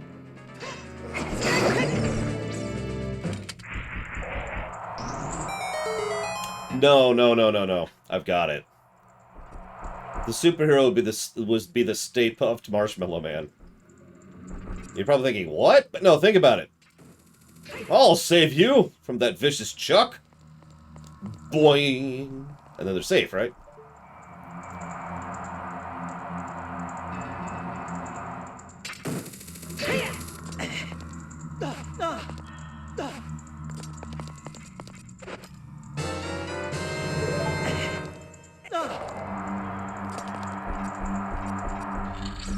And then they bounce off of him and die. But, you know, for about 5...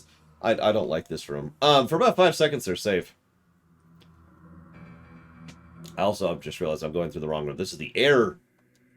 This is the wind temple, which doesn't actually exist. Good night, Dr. Winter. Have a good one. Hopefully tomorrow we'll actually start Majora's Mask. Yeah, the Ghostbusters show up. Oh, sorry. False alarm, false alarm. We're cool. Everything's cool here.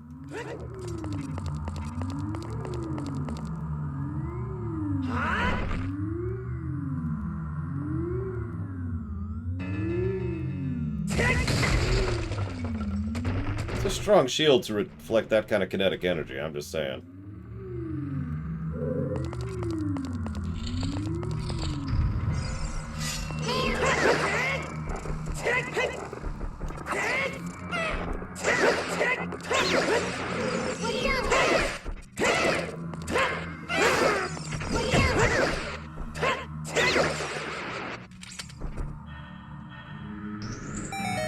Maybe I should go do the Wind Temple first and just get that over with, because that room looks like it's gonna suck.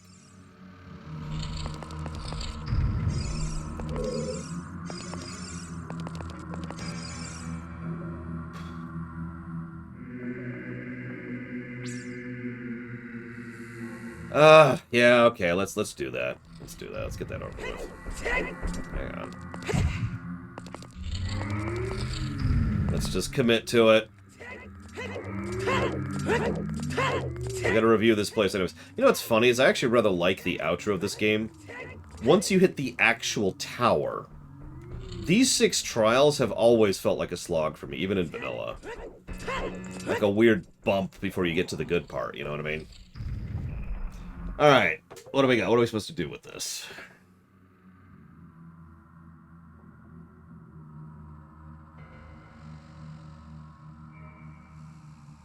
Okay.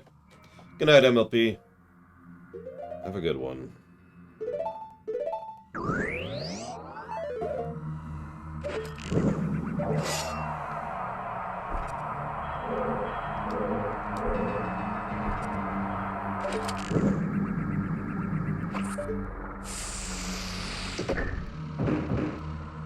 Okay. Got that. Speed bumps of Ganondorf.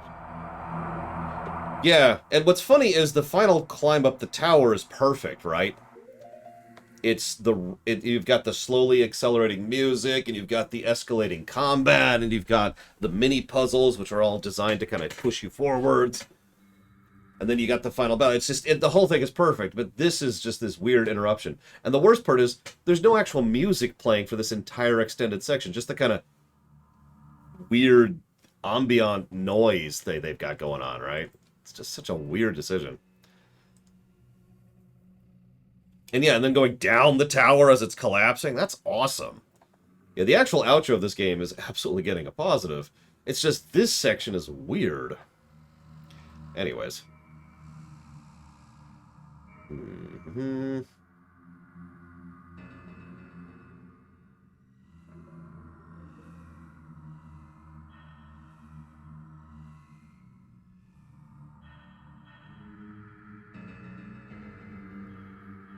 God's sakes.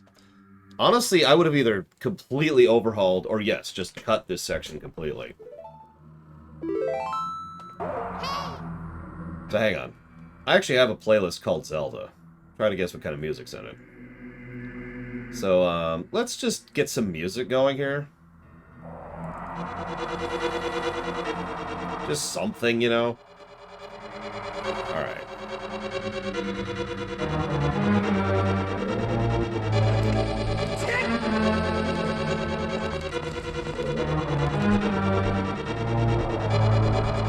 Yeah, mini bosses and keys? Yeah, no, with it. Done.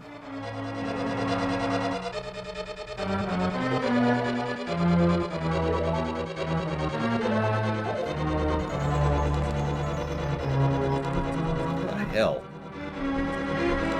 Alright, well, let's do this. Okay.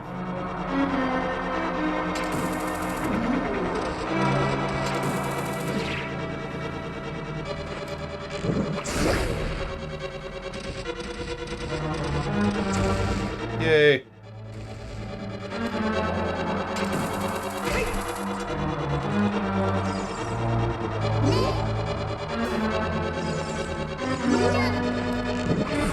Nope, didn't think so.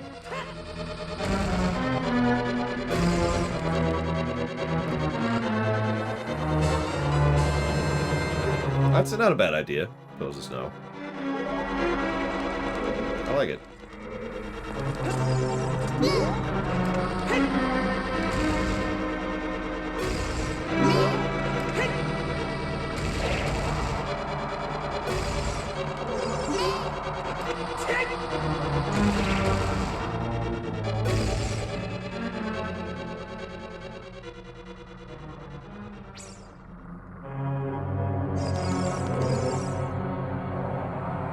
So what do you want me to do?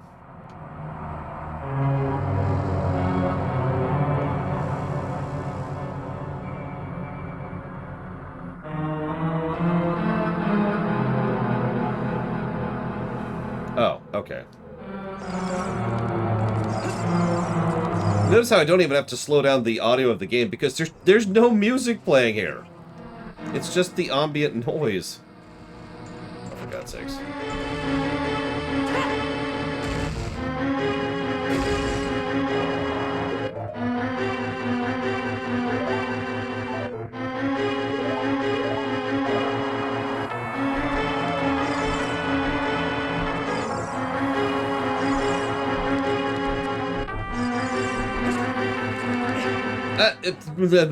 Okay.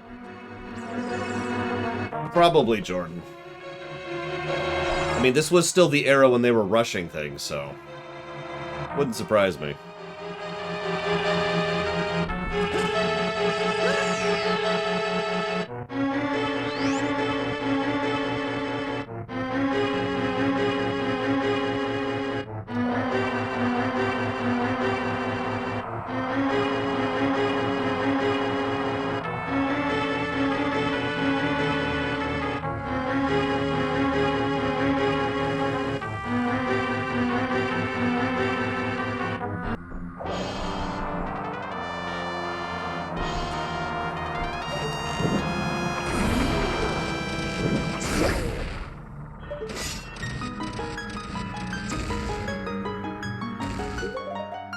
Sorry, I need something a little more long-term to play for a second.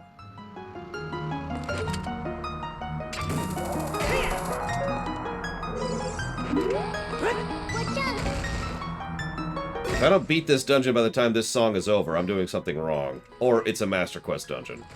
One of the two. I don't have that one, I don't think, Internal System Error. I can check. I don't think I do. Ask me again in about 26 minutes.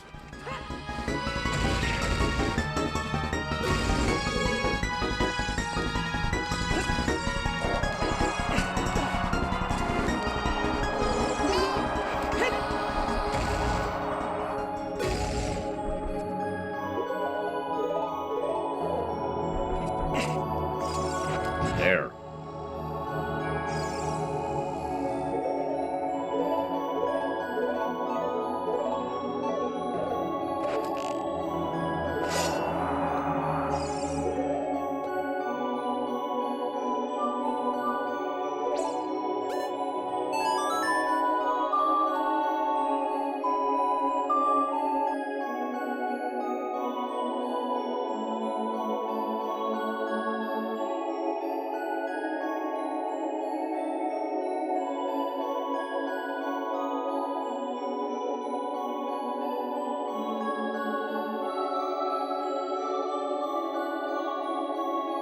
They really like the very slowly move a Song of Time.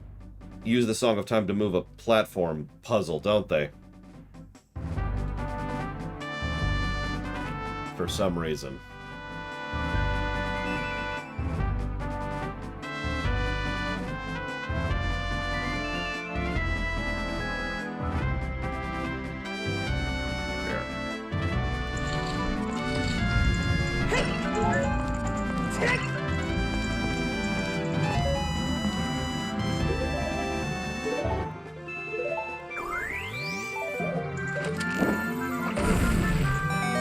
Two down.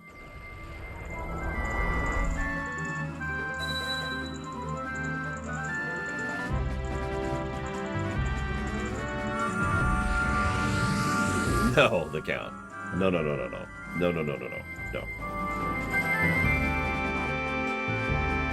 I will be streaming Endwalker during the Final Fantasy XIV block, though.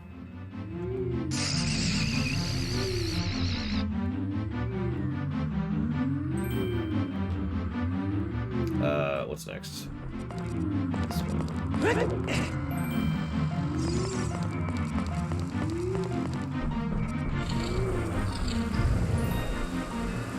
This looks like a fun room.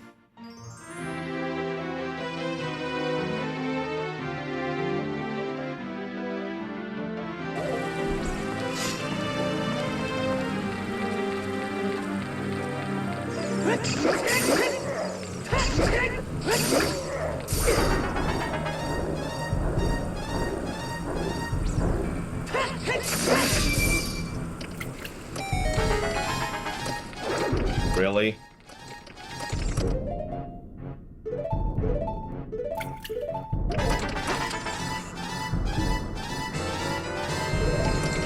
There's a reason I have the FF14 block listed as all the hours.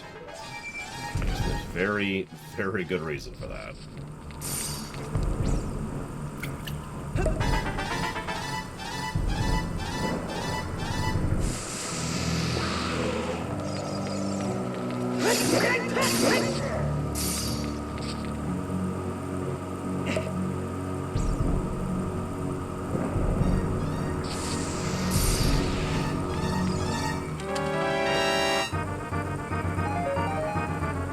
I mean, I think LTTP is a legitimately good game, but I've also never reviewed it, so who knows?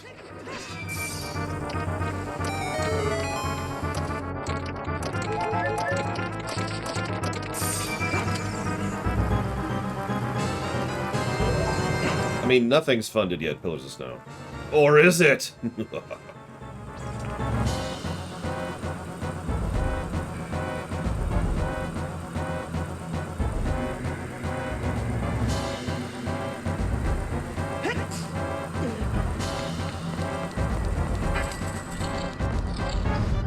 Yep, we're just gonna be leveling Blue Mage. That's actually the whole stream. Nothing but Blue Mage.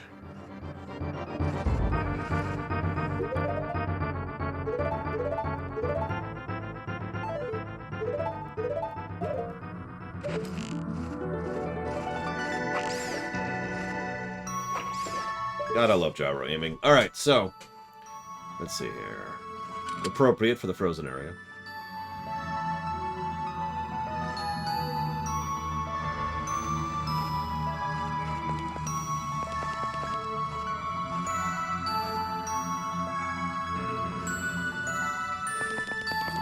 See if we can figure this out.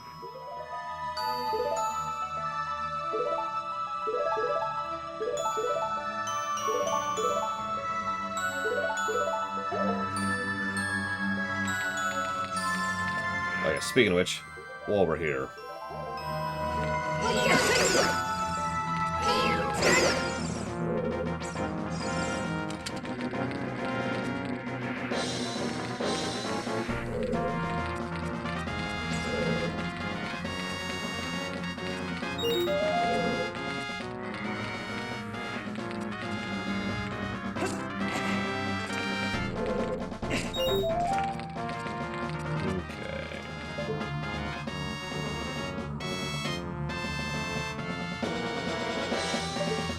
Okay, okay.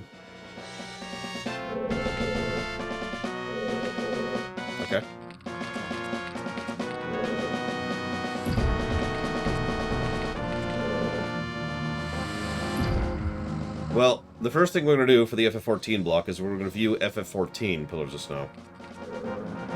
Any other questions?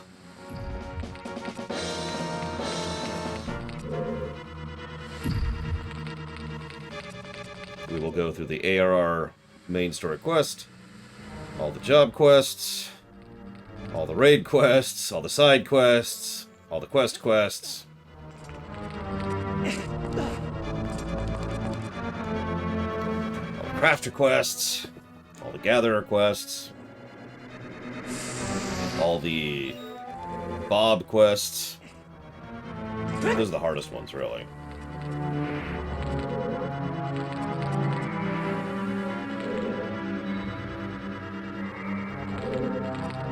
Yeah, it's all of FF14. I'm not actually joking. There's a reason I'm calling it the FF14 block. We are streaming FF14.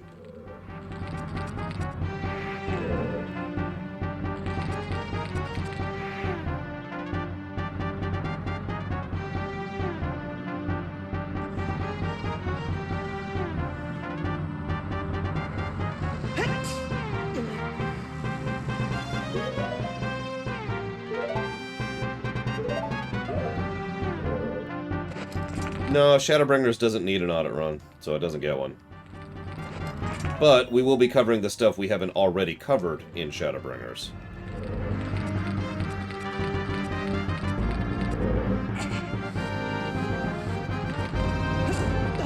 Absolutely, Night Forager.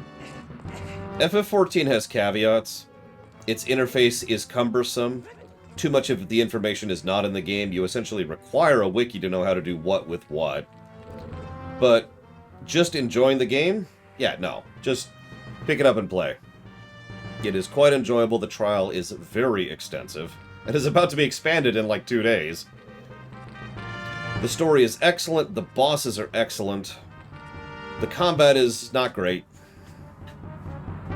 The quests are terrible. Yeah, I think I gotta reset. How do I get up there without getting over there, though?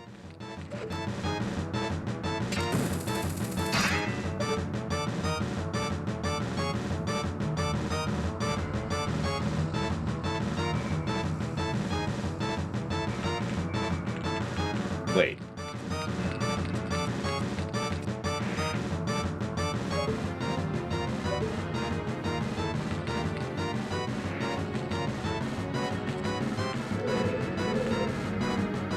Oh, well, never mind. I guess you're not getting Shadowbringers for free in the trial. Sorry. The trial is not being expanded. It's a garbage game. I would never recommend it. 0 out of 10.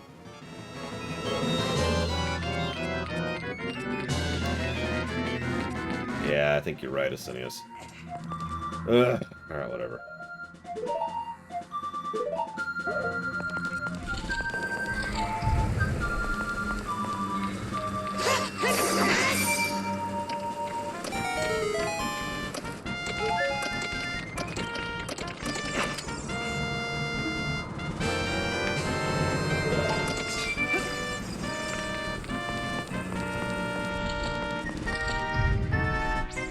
Listen, there is only one true lore. Damn it. Of course, now I can't even hit it. I hit it first try last time, and now I can't hit the damn keys. And now I'm just wasting my arrows. Whatever. Die. Die. Die.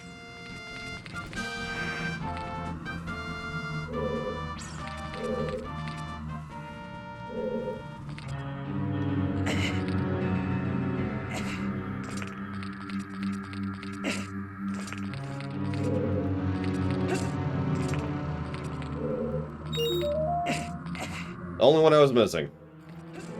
Whatever.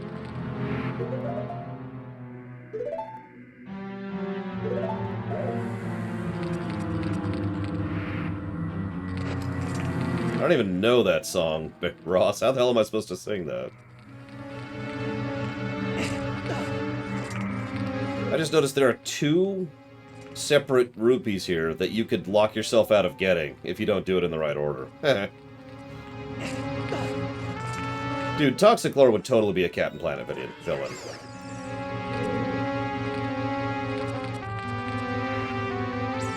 Right, so now we do this.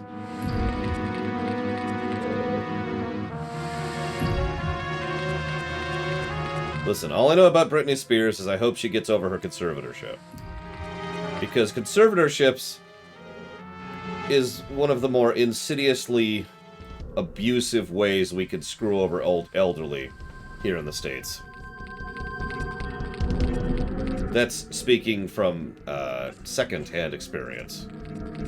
Oh, thank God, Bregman. Like, the idea of a conservatorship makes perfect sense, right? You're no longer you. You've lost your mind to dementia or whatever, so you need someone to take care of you for you and do all that stuff. That makes sense. But the problem is people just define that legally rather than in reality land.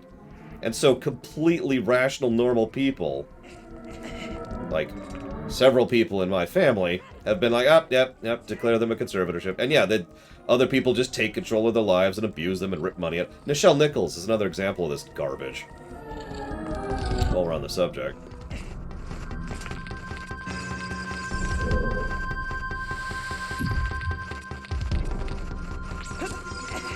Anything to make a quick buck, I guess.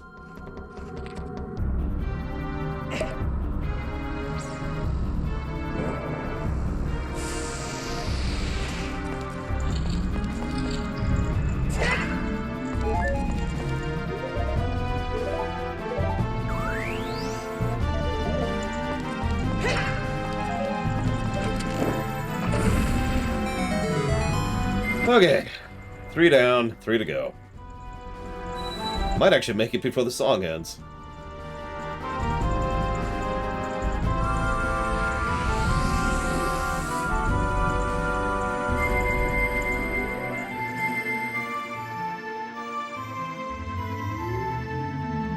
No. Toxic Lore would have died years ago.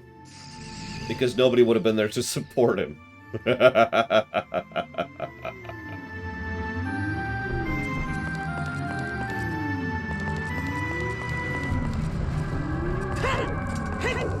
Favorite song in this game, by the way.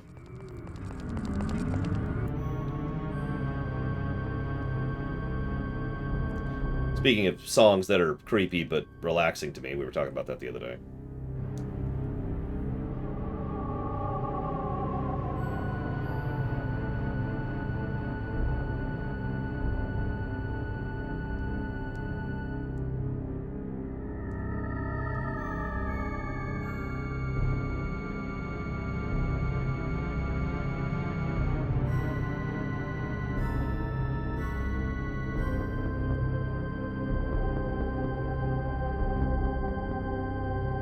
Yeah, this is from Four Swords Adventures.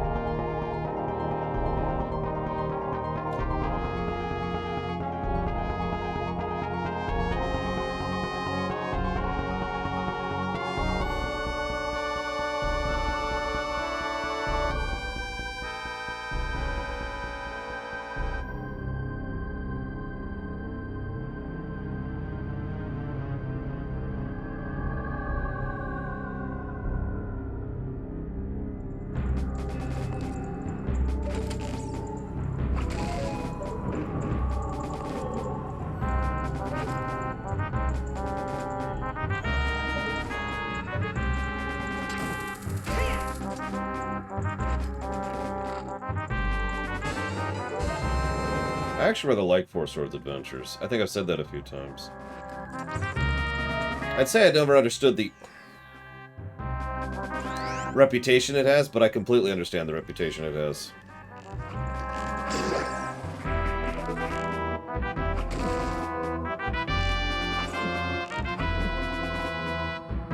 Why did that? Whatever.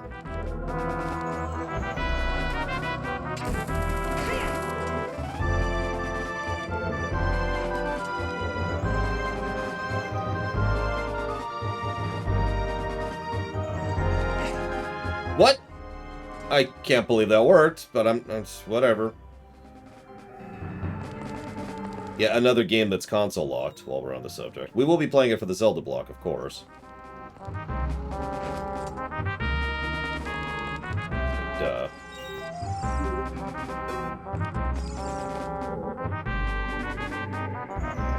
Need to kind of conserve magic. I'm getting a little bit low here. Probably too late. Nope, we're okay.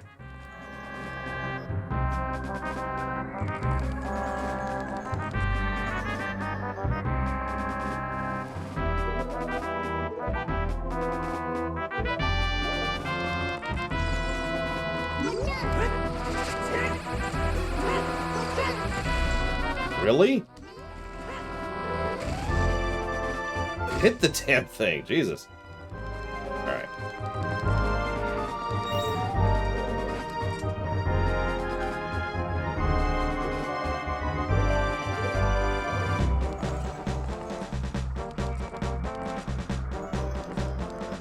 I don't like this room. Oh my god, I do not like this room at all. Alright. Notice they go back to platforming and instant death, which resets all your progress, by the way.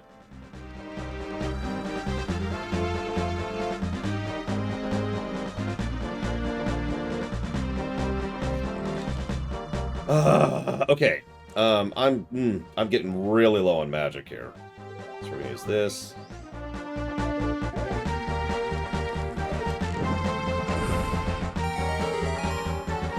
Really low on magic.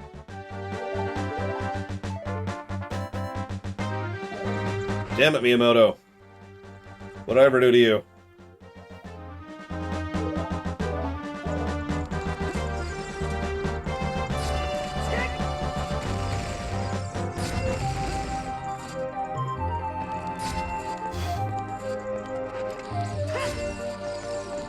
Nope. One more try. Nope again. That's okay. That's okay.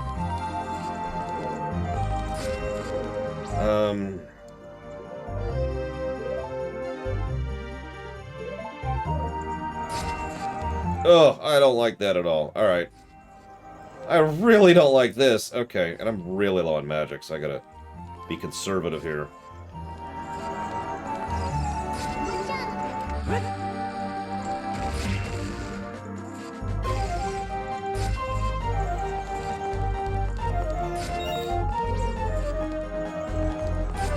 hold up.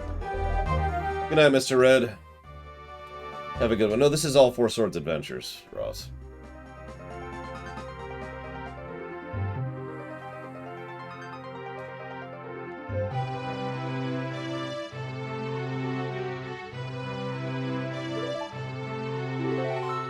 Yeah, I just saw it too. That's a funny thing.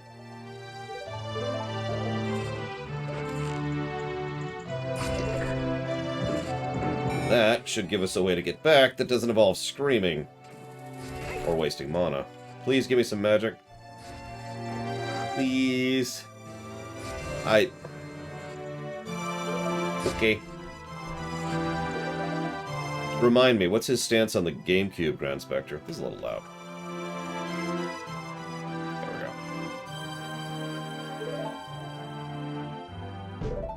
we go. Alright. Alright. Alright. Where does it start? It starts over here. If I screw up at any point, I have to do this whole friggin' room all over again. Oh my god, that scared the crap out of me. But we did it. Jesus, this frickin' room. Okay, we did it. We did it.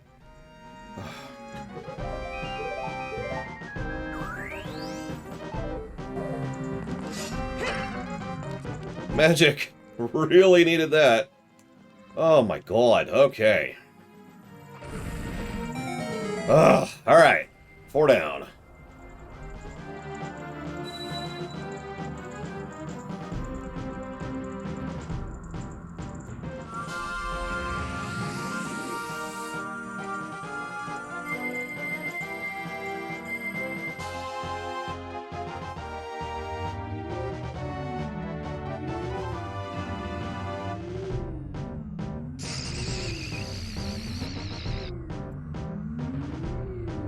That sounds exactly like the Shigeru Miyamoto I'm aware of. And I mean that with sincerity. He is exactly the kind of person who would look at a perfectly good gaming console and say, but it's not doing anything clever or unique or interesting, and therefore it's a waste of time. And that's why he is simultaneously frustrating and invaluable. And I mean that.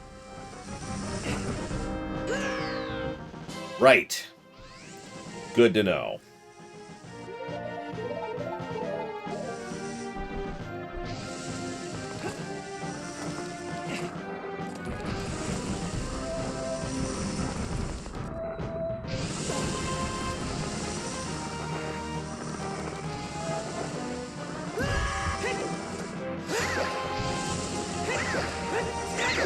Yep, the floor is lava.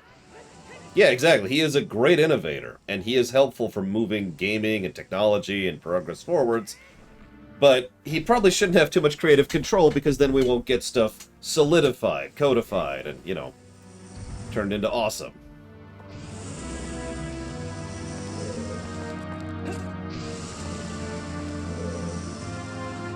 Like, you know? Yeah, exactly, Pillarzo. He is half of the equation. But he is also only half the equation. Miyamoto would invent Wolfenstein 3D and then say, why bother making Doom? You know?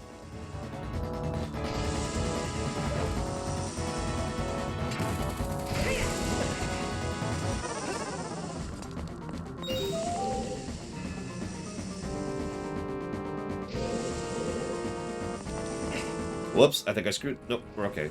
We're kind of okay, we're not okay at all. We're terribly not okay. We're slightly more okay. Oh, we're dead.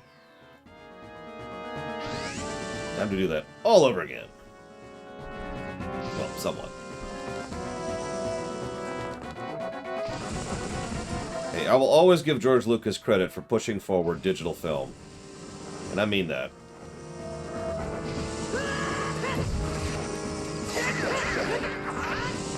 As in literally digital film cameras and the like.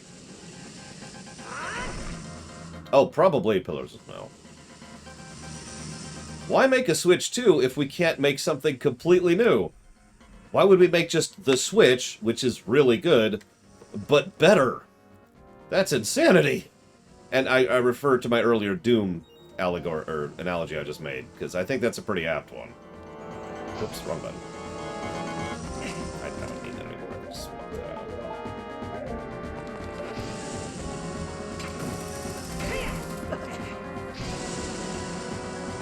Oh, absolutely, Pillars of Snow. I mean, obviously we could point to Star Wars, but frankly, I'd rather point to Jurassic Park. You want to talk about really shoving CGI forwards. Jesus. The stuff they did in that film is still revolutionary.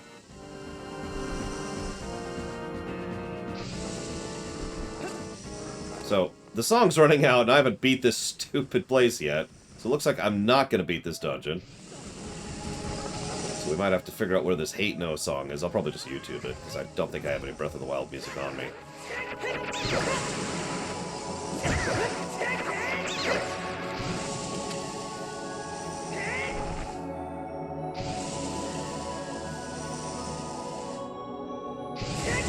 You like that cutscene that we have to watch each time, right?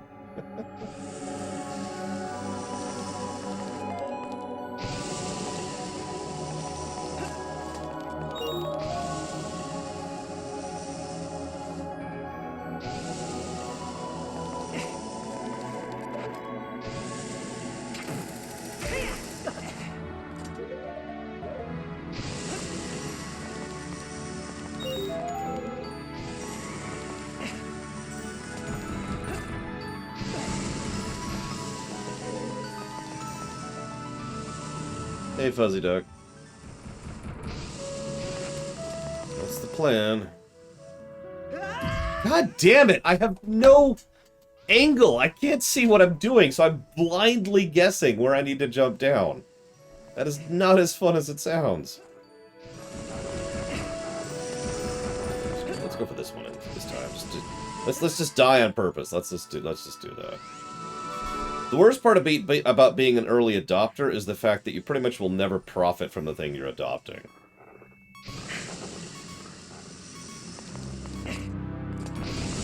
Whether in terms of literal money or in terms of, you know, whatever. Well, that sucks. You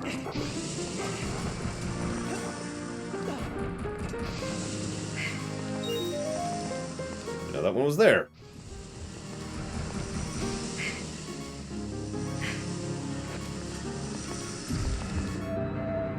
That does, in fact, sound like an awful thought, Pillars of Snow.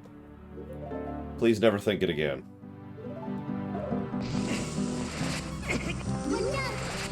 And we're dead. Oh, maybe not, maybe not. Nope, we're dead. We have one fairy, by which I mean we have 0 fairies.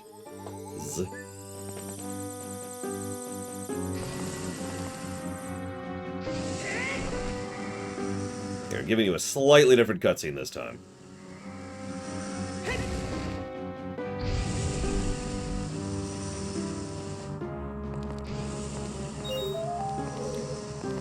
Okay. Let's go get the other one.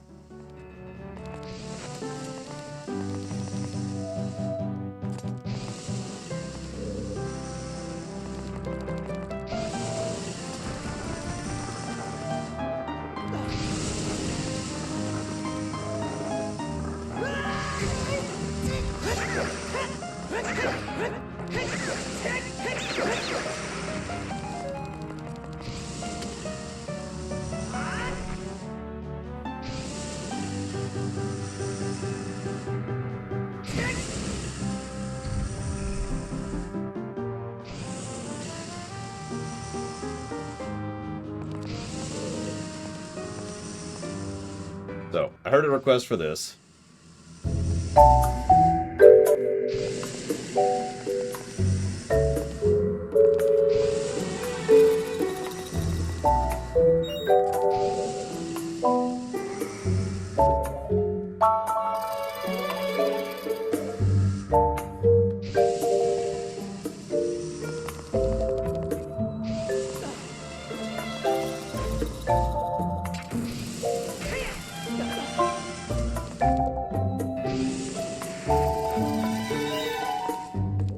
Now, the last one, and also the hardest one. And the one I keep screwing up and dying trying to get.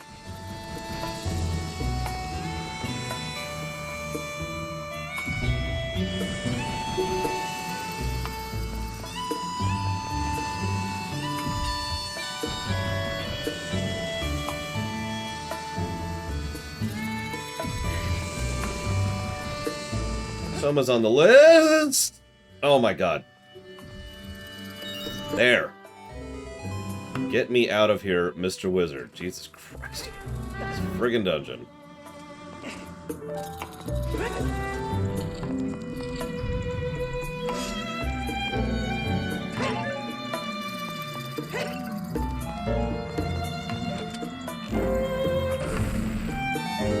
Okay.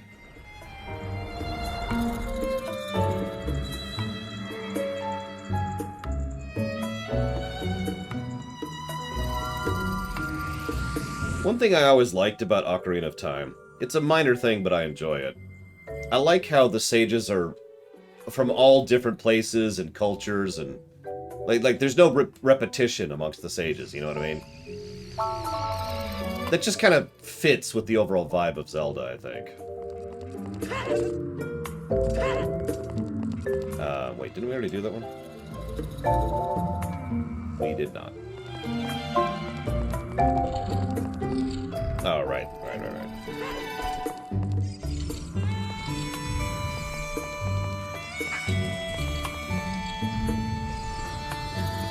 Interesting room.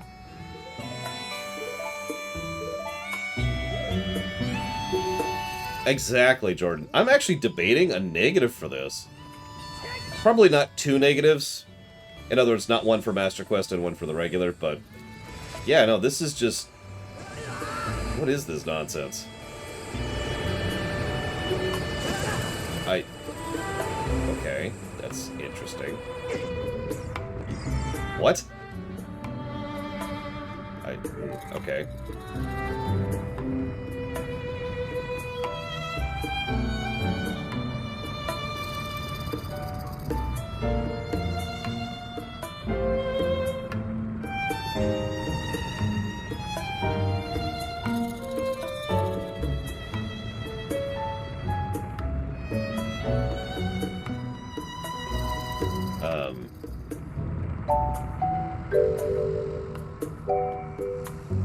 Yeah, I was thinking bomb choose, but I'm not sure. That feels like it's bomb jumping, no pun intended. But yeah, let's just try it. See what happens. Yeah, that's okay.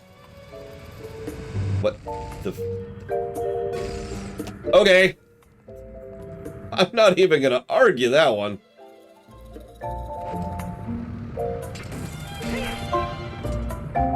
We're just gonna let that one be.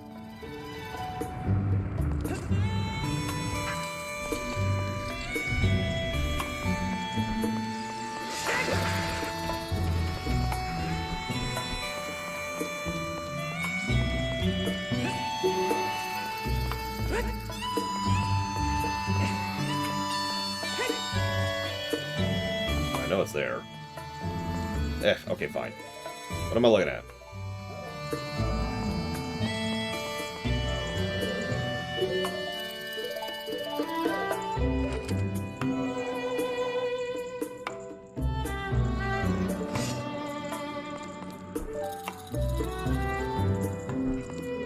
I mean, the funny thing is, you'd think from a purely narrative perspective, it would make more sense for Ganondorf to keep, like, the essence of the sages, which is what we're freeing here to, you know, open up the barrier.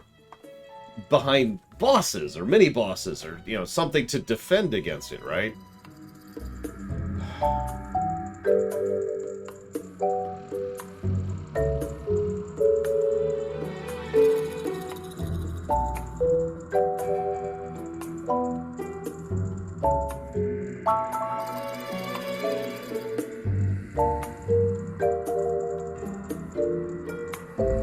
The problem is, yeah, as was pointed out, we've kind of already done that. It just makes this whole thing kind of strange.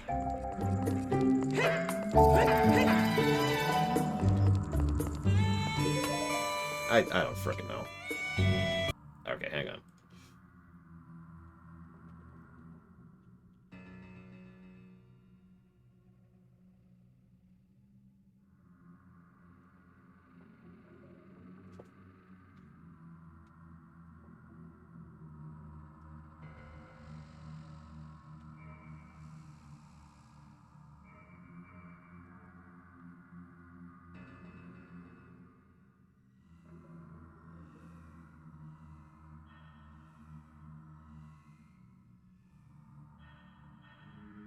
Okay.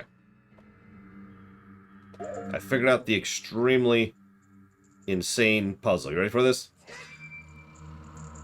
We did it! This freaking game. I love you, game. But I'm probably going to give a negative for this sequence, because this, if nothing else, a game that's otherwise incredibly well-paced, this is not good pacing. If absolutely nothing else, like was said in chat, this destroys the momentum of the game. We finish the Spirit Temple, or the Shadow Temple. We rush here. Everything's cool. We get the thing, they pull up the they pull up their power together, and they make the bridge, and we go in, and then we do some puzzles for like an hour.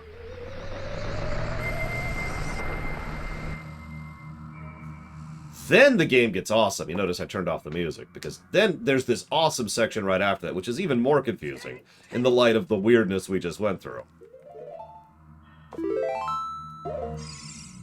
So I'm going to once again just reiterate, I'm going to give a negative for this.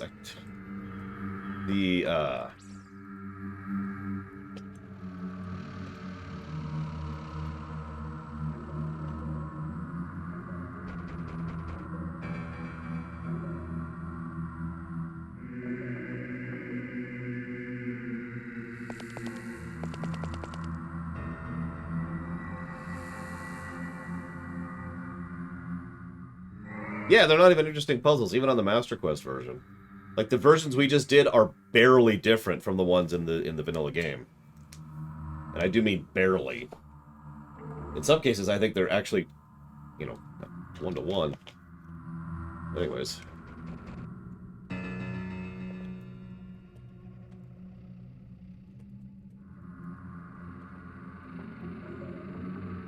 Now, the good news is, I think that's our last gameplay negative, unless I come up with any dungeon negatives for the finale. We're pretty much officially to the good stuff, by memory. Why is that there? That shouldn't be there. So... come on, game, bring it home. I don't know how different Ganon's Tower is in Master Quest, or even if it's different, so we'll see in a minute, I guess.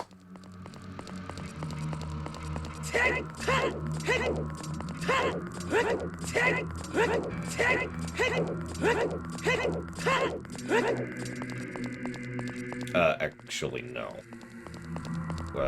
Yeah, let's do this. Let's refill before we do this.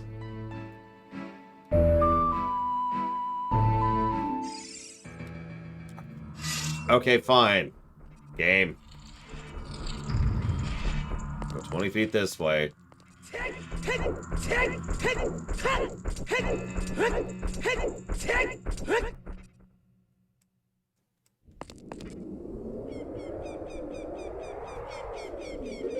If I can't warp from here, I'm just gonna laugh.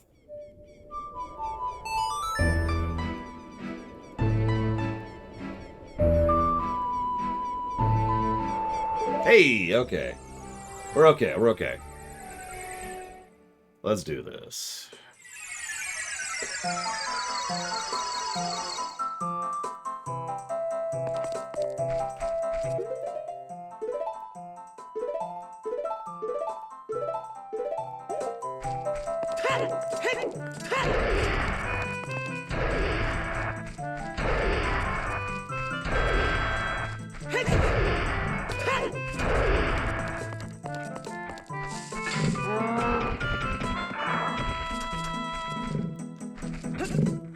No, I tend to do the same thing, internal system error.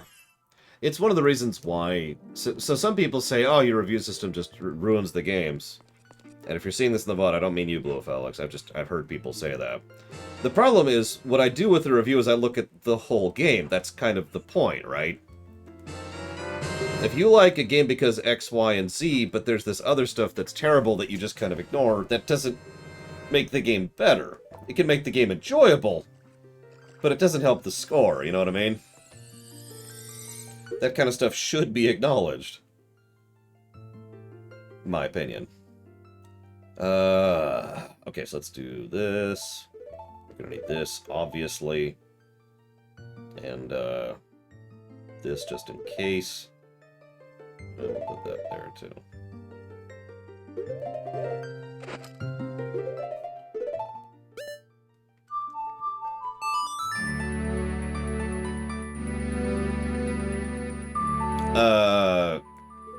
So you mean teleportation, right, Valerian? Just to be 100% on that.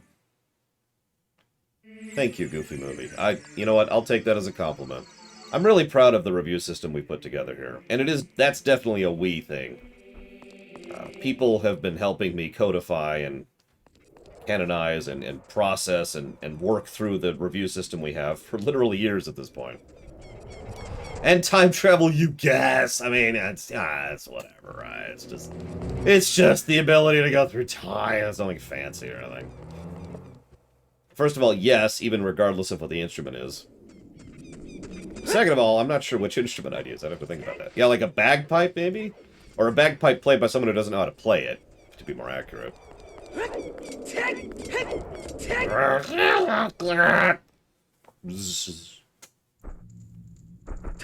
Honestly, no. I'll tell you exactly what my least favorite instrument is, because even played well, I don't like a recorder.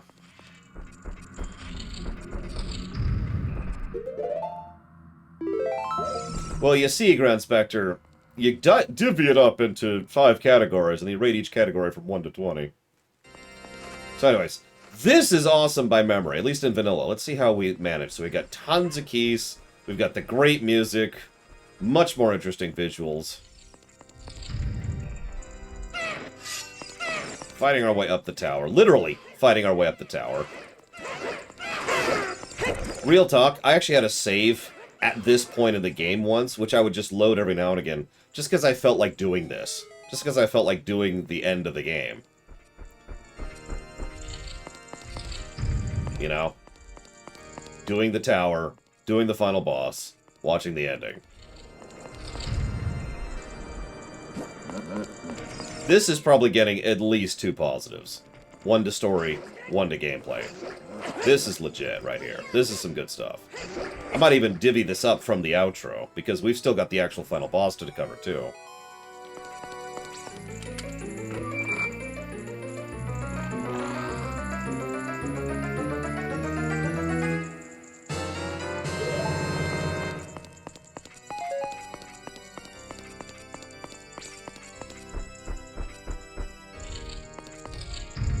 Oh, also the music getting louder the further up you get. A minor thing, but it helps. And yeah, so far this has been identical to vanilla, which is fine. Oh, yep, my personal favorite strategy here. We're going to use the rest of our bomb shoes. That's why we equip these.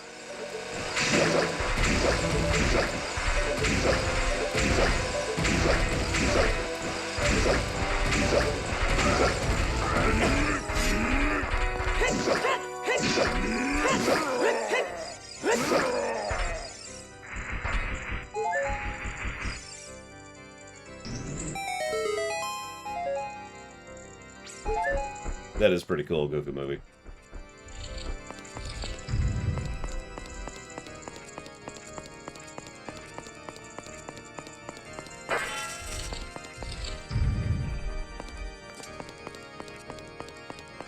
We're actually full on everything, so we don't really need anything.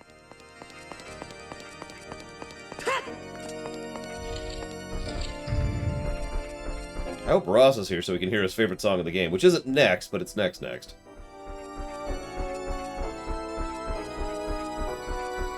Now, this is the kind of place Ganondorf would have as his own personal place.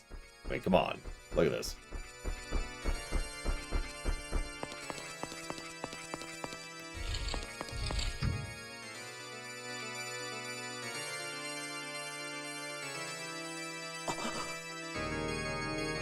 Whoops.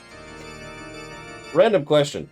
Do you think he destroys this room when he fights us? Or do you think this is an illusion? I prefer the destroys thing. It's more on brand for him.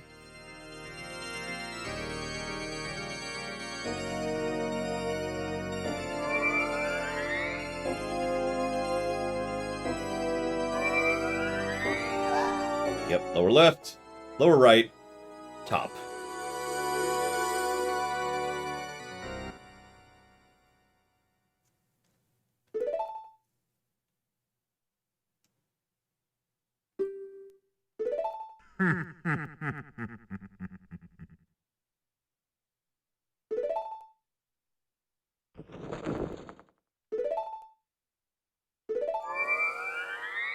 That's how I always remember. Power is top, and Link is left-handed. That's how I always remember which piece is which. I know that sounds like a stupid thing, but whatever.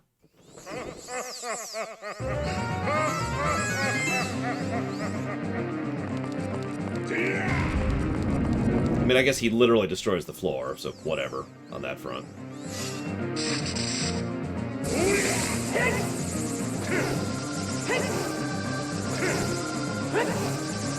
Now this hits like a truck in this version, so I'm going to be paying a little bit of attention here.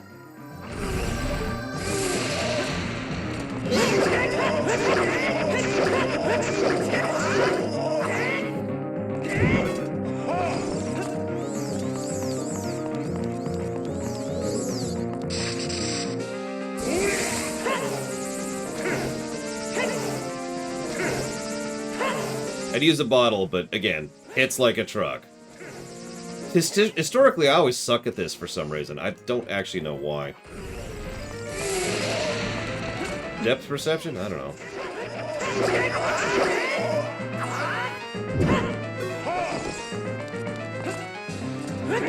Quickly. There we go. That's true, Linnaeruth. He is evil. Because the game says he's evil. That's how that works. Oh, right.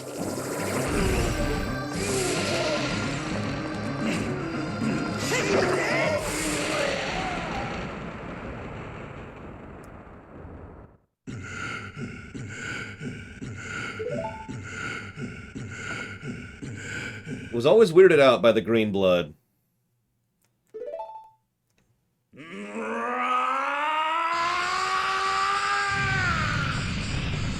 I know, Fuzzy Duck. My goodness. I used to be good at tennis, but I haven't played in like 10 years. So...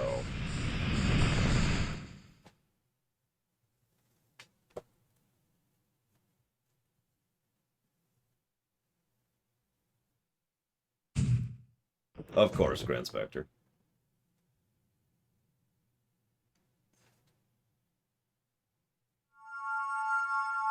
Yeah, I guess it's just vomit. Because it's green, you know? Either that or Gerudo bleed green. I mean, we've seen weirder things. Vulcans. Pitiful man. So... awesome ascent up the tower. Decent boss fight. Most of the boss fights in this game aren't all that great, to be completely honest. It's just not much to it. I'll probably give one positive for bosses across the whole game, because there's just not that much there. They were still figuring that whole thing out, right? This isn't Twilight Princess where, like, every boss gets a boss plus, you know? But anyway, so... awesome ascent, and then we go back down. Except this time is much more treacherous. Now, I'm not super worried, but I have actually died on this before. Now, what's funny is this is a form of a desperation, right? Like, obviously, he's just doing everything he can to get back at us in this final moment. But we'll see the true One-Winged Angel moment in a bit. And it is a classical example of the Red-Winged Angel concept. Which, for those of you who've never heard me talk about that, the One-Winged Angel concept is when someone effectively is killing themselves and screwing over their plans and screwing over their future because screw you, in particular. Usually, when a true One-Winged Angel moment is when the villain has already lost and the world is saved, but screw you, they're going to bring you down with them. Sound familiar?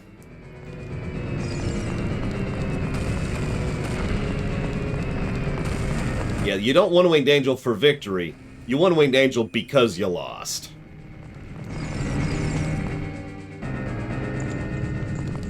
Oh, by the way, I should probably mention there's just kill planes upon kill planes as you're going down the tower. That's why you can't just jump down. Well, that's why the one-winged concept is so often memed on Mike D'Amato, because it's a very common... I've never had that happen before. It's a very common trope. I've never had that happen before.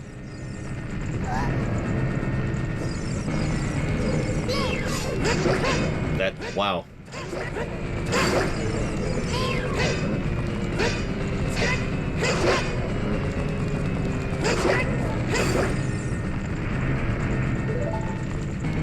But has a, hang on, someone asked a question. And I missed it. Where is it? Oh god, I lost her.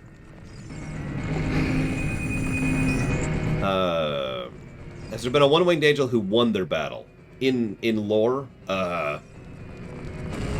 Actually, yeah, Lufia 2. The one-winged angel moment in Lufia 2, they successfully win their screw you. They don't get the full screw you, but they get the partial screw you. And I'm saying that vaguely because I don't actually want to spoil the ending of Lufia 2. Yeah, maybe it did on the original Fuzzy Duck? I don't know. Whatever, we're here. We're here, we're doing it, we got time. We got this, we got this. Let's just really quick, this is going to be relevant in a minute. Just quick that, there we go.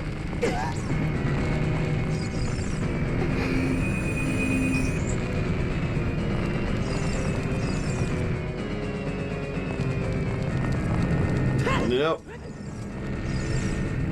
Love the position that Ree did. It's there in the original, too. So far, all of Ganon's tower has been completely like vanilla, which is fine. It's good. But, yeah, no surprises there. Now, of all the reasons that I like the 3DS version better than the N64 version, which include, you know, better controls, better quality of life features, touching up of details all over the place, this cutscene is much better in the 3DS version, in my opinion. Which is funny, because the next one is much worse.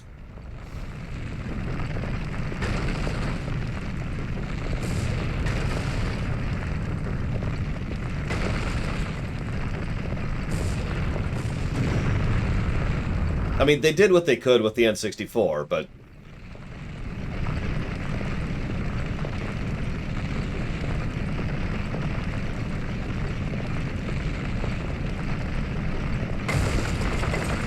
I just realized it's picking up the bass. Sorry.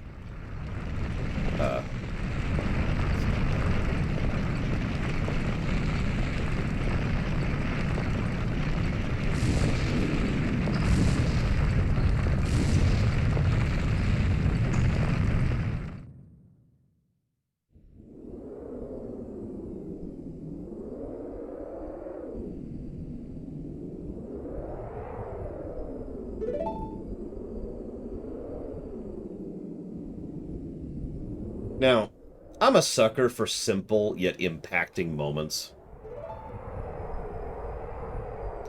This cutscene is probably my favorite cutscene in the entire game. It's so simple. It doesn't even have a word of dialogue.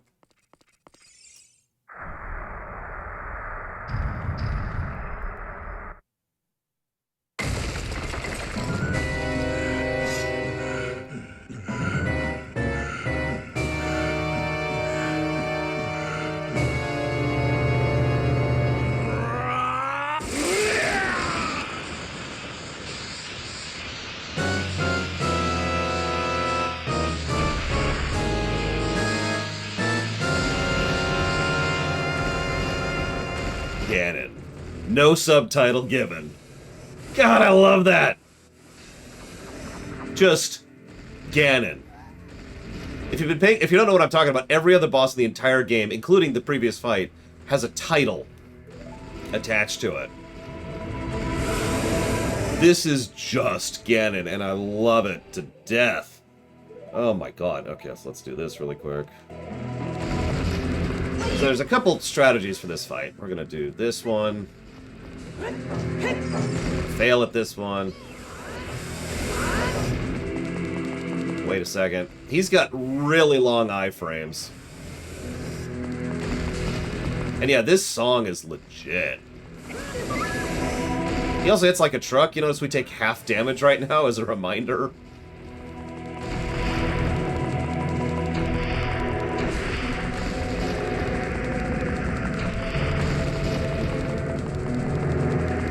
Oh, I preferred the blacked out version. I agree that the lighting is worse in this version. But I'll take it. I'll accept it. Jesus, he hits hard. It's okay. This is why we stocked up on those fairies right here.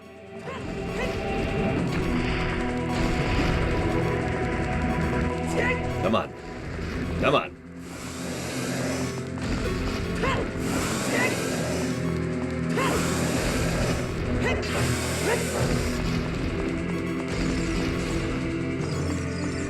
Use some parts, actually. Nothing? Okay. What about over here? Can I get some hearts, please? So I don't have to dip into my fairies just yet. Nope. Some magic, though, which is good.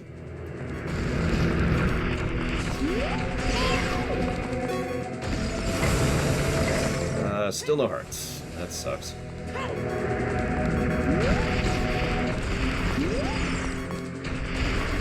Alright, let's go for it.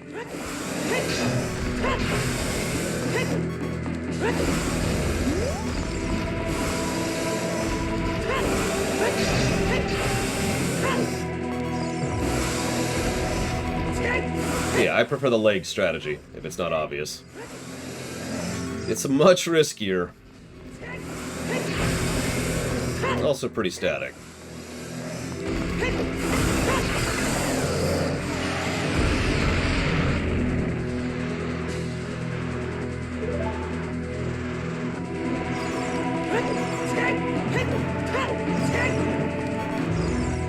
Fun fact, you have to kill him with the Master Sword, which I didn't know as a kid. So I kept wailing on him and wailing on him with the Bagoron sword, and it wasn't killing him, and I was so confused.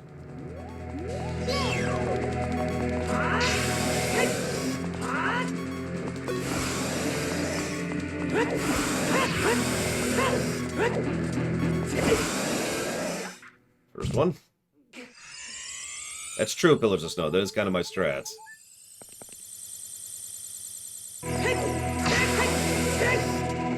If you're wondering why I bothered to roll back, it resets his iframes much faster than if I didn't.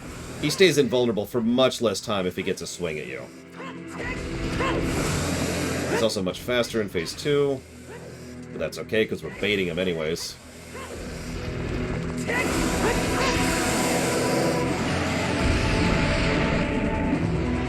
It has to be the final HP of damage, if that makes any sense, Papanik. So you can push him down to 1 HP, but he will just sit at 1 HP forever. And this cutscene right here will not happen unless you use the Master Sword.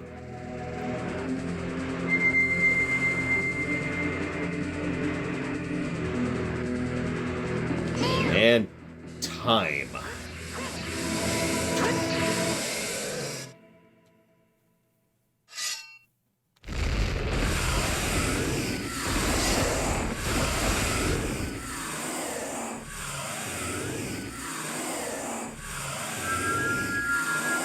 That is still such an awesome scene. That's such a dessert after the nonsense we've been doing for so long now. Good lord. So while this ending plays, feel free to enjoy it. It's mostly hands-off. I'm going to start typing up some positives and negatives here. Wait, I think we already typed up the negative? We did. Cool. Yeah, so I'm going to start typing up some positives then, because holy crap.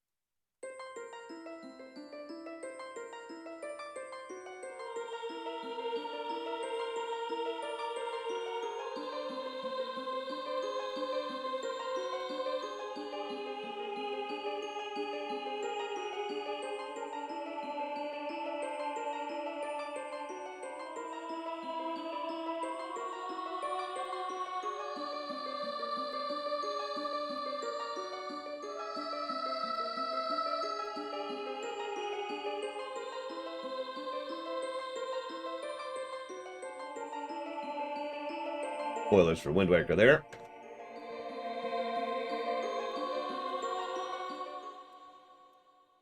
I mean, I meant what I said earlier. Back when my N64 was my console, because of how much of a hassle it was to hook up and unhook things. Star Fox 64, Paper Mario, and Ocarina of Time, I just replayed over and over. And you know what? I never got tired of any of them. These games have held... All three of the games... Well, two of the three games I just mentioned have reviewed quite well.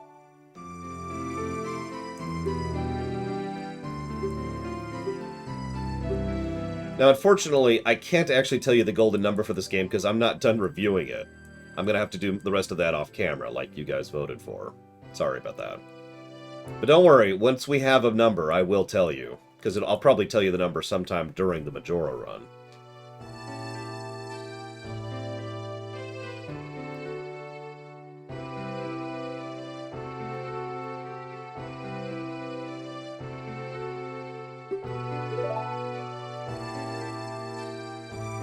Oh, absolutely, Pillars of Snow. To my knowledge, no, it is not Night 40. I don't think Star Fox 64 is on the list at all, actually.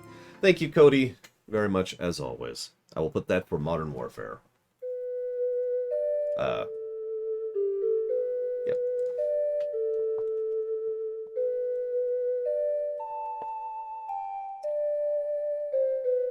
I love you, Zelda, but this is the biggest mistake you ever made.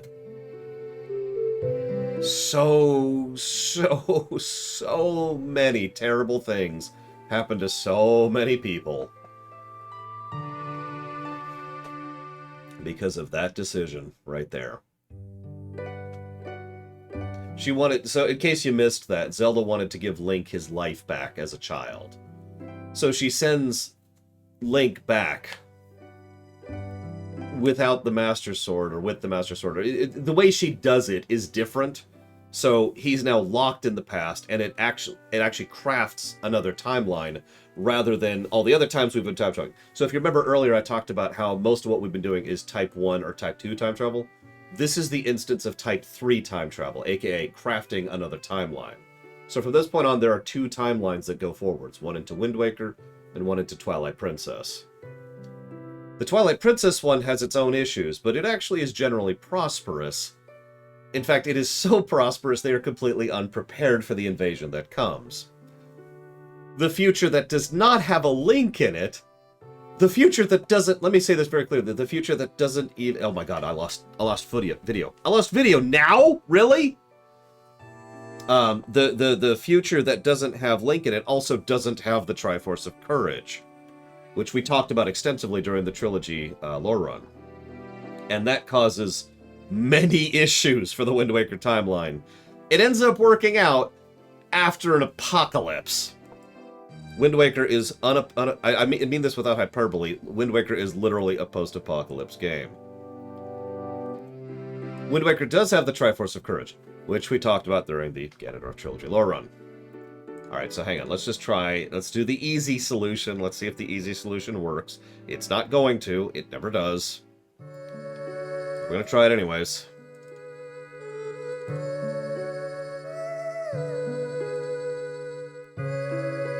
Nope. Yep. I didn't think that would fix it. Yeah, it's gone. The way to fix this is to reboot the 3DS. I can't really do that in the middle of the ending. Uncertain, Ross. We tossed around some ideas, but it's a bare minimum of 70 years, I think is what we came up with. There's a cool ending playing. I swear. Yeah, you know what? Yeah, I agree with Pax. Let's just pull up a YouTube of this sucker. Frickin' 3DS streaming, I swear to God.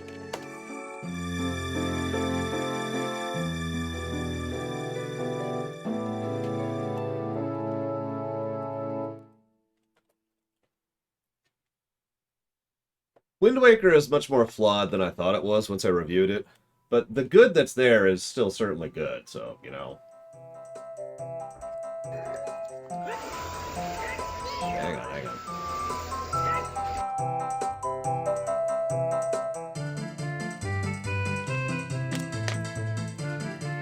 So, I mean, I'm just going to turn this off. Stupid thing.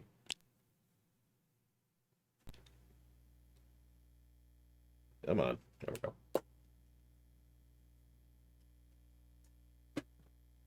Yeah, give me a minute, Papaneeks. Because there is, in my opinion, exactly one thing that is superior about the N64 version in Ocarina of Time, and it is, yeah, it's that thing.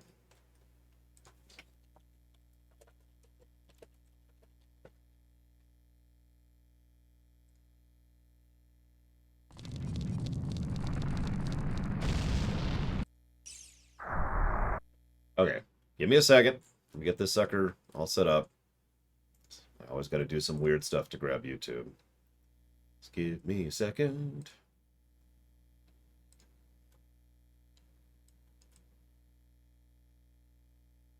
A little bit larger.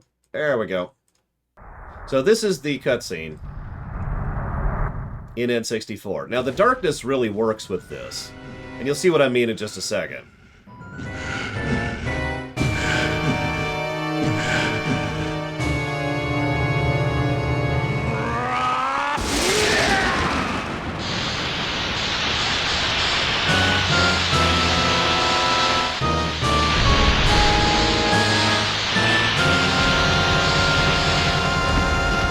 See how the reduced lighting actually adds to that a bit?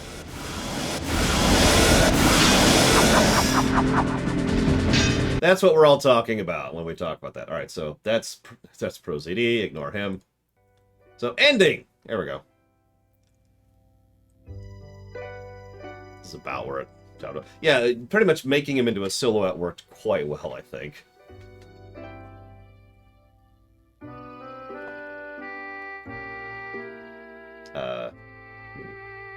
You're gonna see the audit list for a second while I pull this up. There we go.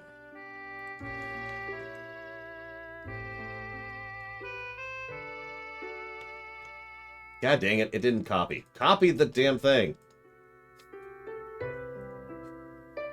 I just really want you to see Pro ZD, okay? That's what this is all about, alright?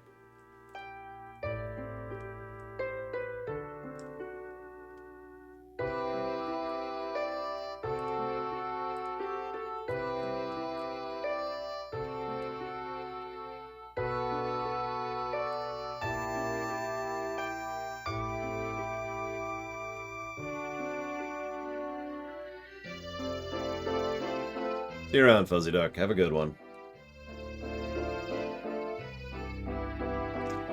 Hang on, I need to do something here really quick. Let's pull out that. Ignore that. Ignore that.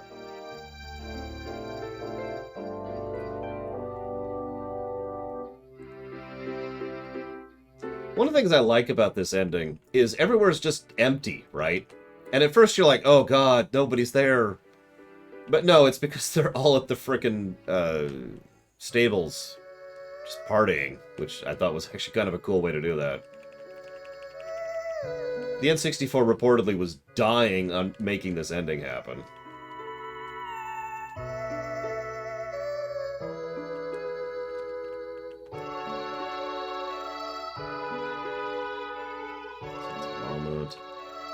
So I'm kind of doing the audit in the background while this plays.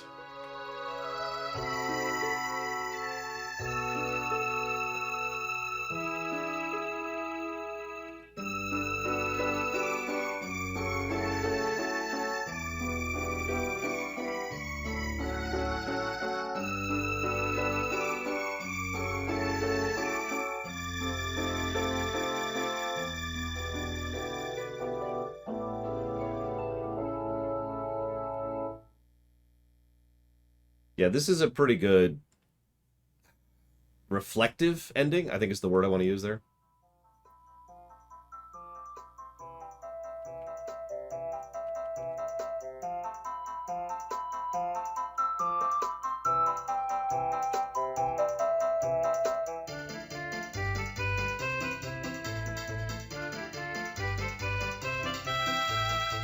Apparently Luigi decided to stop being evil.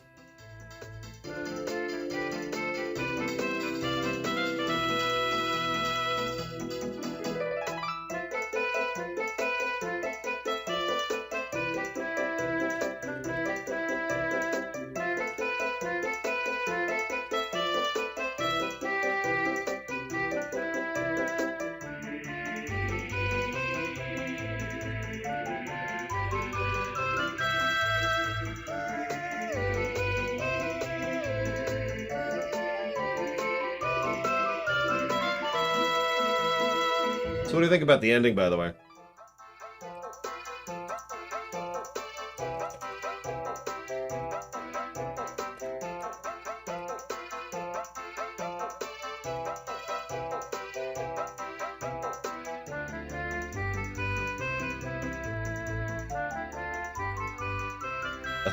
I mean, even Zelda's decision is kind of an awesome moment.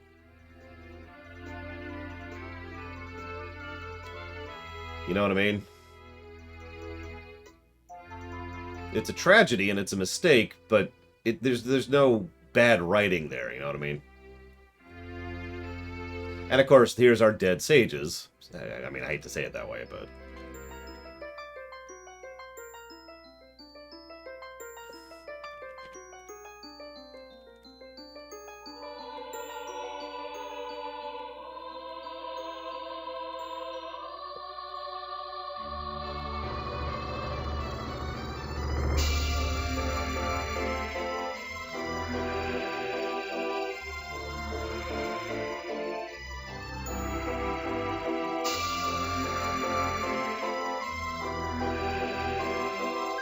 I actually agree. I think this game has aged quite well.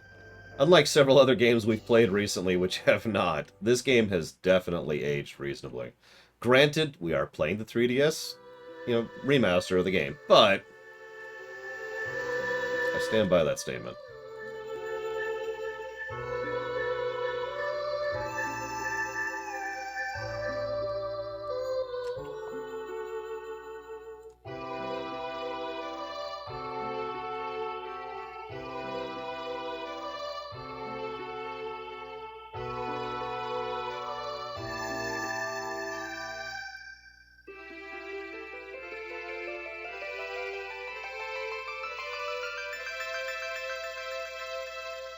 I mean, I guess my point, Pillars of Snow, is this version of the game specifically does get positives the N64 version wouldn't, and the N64 version would get negatives, this version doesn't, you know?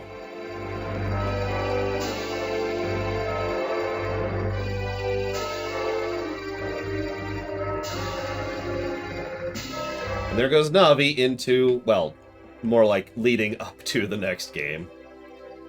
We will be discussing that tomorrow, but we're not quite done yet, so let's go ahead and pause this. There's the... Hang on, I forgot there's one more thing. My bad. Hang on. That's a good question, the old one. I'm not sure. He never tries. The Master One sleeps there. The Master's One. The Master Sword sleeps there until Twilight Princess, which is quite a ways down the road.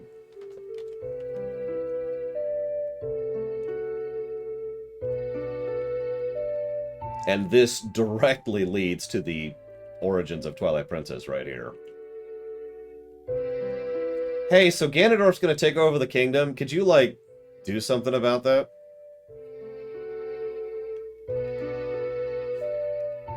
But considering how much the lines between Link and Zelda diverged, I have a feeling they didn't actually end up together, which is fine. Just something worth noting. Alright. Super quick audit. Story. I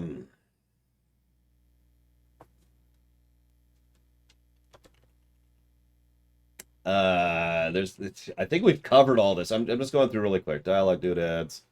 External continuity. No. Internal continuity, not really. Humor, internal lighting, localization, mission, moments, music direction. We did give a music. Yes, we did.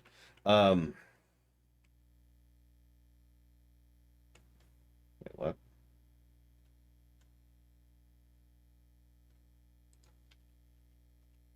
There we go. Music direction. Oh, no. There we go. Music direction. Sorry. His outro, pacing, panic. We gave a pacing positive, didn't we? Did we? We did not. What do we feel about the pacing of the story? We actually discussed this earlier. Yeah, that's what I tend to think as well, Darth Chrono. Malon also feels like the most down-to-earth answer for someone like Link, who, honestly, was probably sick and tired of adventuring after this game and Majora. Remember, that's the same Link in Majora, so he was probably... I just want to settle. Can I just settle down? if I were to be cruel, I would say, or tragic, I would say that he and Zelda probably started getting close, but ended up drifting apart because he missed Navi, and so he left to find Navi, and that led to Majora, and yeah. I think I'm going to go a wash. I think let's do a lore wash on pacing. I was thinking about that. There's no padding, but it's not super amazing, and it's really more of a function of gameplay, so let's just skip over that. Let's see. Sequencing doesn't really matter. Storyboarding barely exists. Storytelling doesn't exist. Themes. Themes. Yeah, there's not really any themes there. Visual continuity on visual storytelling. Yep. Voice acting. Best voice acting in the series, obviously. I think that's actually it. I think that is it. With one exception.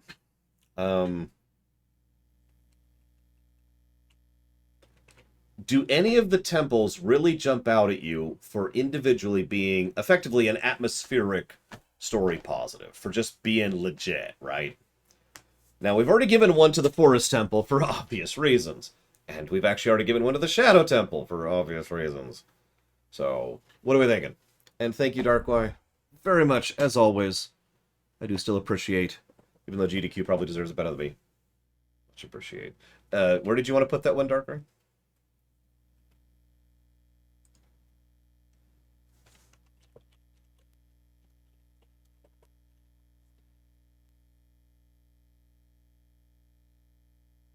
See, I was debating Spirit. It's hard to vibe that one because I was so frustrated going through Spirit. And all of them do kind of fill their theme. I mean, they're all very thematic. I'm not arguing that. In fact, I actually gave a generic story positive for most of the other ones. What I'm trying to feel is if any of them individually jump out at us. That was the joke, Linareth. Ha! Shit! Ha! Yeah, that's the voice acting.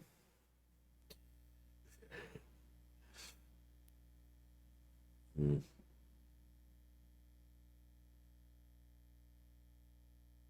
I feel like I don't think any of the other ones really jump out at me when it comes to story.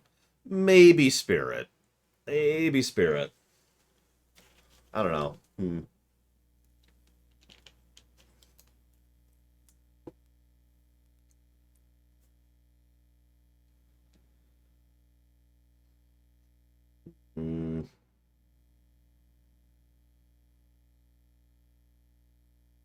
Arbiter's Grounds is legit. That's a place that gets a story positive by itself. Holy crap. Oh, I think I'm good with that. That means we're going to have a net total of 11 story positives. I think we're just going to stick with that. Gameplay is a little trickier. You're going to have to give me a minute on gameplay. Here, you know what? Here, while I'm doing the gameplay thing, here you go. I got your back. No, here, have some ambience music I've been listening to while I've been working. All right, hang on. So, intro, really good intro, good level design.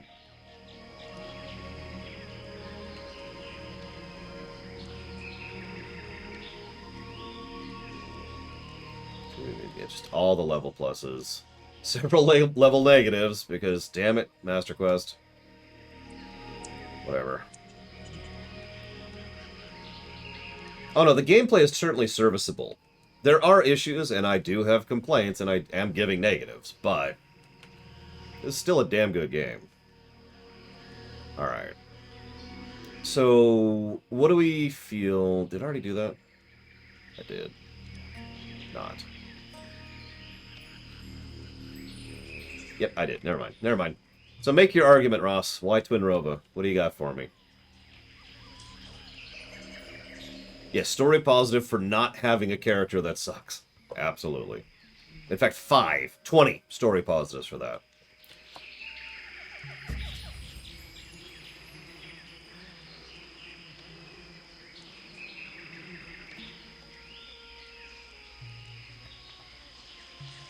Yeah, like the interface positive, the N64 version wouldn't get that. To be blunt. Dun-dun-dun-dun-dun. Diddle-loop, diddle-loop, diddle-loop.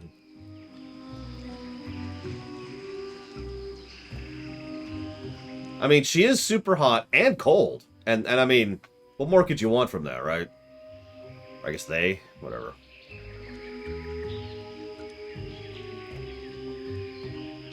We actually get a plus to map.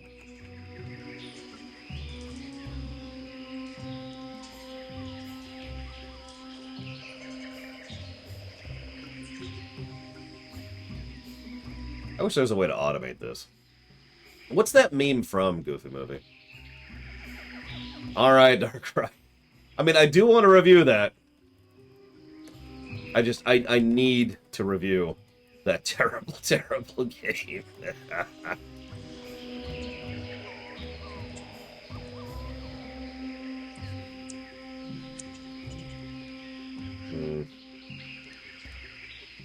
I mean, I probably wouldn't give a negative to the N64 pause menu internal system error, but I don't think I would give that a positive. I think it would just be there, you know, it's serviceable, but it's not quick, and it's not at a glance, and it's just kind of whatever. It's what they could do with it, right? It's good for the N64. Traversal mechanics. Why does every meme come from SpongeBob? God.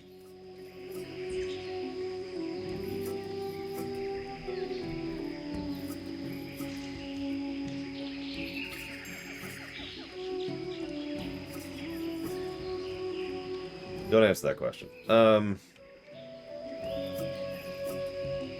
Pacing.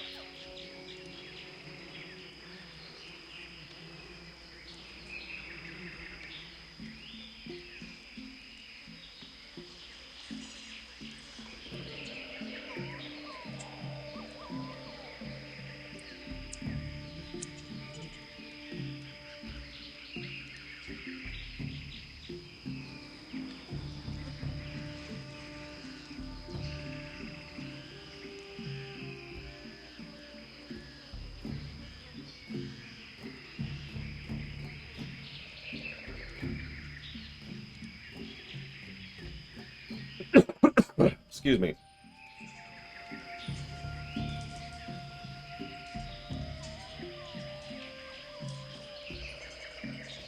Ow. Alright. Is that everything? That's everything. Okay. Okay. So, where's Ross's big argument for why it should get a plus?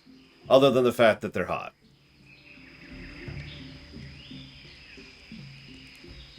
Oh my god, Goofy Movie. It sounds terrifying. And is that an anniversary or a new sub, Zactaft? Either way, you're still awesome. I still bow. Okay. So animations absolutely are a plus to gameplay. We've already mentioned that. Audio spam. We actually didn't give the audio spam negative.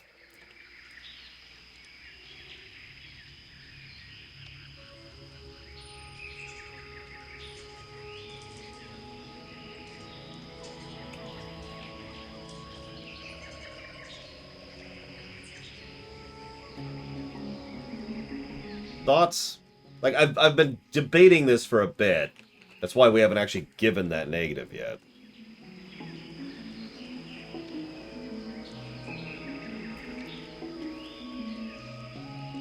I mean, Link is... Even if you're not rolling, he is constantly making noise, but I guess it's not that bad, and it is effectively just a sound effect as opposed to, like, oh, I think that enemy got the point. You know, it's not the Mega Man 8 problem, right? So, I'm willing to call that one a wash, I think. I'm willing to move on from that, so... Yeah, no, I think we'll call that one a wash. I think we'll call that one a wash. By the way, I haven't seen any lore washes in chat. I'm very upset by this. Okay, so...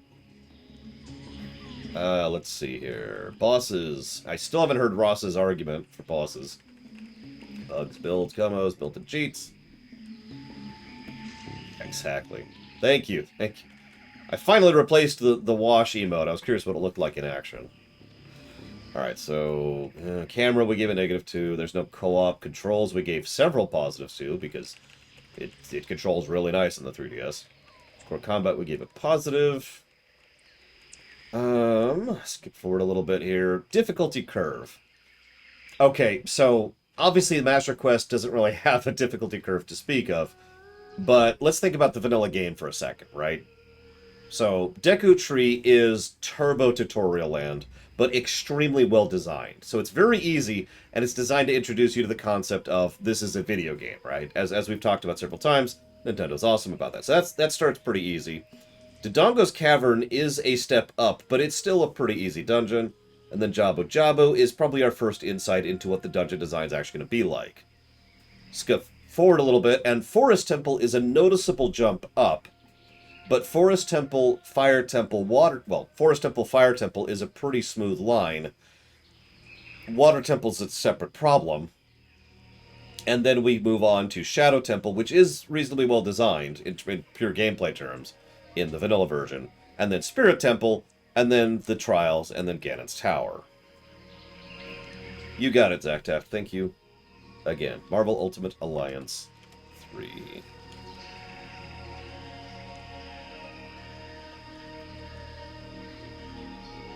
Oh, and Clone Wars. Let's get that out properly.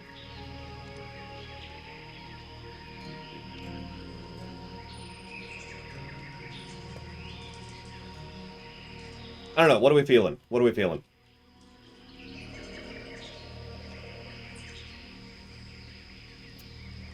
Yes, I did give a plus to the Ocarina. Sure. It's one of the earlier pluses I gave, because hell yeah. Encounter raids, encounters. Yes, Papaneeks. Let's see here.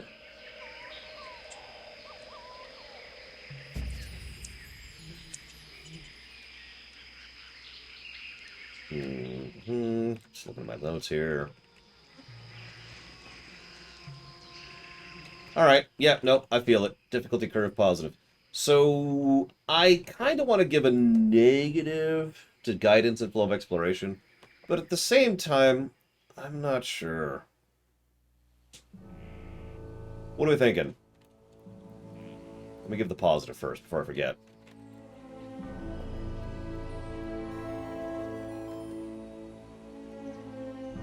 Like, yeah, it's not good. Let's go ahead and just say that. The guidance and flow of exploration in this game is not great, to be blunt. There are too many things that are just, huh? Where's this? Why is that there? Why does this do something here and nothing there? This is a game that effectively requires a walkthrough to 100%. Now, I don't mean Master Quest. I mean just, like, getting all the stuff. Pillars of Snow.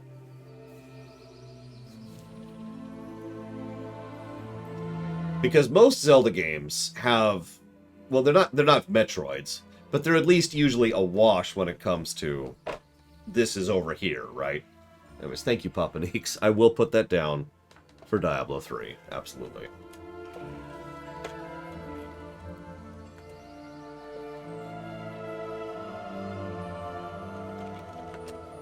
The Skulltulas do make sound, and that does help. I don't know. I think we could call this one a wash, but I don't think I could call it good. I don't think this game has particularly good guidance. So let's just call that one a wash. I don't think it's terrible, but it's definitely not good. So moving on, moving on. Intro got through. Itemization. Yeah, itemization definitely deserves a positive. Absolutely.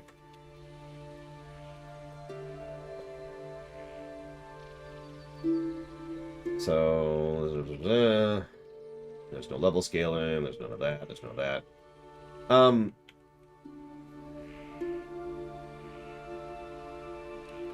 going to go and give the game a mid-mission checkpointing thing. Itemization, so it depends on the type of game, internal system error. Kit is more about what tools you have. Itemization is more about what consumables or ammo or health potions or whatever that you have. If that makes sense? So, like, kit in a Doom game would be the guns, whereas itemization would be the distribution and acquisition of ammo, health, armor, etc., right? It also applies in games when it comes to how much they drop or how much they're distributed manually. This is very important when it comes to RPGs, which we haven't reviewed in a while, but it's a big thing for that. Stuff like that. But yes.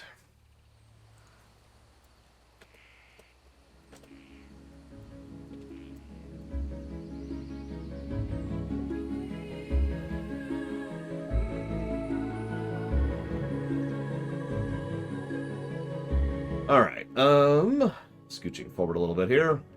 Music. We haven't given a plus to music? Yes, we have. There we go. Plus to music. Moving on. There's no new game plus. We already did the outro. Overworld design. We talked about this earlier. The overworld in Ocarina of Time is kind of not great. It's not the worst. I don't think it's negative worthy. I don't think it's like Final Fantasy II, for example. But I don't think I could give a plus to Ocarina of Time's overall overworld approach. Thoughts? Yeah, go for it, internal system error. Hit me. Because obviously the biggest downside is Hyrule Field itself, which is a big barren wasteland of nothing. But overworld encompasses more than just that. So all of the connective tissue that isn't towns or dungeons would qualify as overworld in a Zelda game. So, you know, the path through the river, Zora's River, going up Death Mountain, going through the Gerudo Valley thing, and the lake. And I believe that would actually be it in this game. There's not much.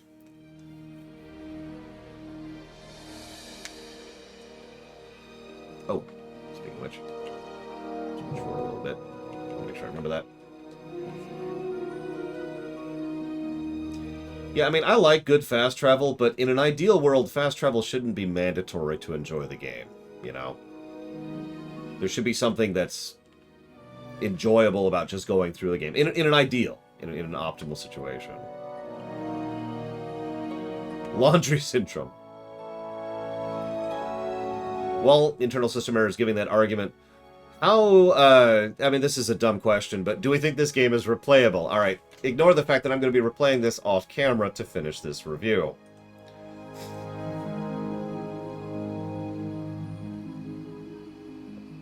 Wind Waker has probably the worst fast travel of the modern Zeldas, I'd say. LTTP has a good one. Link Between Worlds has a great one of the best ones. Twilight Princess has a great one. Ocarina of Time has a good one. Wind Waker has a fast travel system. You know. But yeah, no, I easily agree. Game gets the replayability plus. Scroll forward a little bit here.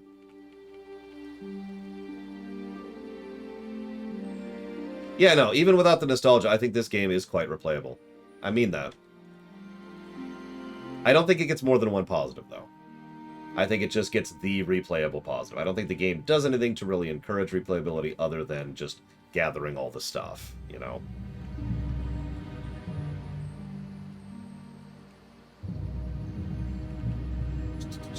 So, internal system error is bringing up something that I was thinking about, too, here. So, first of all, visual distinction. Absolutely. With the sole exception of the Shadow Temple, I think the game is quite easy to tell what you're looking at, where and how and when, just like that, which is what that's all about.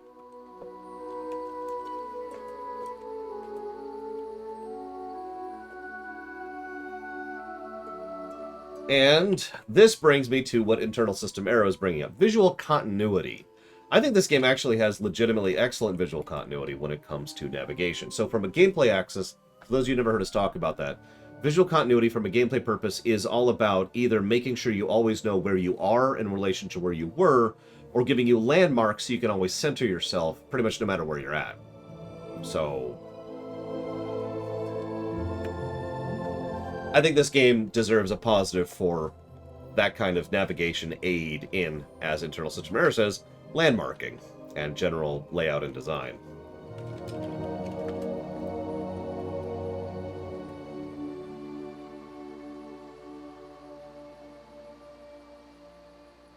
Now, that's actually it for the audit, but I can't give you the final score because I still have to play through the game vanilla off camera.